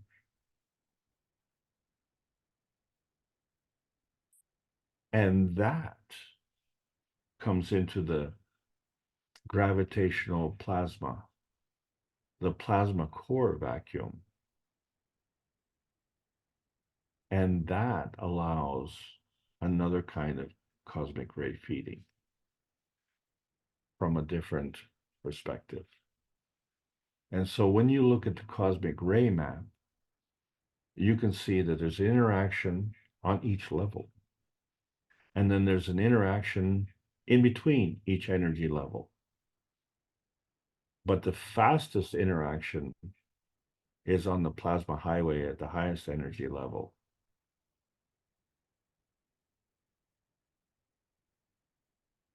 But without that traffic going on the plasma highway, these other levels won't exist. So when we look at the Earth space details, we find that we have had significant inertia fields, such as carbon, nitrogen, oxygen, hydrogen, environments of sodium, potassium, magnesium, and calcium, characteristics such as iron, copper, and zinc, and the environment of the Earth space, which is silicon. And we created our cups of life. And we don't care so much about the wires as much as we care about the magnetical and gravitational field forces that are operating between the zinc plate and the copper coil and the nano-coated copper coil. And so when we look at the GANTS radiance, the radiance of the GANTS and the manifestation, we see that we create CO2 GANTs, calcium GANTs, zinc GANTs, copper GANTs, water GANTs, amino acid GANTs. And we did that with one cup of life. And we changed some components and we created a difference where one was emotional and one was physical, and the relationship where one is a gravitational taker and the other one is a magnetical giver. And then we took into account the Earth cup the matter manifestation, and from there, the inertia, the product of the matter manifestation, and put all these cups together to create this relationship where collectively they have this magnetical gravitational interaction and this soul radiance, which reflect the inertia of the interaction with our soul radiance and the earth radiance. So this is all part of the plasma inertia family. And we can see the different energy fields manifesting in all the different energy states. And then we have this dream state, and we don't believe in the dream state. Well, you have to believe in the knowing, because the knowing is in the dreaming.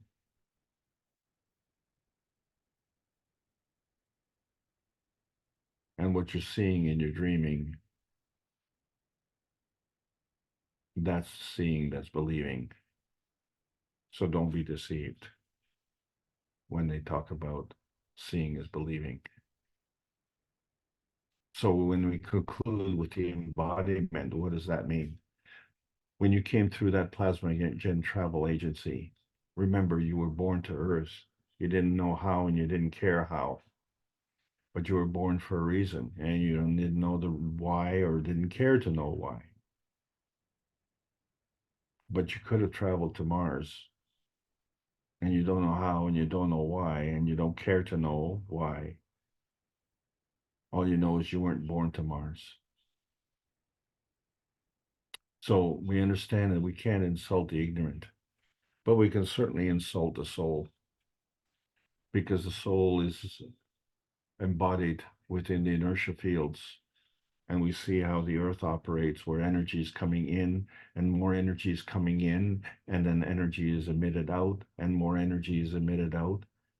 And so this represents part of the susceptibility of the planet and how we're able to make this plasma deal transcendence. And so when we're looking at and saying, well, the x-axis and the y-axis are magnetical, and it's the z-axis, the absorptive axis, that is gravitational. Well, we find that the cosmic ray interaction opens up all the doors. You don't have to decide which door. You just have to make the plasma deal. And so when you look at the unbalanced anomaly and you say, well, if we're going into a lower field strength, we are magnetical, and if we're going into a higher field strength, we're gravitational. Well, since it's a two-way street, we have to understand that it's our emotions which reinforce the condition. So if you look at cellular repair, there's a direction to start the repair, but there's also a direction to stop the repair once the repair is completed. So who's doing the ordering? It's the soul. The soul is ordering the cellular repair. It's the physicality that is responding to that. And that is reinforced by our emotions. And if our emotions are dependent on the support of the karmic cycle, which is the baggage that we carry forward, I think it's time to stop and understand that we don't have to just believe what we see. We have to open the door to that which we don't see, because that door leads to our gravitational stability, and everything else is magnetical. And so by resolving that issue, we find that in order to maintain gravitational stability, as we go to a higher energy state, that becomes magnetical. As we go to a lower energy state, that becomes magnetical. The magnetical of the higher and the magnetical of the lower are not at the same field strength. So when we look at the GANs, if we remember that it's like a popcorn, and so it's a gas in the center, and in the center is a vacuum, and around the outside is a vacuum condition. And so this is energy in motion. And so this becomes, in fact, a Gans explosion of the nanostate. It's the next stage. So it's of a higher field. And so when we look at the somatidian biology in a somatoscope, which is 30,000 times magnification, we can see the vacuum condition in between the red blood cells and the somatid. And then we can see the vacuum condition within the red blood cell. Well, how can you see a vacuum condition when it's not visible? Precisely. So when we look at the pea stone and we say, oh, no, no, no, that's not me. What's me is in the inside the pea stone. Really? Well, what about the outside of the pea stone? What is that? Is that me also? Maybe we got things backwards. So when we look at the universal embodiment, you can't just come from nowhere and go to nowhere. Because nowhere is nowhere. So there has to be some kind of gravitational stability.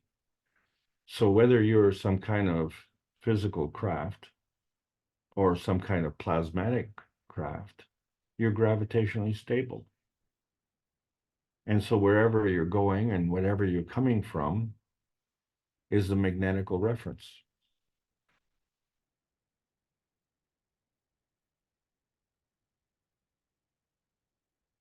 So we have to understand that our planetary space is gravitationally stable.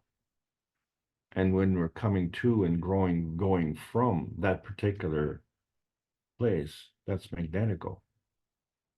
And if we're traveling on a outer space basis, that too becomes gravitational. And when we're launching from and landing to is also magnetical. So we see the gravitational relationship with the magnetical stability relationship. And so we see that our Earth space embodiment can be transcended, transmuted, transformed, or simply transported. So if you're looking at the field, understand that you have to open up the field to see what's inside. So you have to understand that it has to be gravitationally stable. You have to understand that it has to interact with the magnetical stability of the outside and the inside, which are in a vacuum condition. And you have to understand that we operate in that gravitational stable condition in between these two positions. That's what allows us to travel through the various dimensions. So if we're talking about the gravitationally stable physicality, that is materialization. But if we're searching for outer space, we have to understand that the gravitational stability is in the reality dimension of some space and its relationship with the other space.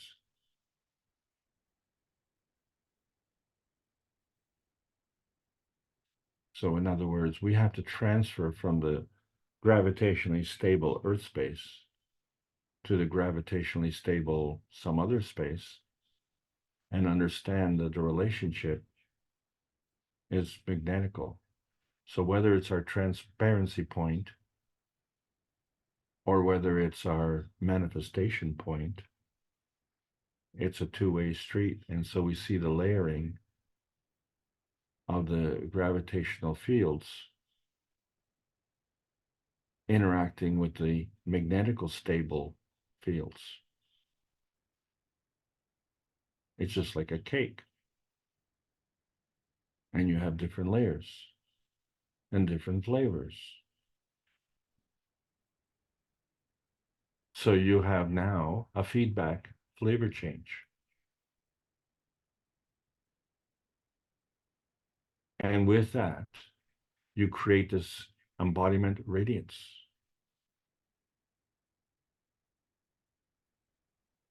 So our emotional vision, which we see in terms of our physicality with respect to our senses, is nothing more than cosmic ray absorption. And our soul positioning is nothing more than cosmic ray emission. That's the difference between the plasmatic reality versus the physical reality. It's just our point of view. And so either reality is the soul of inertia. And so when we look at the star formation of inertia, we can see that it has to have a gravitational stability, and then we can flip our poles however we want. And so we can dream, and we can dream of small schemes, or we can dream of bigger pies. That pie in the sky. It all depends on being gravitationally stable. It's from that point we can resolve who the initiator is. We are. We're the last man standing. We make the choices. We are the contributors. We are the ones who are the product of the cosmic ray feeding, and we are the ones who are enhancing the cosmic ray feeding. And so all of this has to be under the category of energy and motion. So what we talk about PM ticks and charges and light and cosmic rays, the emotion of knowledge, dreams, intentions, these are all the interaction of two plasmatic field forces spiced with the essence of the individual and a thing called love. This is all part of the art of giving. So this kind of imbalance that we have, where we're doing all the taking, and just to maintain our balance, we do a little bit of giving, and we see that our taking from our partner creates a new physicality, offspring. But that's just an anomaly, because what that is just the false embodiment of our soul, where there's power versus money and power over money. There's a ranking opinion, which leads to self-delusion. And then the perfect storm traits, where you undermine, deceive, or self-destruct. The true power is when you are your own healer, when you have this dynamic soul plasma, which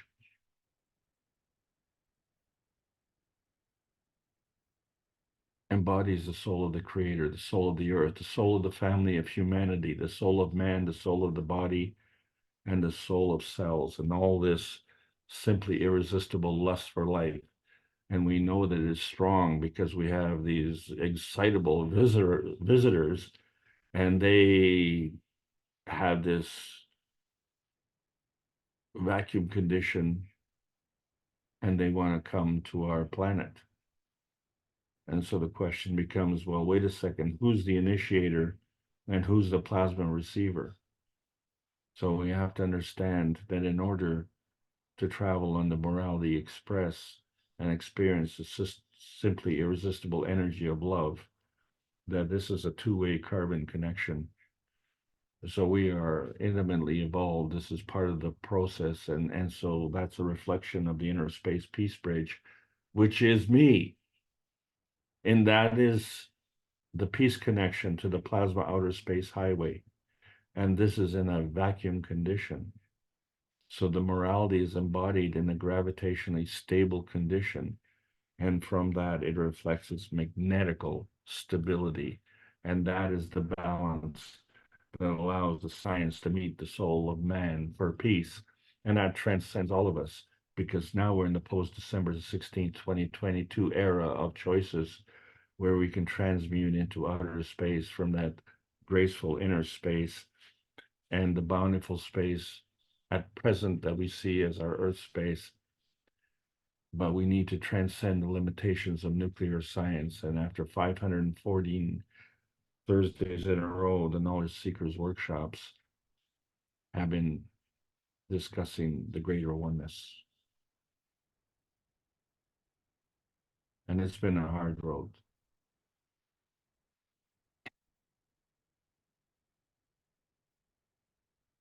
It's been a hard road. There's a feeding and a feedback, and man is feedback dominant. We have to understand that we're dynamic, that we can transcend it. We're in the post-November the 11th, 2023 era. And this is the Keshe plasma token representing the race for peace. The exchange of the plasma science and technology offered in exchange for peace.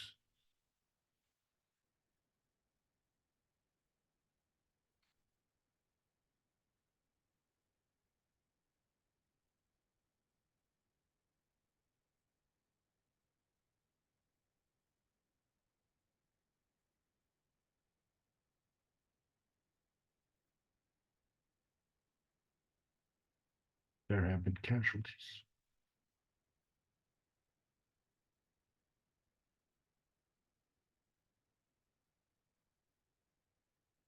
We're closing the Lynn Center.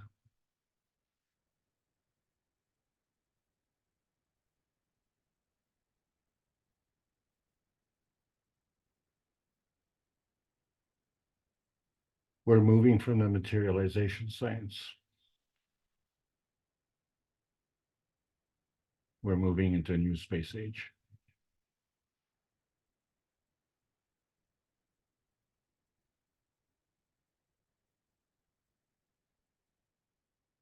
This is the Keshe Foundation Spaceship Institute. Teachings on plasma science. Welcoming all the beautiful knowledge seekers. Life's learning lessons transmute your outer space preference and sentimentality. There's a World Peace Treaty. Sign it. Sign it with meaning. Because the dilution of emotion allows fields of life choices free from boundaries or abuse. And your ethos is your GPS position on the peace roadmap. And the universal community is your travel guide. The speed of love manifests and determines your inner space emotional constructs. The earthbound soul family seeks physical and emotional gravitational vitality, and the emotional of knowledge is the embodied in the transmutation connection. This connects equally to the universal cosmic rays freedom broadcast channel of inner space. The soul embodies the resonance with the proper plasma universe. The plasma science needs to continue to be delivered in exchange for peace on Earth. So welcome to the new outer space age. And that's the end of this series, and that's the end of the review series. Thank you all. Hope you enjoyed the trip.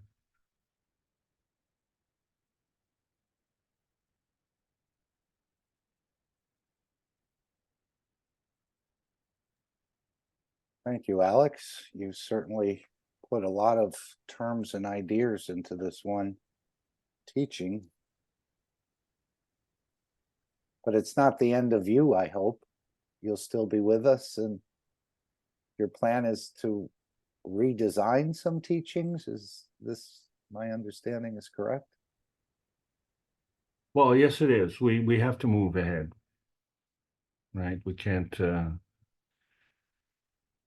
we have to do it in such a way, though, because there will be a whole host of new knowledge seekers and they're going to be going through the entire process that we've gone through.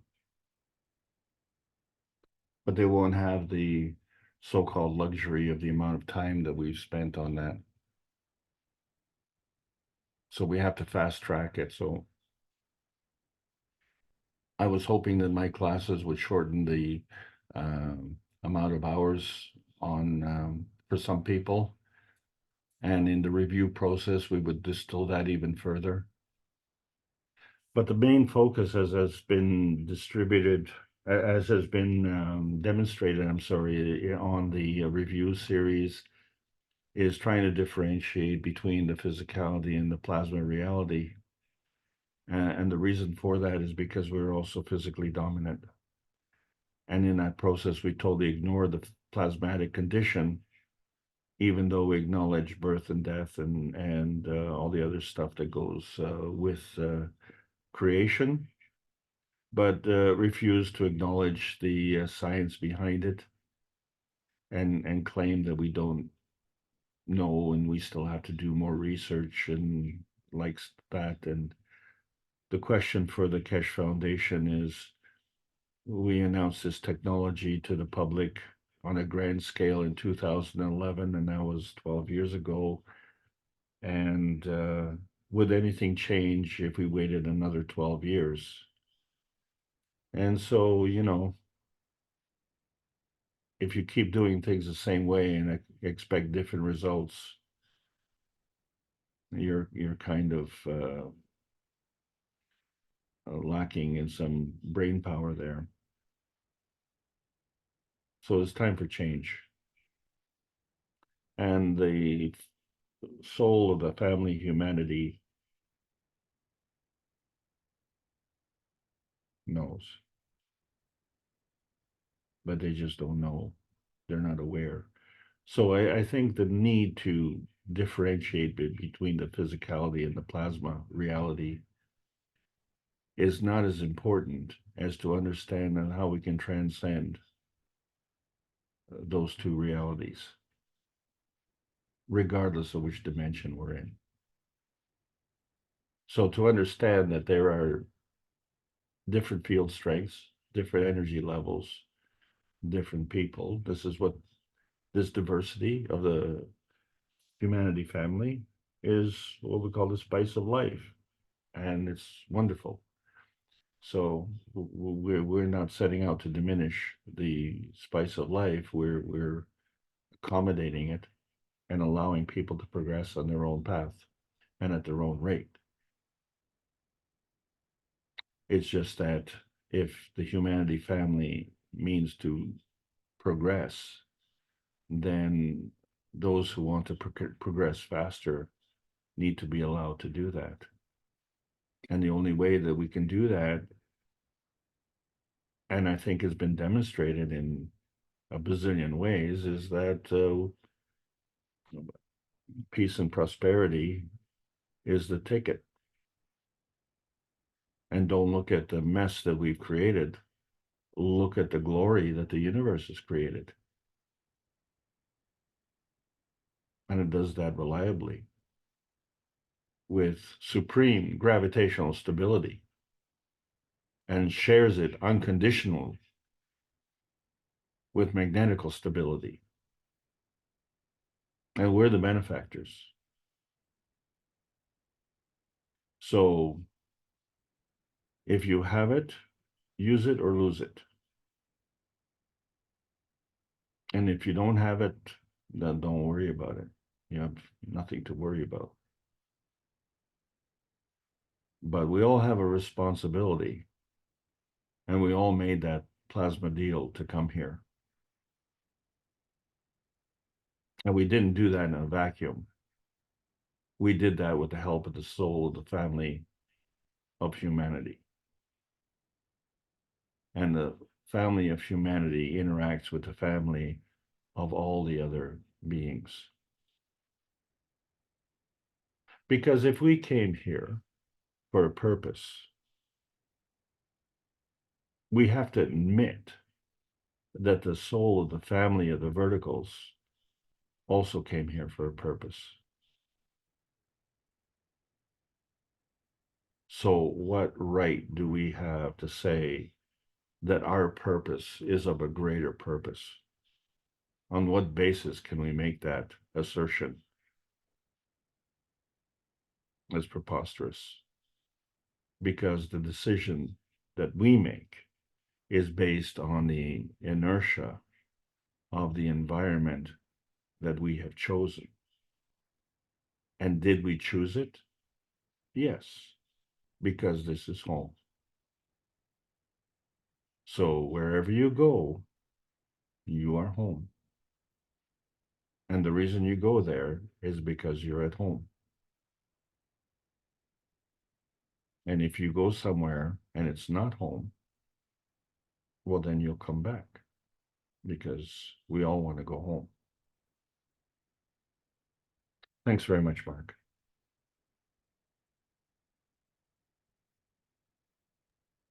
Okay, I know Ike had brought something up earlier. Do you want to go into that again, Ike, about the separation between the magnetical and gravitational? Maybe we could. Did we just lose your screen, Alex? I'm only seeing your name on there.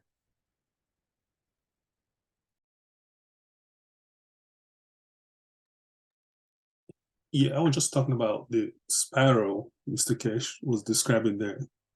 If you can draw that, and from the spiral, it says the magnetical and the gravitational has a space between that.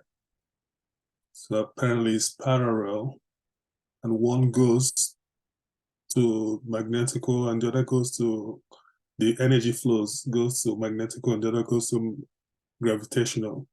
So I wanted to see a picture of that.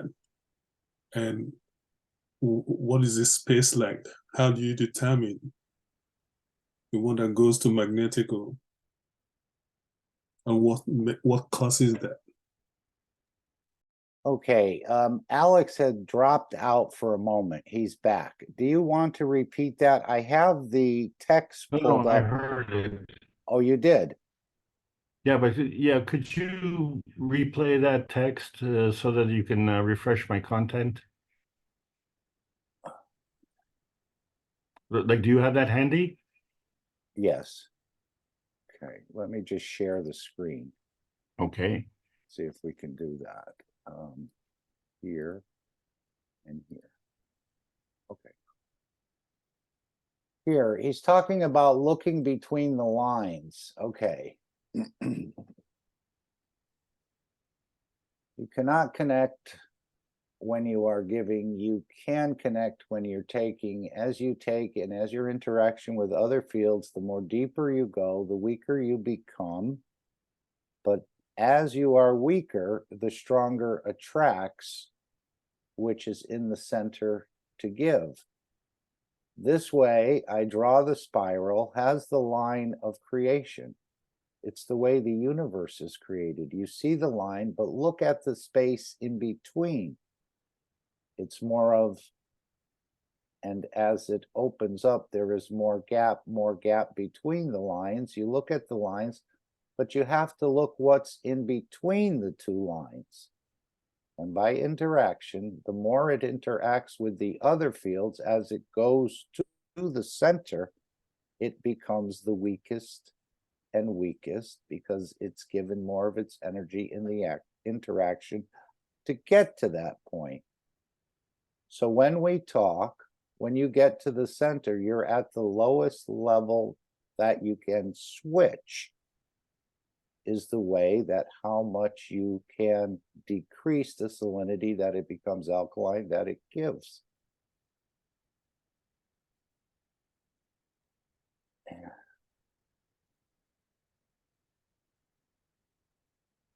Is that clear? It Yes, can I looks, take the screen back? yes, take the screen. Okay, just a moment. Let me see if I And can. this is what you were referring to, correct, Ike?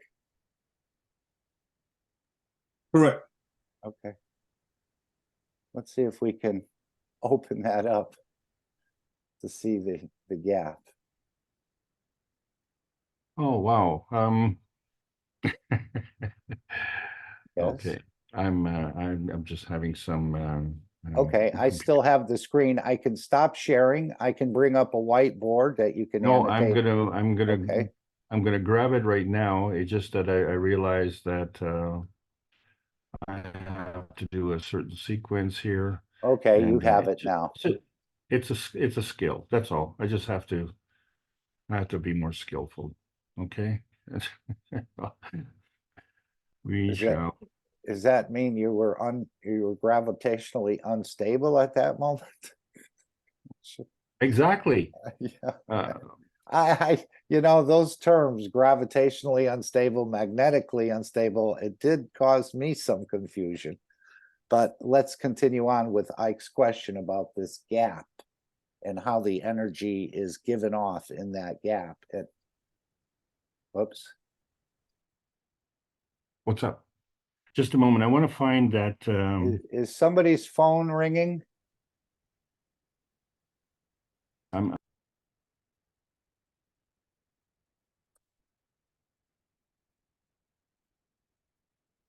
Alex, I just muted you.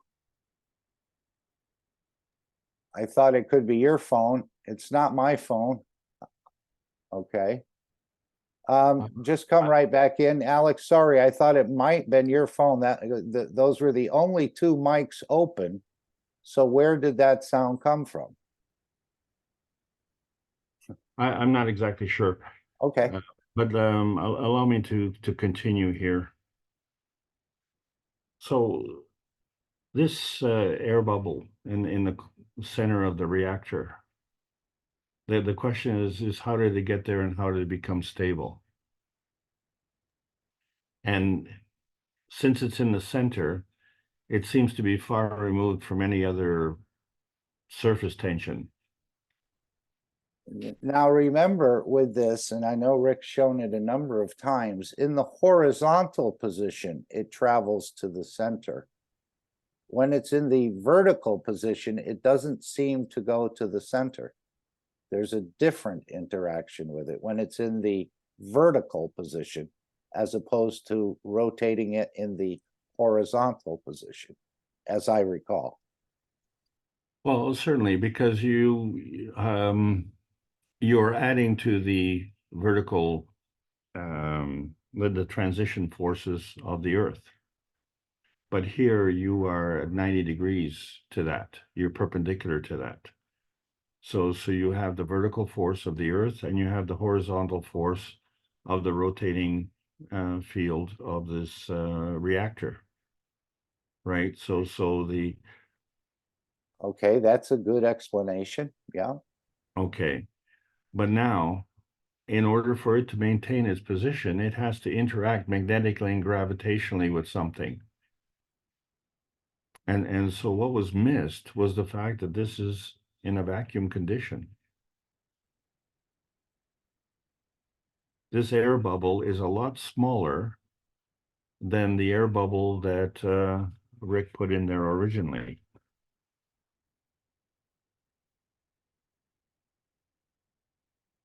You see how big the air bubble is?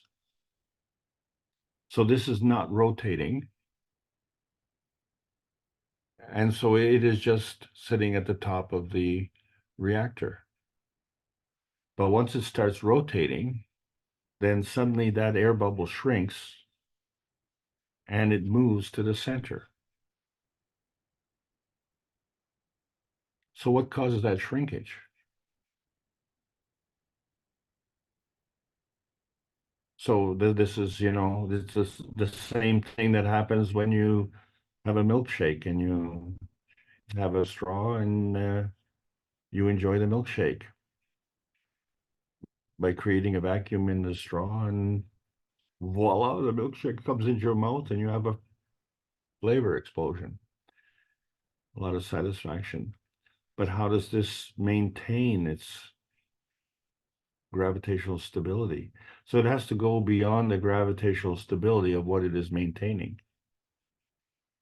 And so it actually is releasing a magnetical force field without losing its gravitational stability. Wait a second, how can it do that? if it starts to emit its magnetical stability, won't it reduce its gravitational stability? Well, apparently not, because it was very stable. So we have to understand it is constantly emitting. And if it's doing that and it's constantly absorbing, that's the nature of the balance of the magnetic field. And because it's smaller, we understand that it's in a vacuum condition. So what's interesting is that we know there's a vacuum condition on the outside of the Earth's magnetosphere. But this particular experiment was on Earth in Rick's lab, and he was able to create a vacuum condition inside. The vacuum condition outside still exists. So we have to understand that the vacuum condition allows a magnetical emission.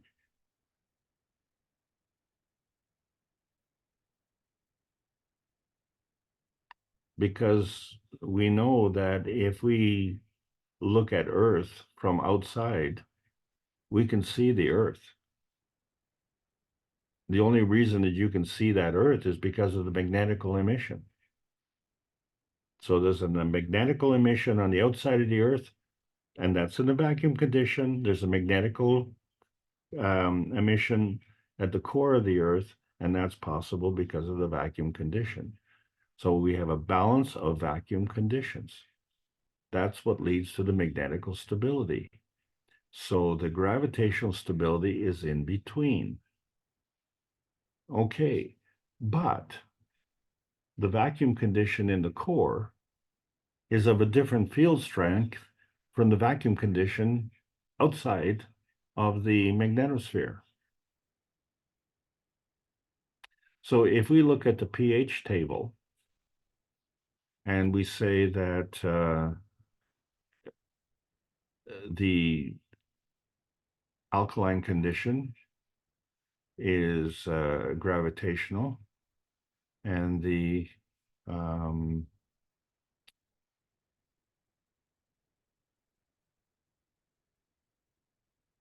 where are we here? Let's do this one. So we say the alkaline has a higher density and the acidic has a lower density. So the lower density is magnetical and the higher density is gravitational. So the hydrogen is magnetical and the oxygen is gravitational. However, what happens when you change from one pH level to another pH level? So the relationship to the hydrogen and the oxygen is the same, except it's at an order of magnitude higher.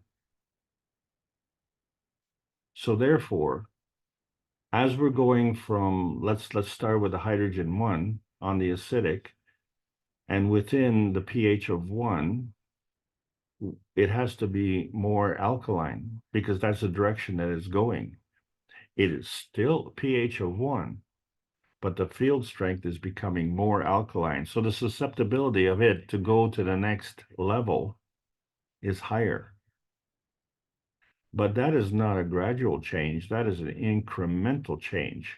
It goes from a pH of 1 to a pH of 2. And 2 is not 1 more. 2 is 10 times more, because that's how much energy was put in. To maintain that hydrogen 1 in the acidic condition of the pH of 1, you can fill up 8 oxygens within that pH of 1. So now you've got 9. That's the maximum. 1 more, and boom, it's pH of 2. And in the lowest end of the pH of 2, well, that's acidic. So the transition between the upper limit of the pH of 1 to the lowest limit of the pH of 2 is an energy state jump. It is well, it's a quantum leap is what it is. So that is instantaneous. So now your oxygen 8 plus the hydrogen 1 becomes hydrogen 1 in the level of pH 2. And this repeats. And then you have pH 3. So the lowest level of every single pH is a hydrogen 1. So the pH of 3 at the lowest level is the pH of 2, complete pH of 2, plus one more hydrogen. And it can absorb another oxygen, another 8 levels, and still stay within the pH of 3. And once it gets to the maximum, if more energy comes in, then it cannot remain at the pH of 3. It'll have to elevate to the pH level of 4.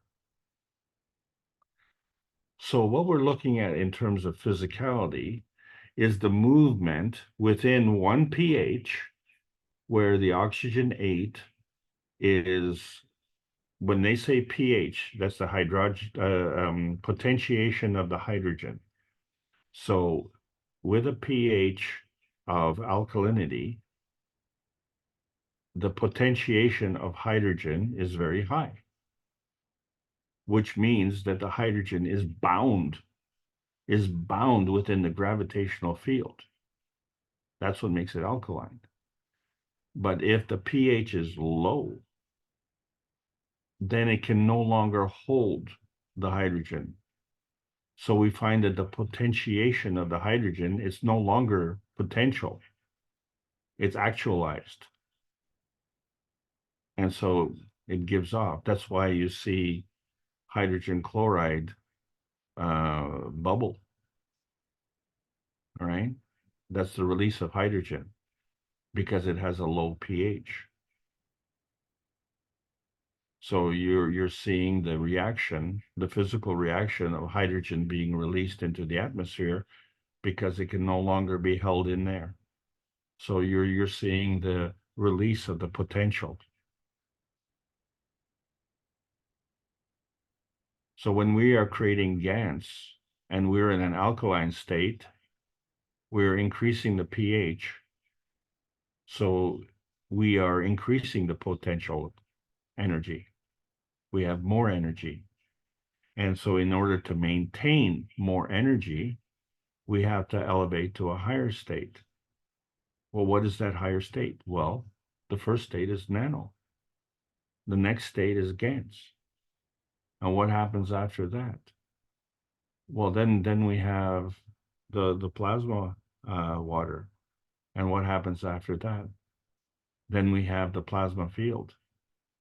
And we've seen that field manifest in the center of the GANs. And then what happens after that? Well, then we have in the atmosphere. Then we have the plasma condition of hydrogen and the plasma condition of oxygen. And we have the plasma condition of CO2.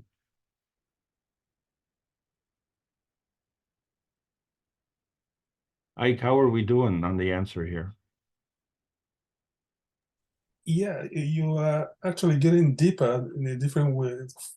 So it's interesting. I guess it's a follow-up on what I was going to ask.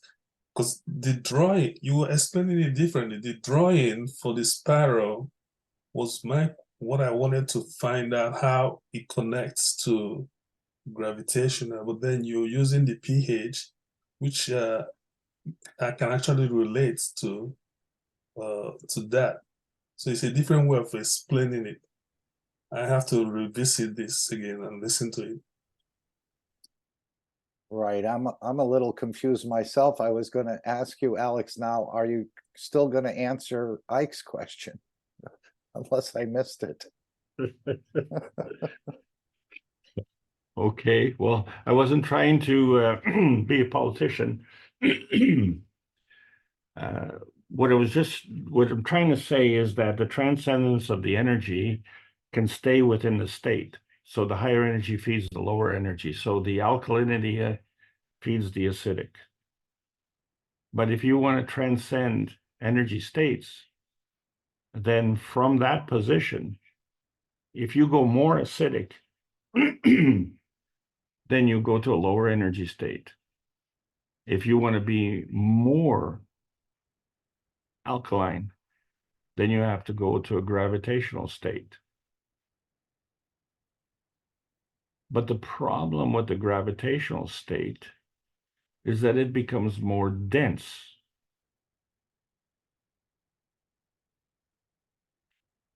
And so this is what we want. We want things that are more dense. So we would prefer gold to copper. We would prefer silver to copper, but we would prefer gold to silver.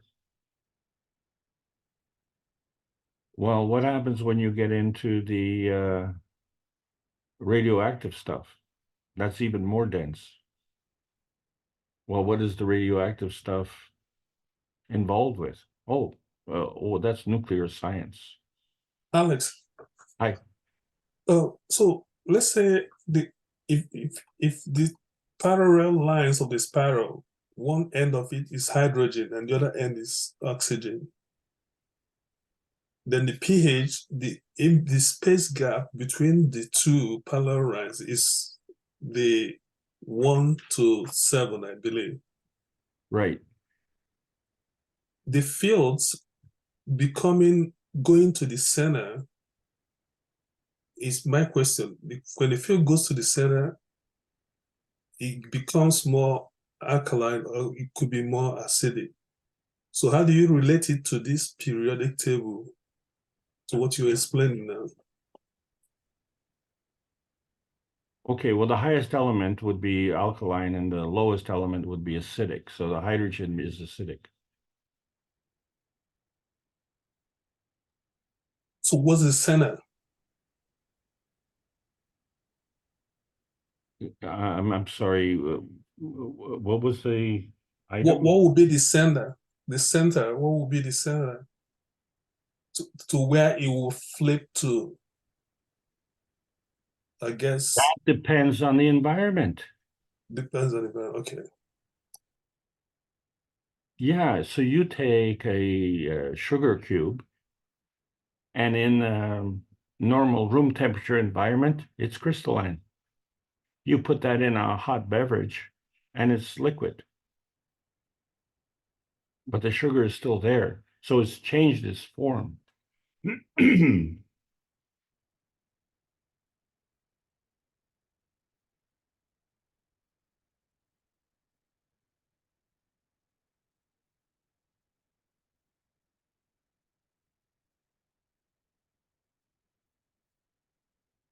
Well, let me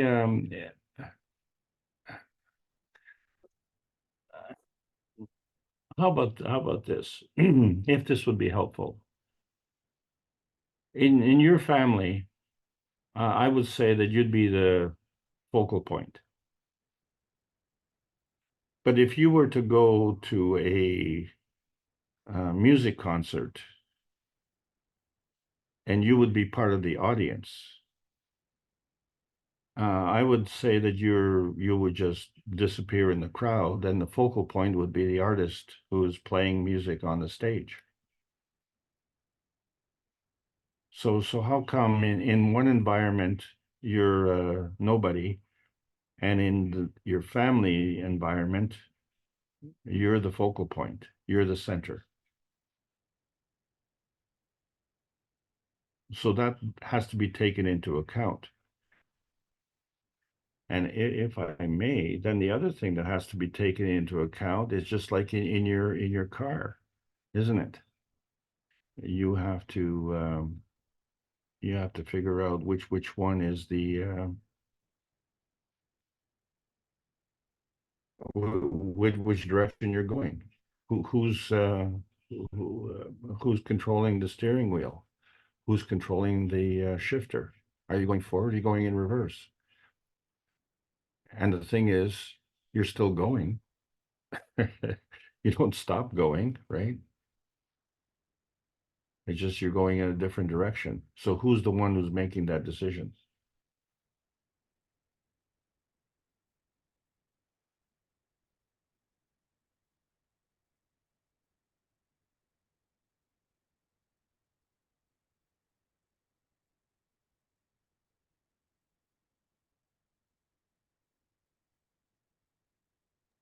I think it needs a bit more explanation. Even Rick was a bit confused about all this, and Mr. Keshe said it's not very confusing. Not when you know. But we can continue to open that up, but maybe Ike has some follow-up or some comments. No, thank you, Alex. I will just listen again for better understanding of it. Yeah, myself as well. Yeah, it's an interesting understanding how you can do this switch, but apparently they saw that on the graphs in the system when he said they're all going to switch, and apparently they did in the last well, I think it was the meeting before, the Friday before last. So there has to be an input of energy to cause the switch, doesn't it? Or you get to the weakest to become the stronger, or the lowest, perhaps. Well, the lowest is the one that's moving.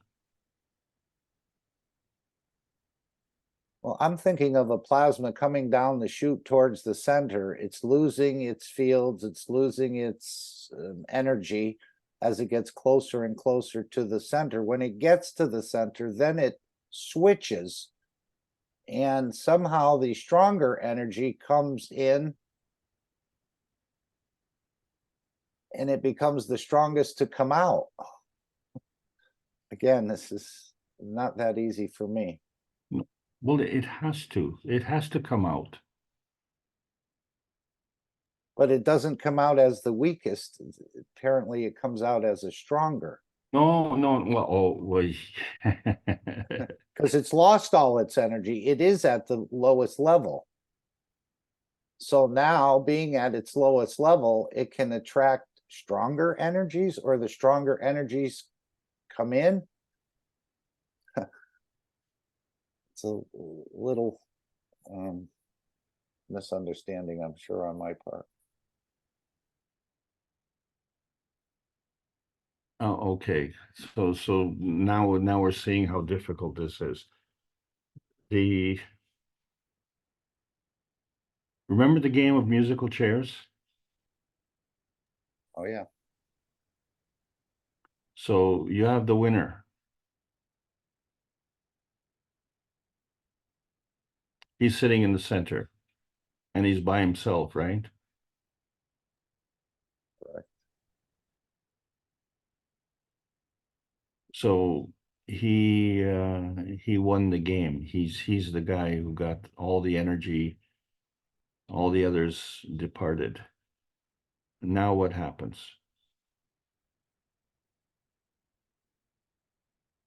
He's no longer. Now you Look, restart the game. The game is over. No, the game is over. Now he goes somewhere else. Okay, I thought perhaps that was the switch point. It is a switch point. Yeah. Because up until then, we are making the circle smaller and smaller and smaller. So if it keeps getting smaller, it keeps getting more and more energy. But once it gets to the center, what's he going to do then? So what are we going to do? We're just going to leave him sit in the chair? You know, at some point he's going to get hungry. He may want to go to the washroom. Maybe he's got to go home at some point in time. So he's going to have to leave. Okay. The others have already left. So he's become the weakest. Right? Everybody's gone. He's left alone. So he's the weakest. what happens now? He's going to go somewhere, and wherever he goes, he's going to add to that.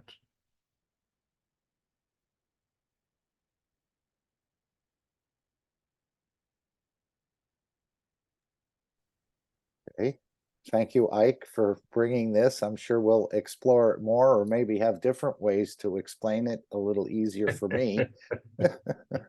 Alex in the 12th grade, I'm still in the first class. I still try to find my my slide here. Okay. I'll find it.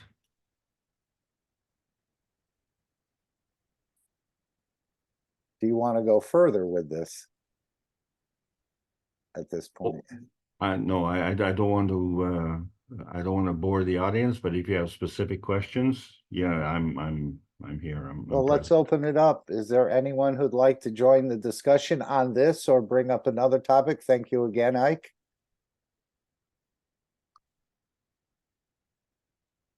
It's leading to more understanding, even though there may be a confusing part in between. But this is what we have to do. This is why he said it's going to take all of us, plus the universal community, to open up this knowledge. It's quite a daunting task. That's why it probably is not going to happen overnight or within 30 days or a month or so on.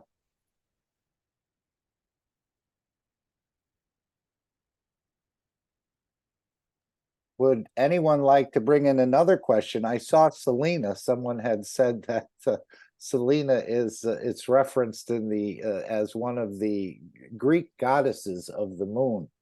Oh, here's a picture that I want to comment on, Alex, is this car. And you talked about the shape of the wing. Well, when man discovered that shape of the wing and he passed it through air, it always provides lift. And you were saying how the wing is thicker in the front and tails off in the back. And this creates that shape, passing it through air, automatically provides lift. So why would you want to design a car that was thicker in the front, tailing off to the back, unless you wanted to lift that car off the ground? At least it seems this way in the matter state would be the correct way. Otherwise, you're going to lose the contact with the ground if you had the thicker part of the car in front and it tailed off in the back. I thought Audi had found that out with the TT when they had made that car, and they didn't test it on the track. They just used a computer model, but they found out it didn't have that, can we say, gravitational stability at high speeds. I think they had to add a couple of spoilers or something onto it to push the back of it down. Even though Of course, it was, because they were only using one field force. okay, but why would you want a thicker part of a car in the front and the tail in the back? It seems it would automatically create lift, which would make it Later. gravitationally unstable. No, but it would make it later, right? Oh, So definitely. Yeah. You wouldn't have to expend as much energy to move. Right. But as you approach the higher speeds, you lose contact completely. Yeah, so this is where Actually lift. they put a wing, right?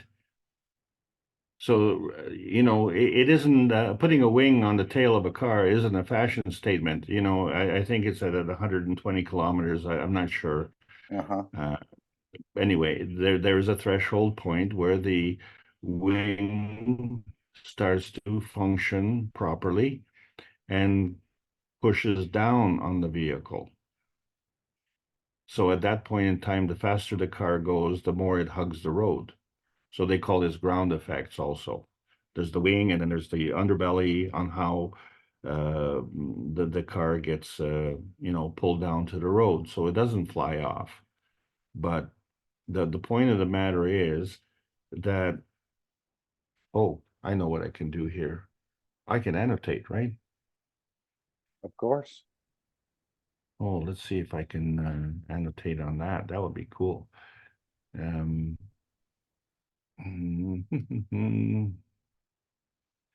Okay, where's the, there's the buddy there, right? Is that I the think buddy? you just need to pick a pen and a line.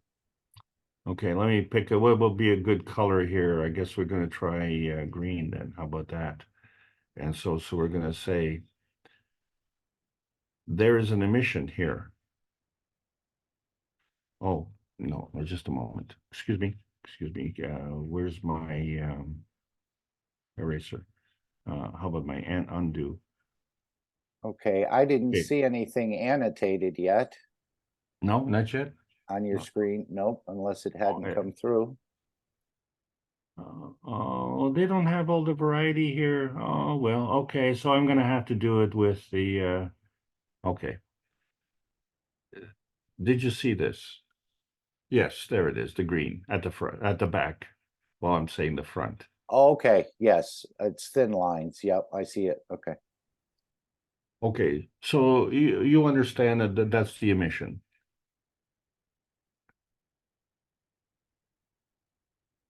The car is gravitational. The emission is magnetical. So there are energies that are being emitted from the back of the car, right?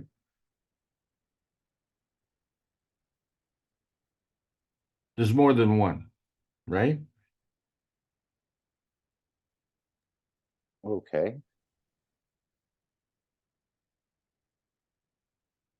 Okay, these energies that are magnetical are negatively charged.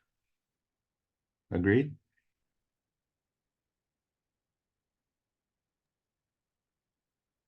I'm not going to say I agree. Go ahead.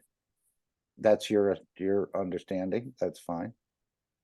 Okay, so let's forget whether it's negative or positive. Let's say they're the same polarity. So what happens when two charges with the same polarity come together? Repulse or push against each other. Repulsion.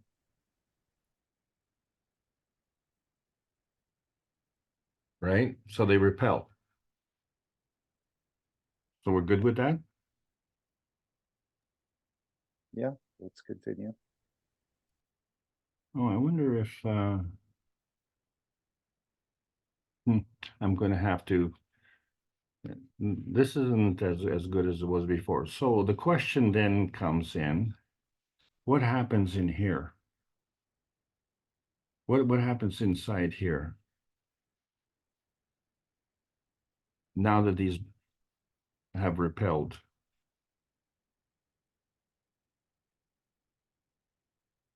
So this energy that came out of the car, because they're all the same charge, have now repelled. So this ball that's in the center, what is that? Could it be some sort of vortex? Yes, I'm of course. just guessing. No, but of course there's going to be some kind, because it's going to be Good guess. Good guess. Okay. Well, it's a field, right? Well, what I'm saying is, oh, you know what? These pictures were right next to the other picture. Oh, that's embarrassing. Here's the picture of Rick's magnetical air pocket in the center of his horizontal rotating vacuum. Right? So that becomes magnetical. That becomes a vacuum condition.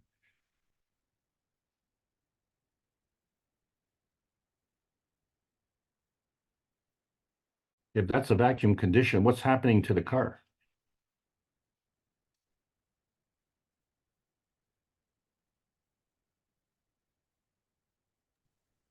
I can give you some kind of an explanation to what's going on.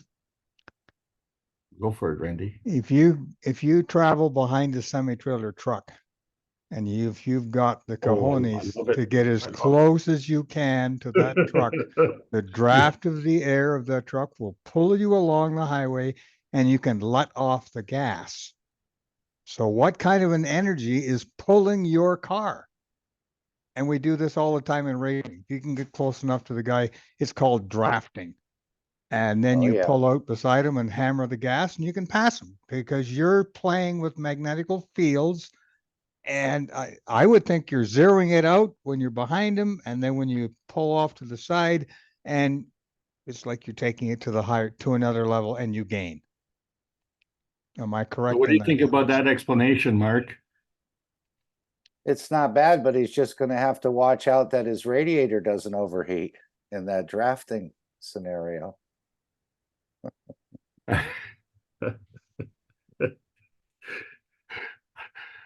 But Okay, yeah, that you're raining on the parade. we've Yeah, he experienced rains on my that. race car and causes me to crash into the No, guardrail. it sounds like you've driven before in a race. But yes, we've experienced that behind the truckers. They don't like that because they want to be able to see you in one mirror or the other when you get so close. But yeah, you definitely pulled along. Yeah, so you see in the NASCAR racing, they all want to get in single file. Correct. Yeah, if you get a guy that gets out of that file, you see that eventually he's falling behind. So how can the one fall behind the group? Because the group has collectively more energy. So the group is gravitational, they stay together, and they're much stronger. And the poor guy is magnetical, and he's weaker. So what he's trying to do is to get into another group. And if there's a gap in the thing, he's just going to slip right into jet stream, and away he goes again. So then he's going to be stronger. Yes, that's all well documented, how if you fall out of line there, you definitely lose everything. That's almost like they're traveling in a type of field or some sort of pocket that makes them collectively stronger. Okay, so what we're going to do here is we're going to create a plasma reactor here. Okay. And we're going to, can we see that? Yeah. A maggrav in here. Okay. So all the energy that's coming from the maggrav is going to be magnetical, right?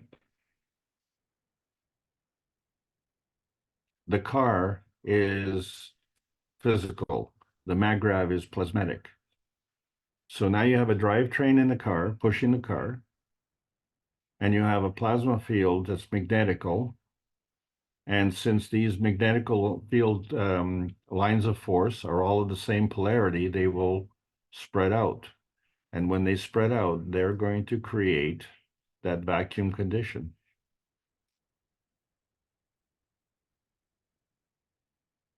And so you will have a drivetrain that is contributing energy, and you will have a vacuum that is contributing energy.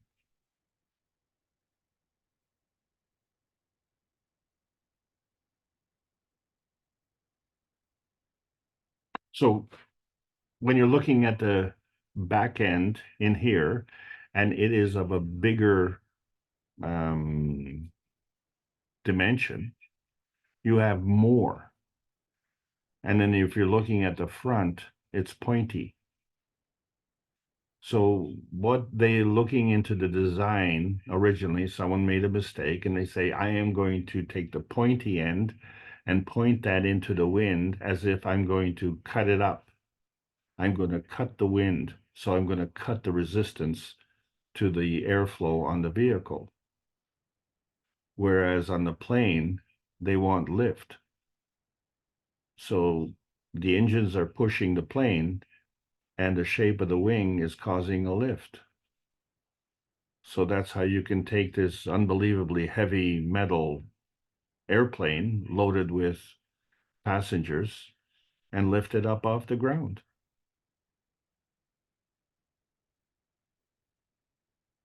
But it has to go at a certain speed. This was the whole business with those planes that were supposedly hitting 9/11, the towers in New York. Every pilot knows that was a physical impossibility.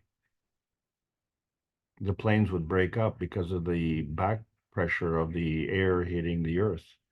They can't fly at that speed At that and altitude, yeah. at that altitude. So you have commercial aircraft that travel around 35,000 feet in the air, and you have military aircraft that travel at 50,000. Well, how can they travel at 50,000 feet up in the air? Well, military aircraft fly faster than commercial aircraft, right?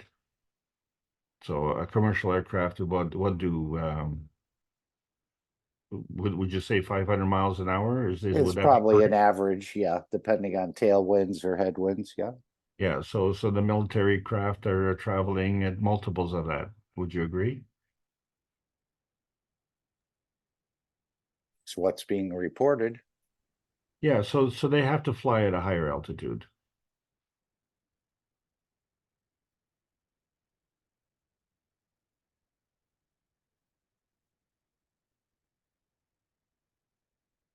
If a car were to go at 500 miles per hour, it wouldn't be able to stay on the track, is what you're saying, right? So what I'm saying, does it have to stay on the track?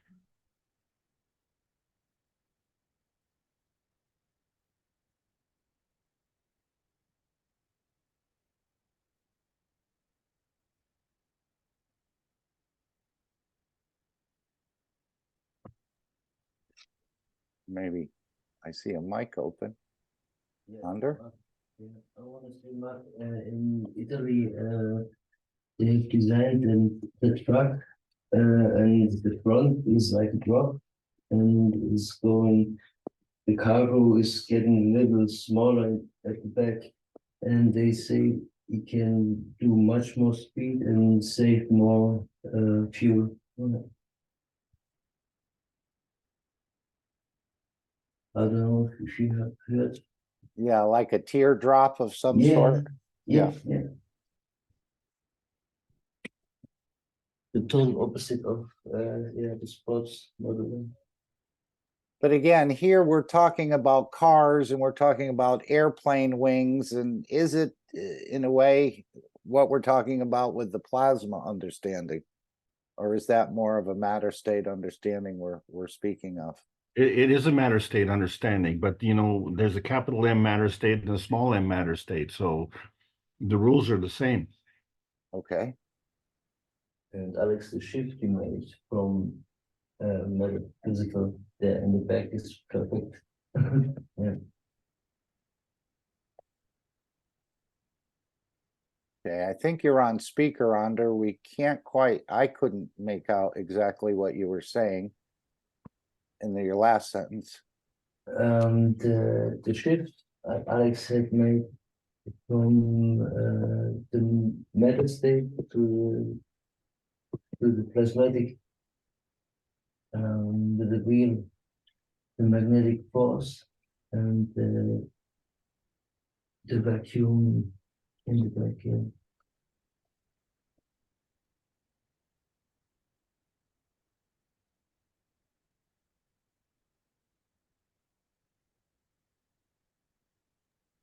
Okay, Yeah, is there? the vacuum condition has to be gravitational.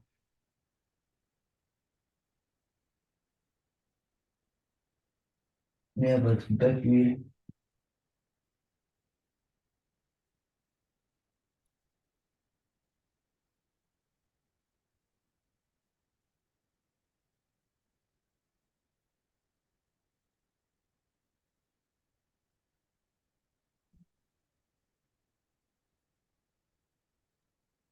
Okay, maybe we can open this up at another time further, more understanding, different examples perhaps.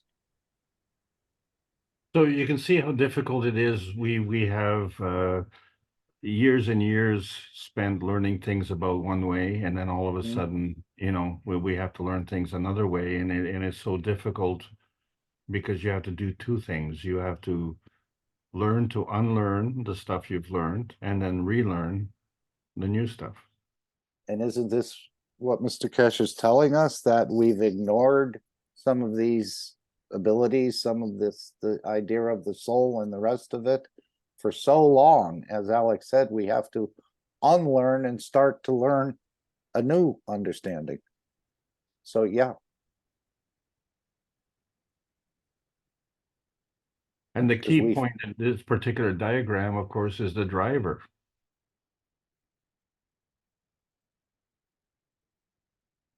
The driver is part of the field.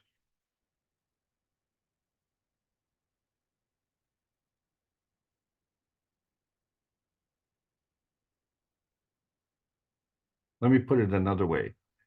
The car is in 3 dimensions, right?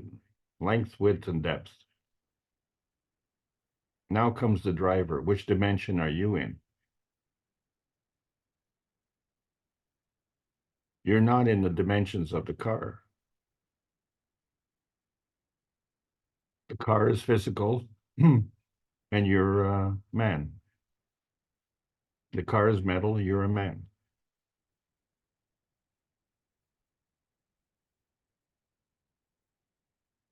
You put the 3 dimensions of the car and the man together, and they drive as one.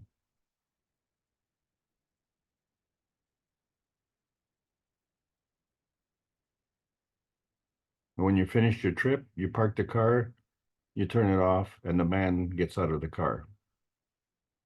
So inside the car, he's a man. Outside the car, he's a man.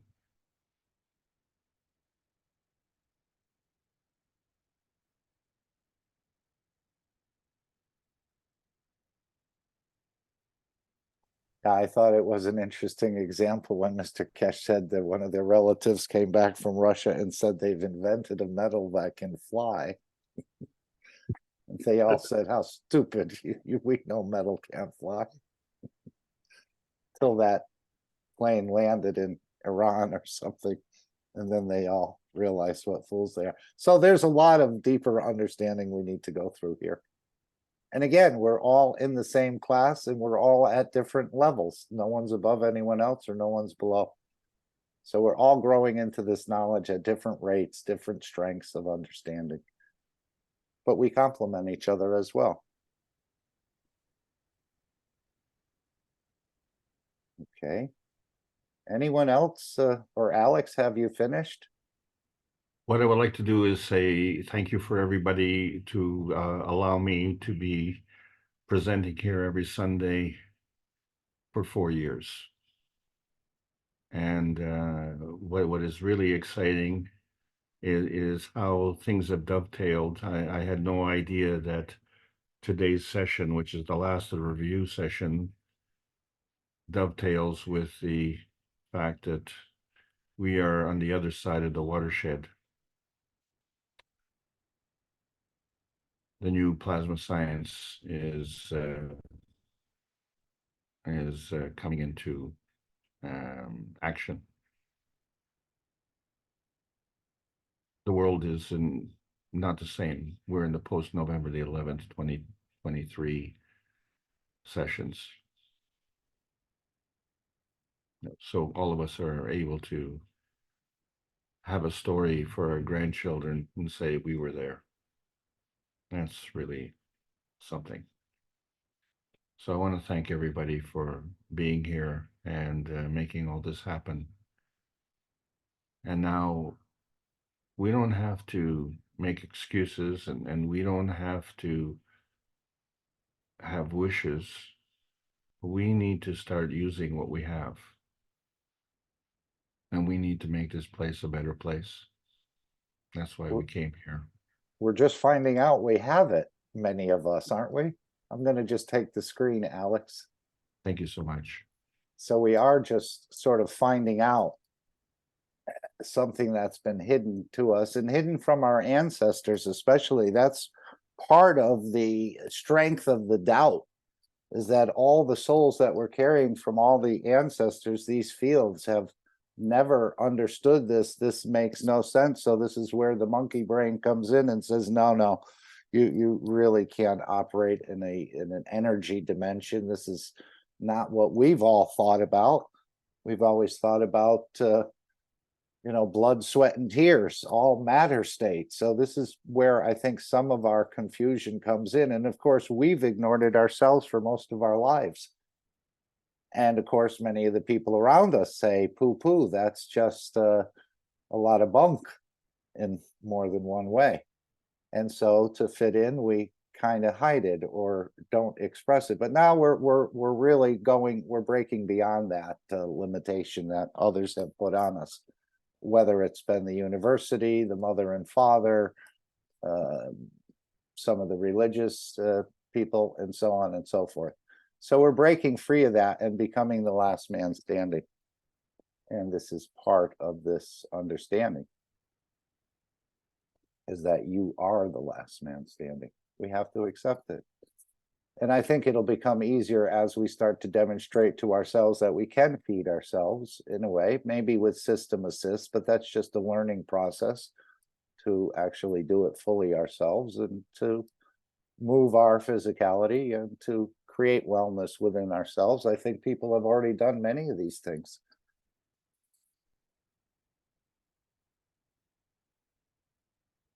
So I want to thank everyone for being here and being part of this. And of course, this is a little keychain, a memento that was given in Manchester. And I think they're good words for all of us. May you be proud of the work you do. May you be proud of the person you are. And may you be proud of the difference you make. And we're all making a difference, even though it doesn't seem that way. The matter state is not reflecting that so much, but more and more, slowly, this is all going to come out. And the next generations will enjoy it immensely if we don't directly. So hopefully we'll see some more beautiful developments coming up. I'd like to, if there's no other comments, anyone else want to say anything, share anything, take an exception to what's been said today? Feel free. This is a class where you can talk back to the teacher. Yeah, I just want to thank Alex for the whole teachings you do all the time. Thank you. Okay. Thank you very much.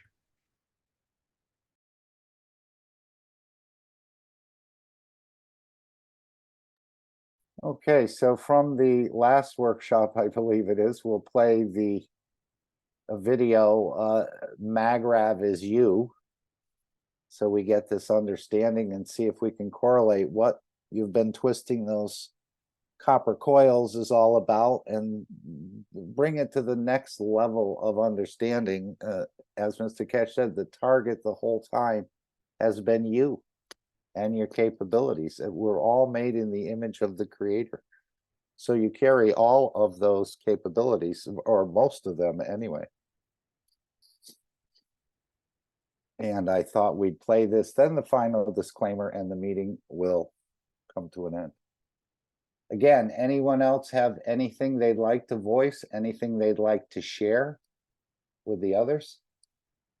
Hopefully we're all moving in the correct direction. I think we are, even though it is a slow process. As I said, we'll see things moving more and more, and especially if you start to see other knowledge seekers, as Mr. Keshe said, drinking from that fountain or transmuting, you'll be much more probably interested in that you can do it. It will, just having the others do it will bring you a strong sense of confidence that you can do it.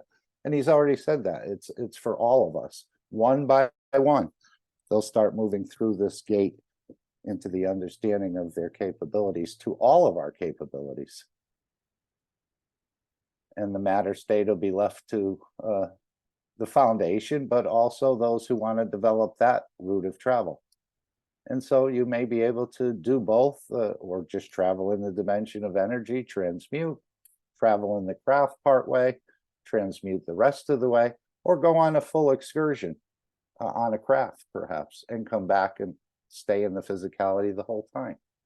So the possibilities are limitless of what's coming, what's here, and what's further to be developed. Okay, I'm not hearing anyone making any comments, so why don't we go to the Magrav is you, the final disclaimer, and the meeting will come to an end. Thank you all for being here. Thank you for bringing the change. And again, the work you do, the person you are, and the difference you make. Thank you.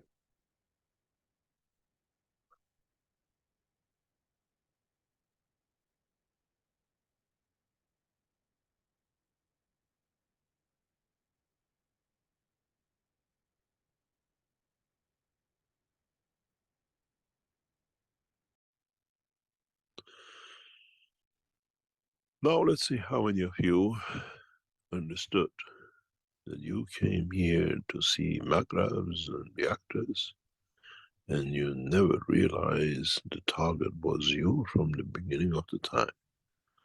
You are that magrav, you are that reactor, and everything within you is said to do. If you have not understood something, I give you a clue.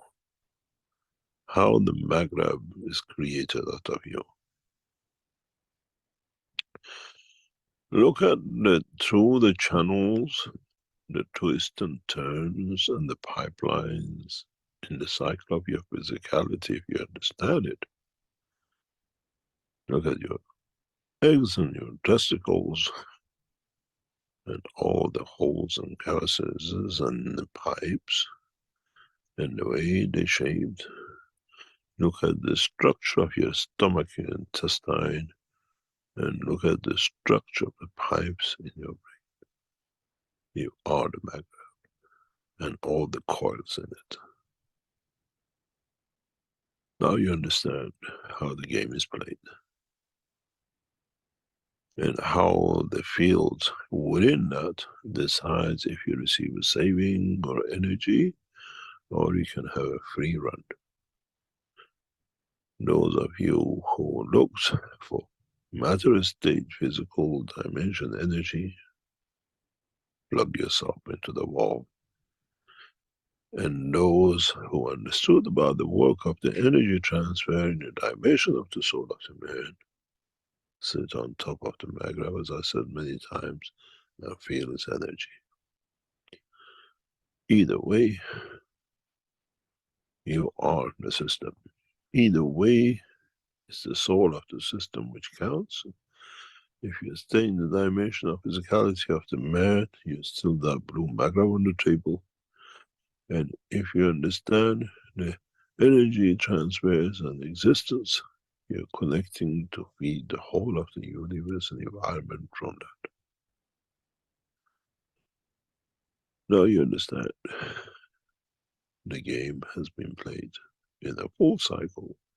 And now it's for you to understand how to play with this dynamic, physical, beautiful life. It does not need another dimension. It has another dimension, the dimension of the soul of physicality, to test itself. And then how to radiate. And then how to become part of the totality. As I said, we are universal teachers. We can teach in the same classroom as in the village, as I said last week. A toddler in the same room, as this class has only one room.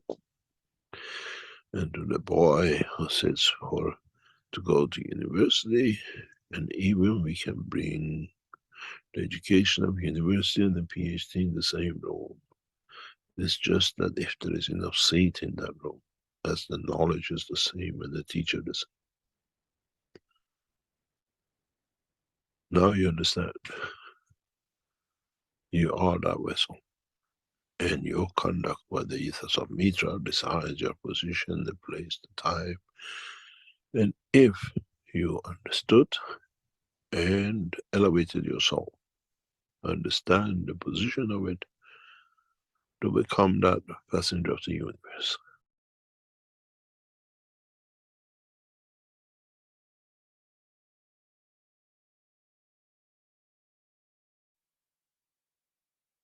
Disclaimer. The information and education material contained herein is meant to promote the general understanding and dialogue of GAN's processing. Such information is not meant or intended to serve as a substitute for a healthcare professional's clinical training, experience, or judgment. For patients and individuals, such information is not to be a substitute for professional medical, therapeutic, or healthcare advice or counseling. For medical issues or concerns, including decisions about medications and other treatments, readers, viewers, listeners should always consult their physician or, in serious cases, seek immediate assistance from emergency personnel. Prescription information, procedures, and use of medical devices information should be undertaken only by properly trained and certified medical personnel. We specifically disclaim any warranties, express or implied, including implied warranties of merchantability or fitness for a particular purpose.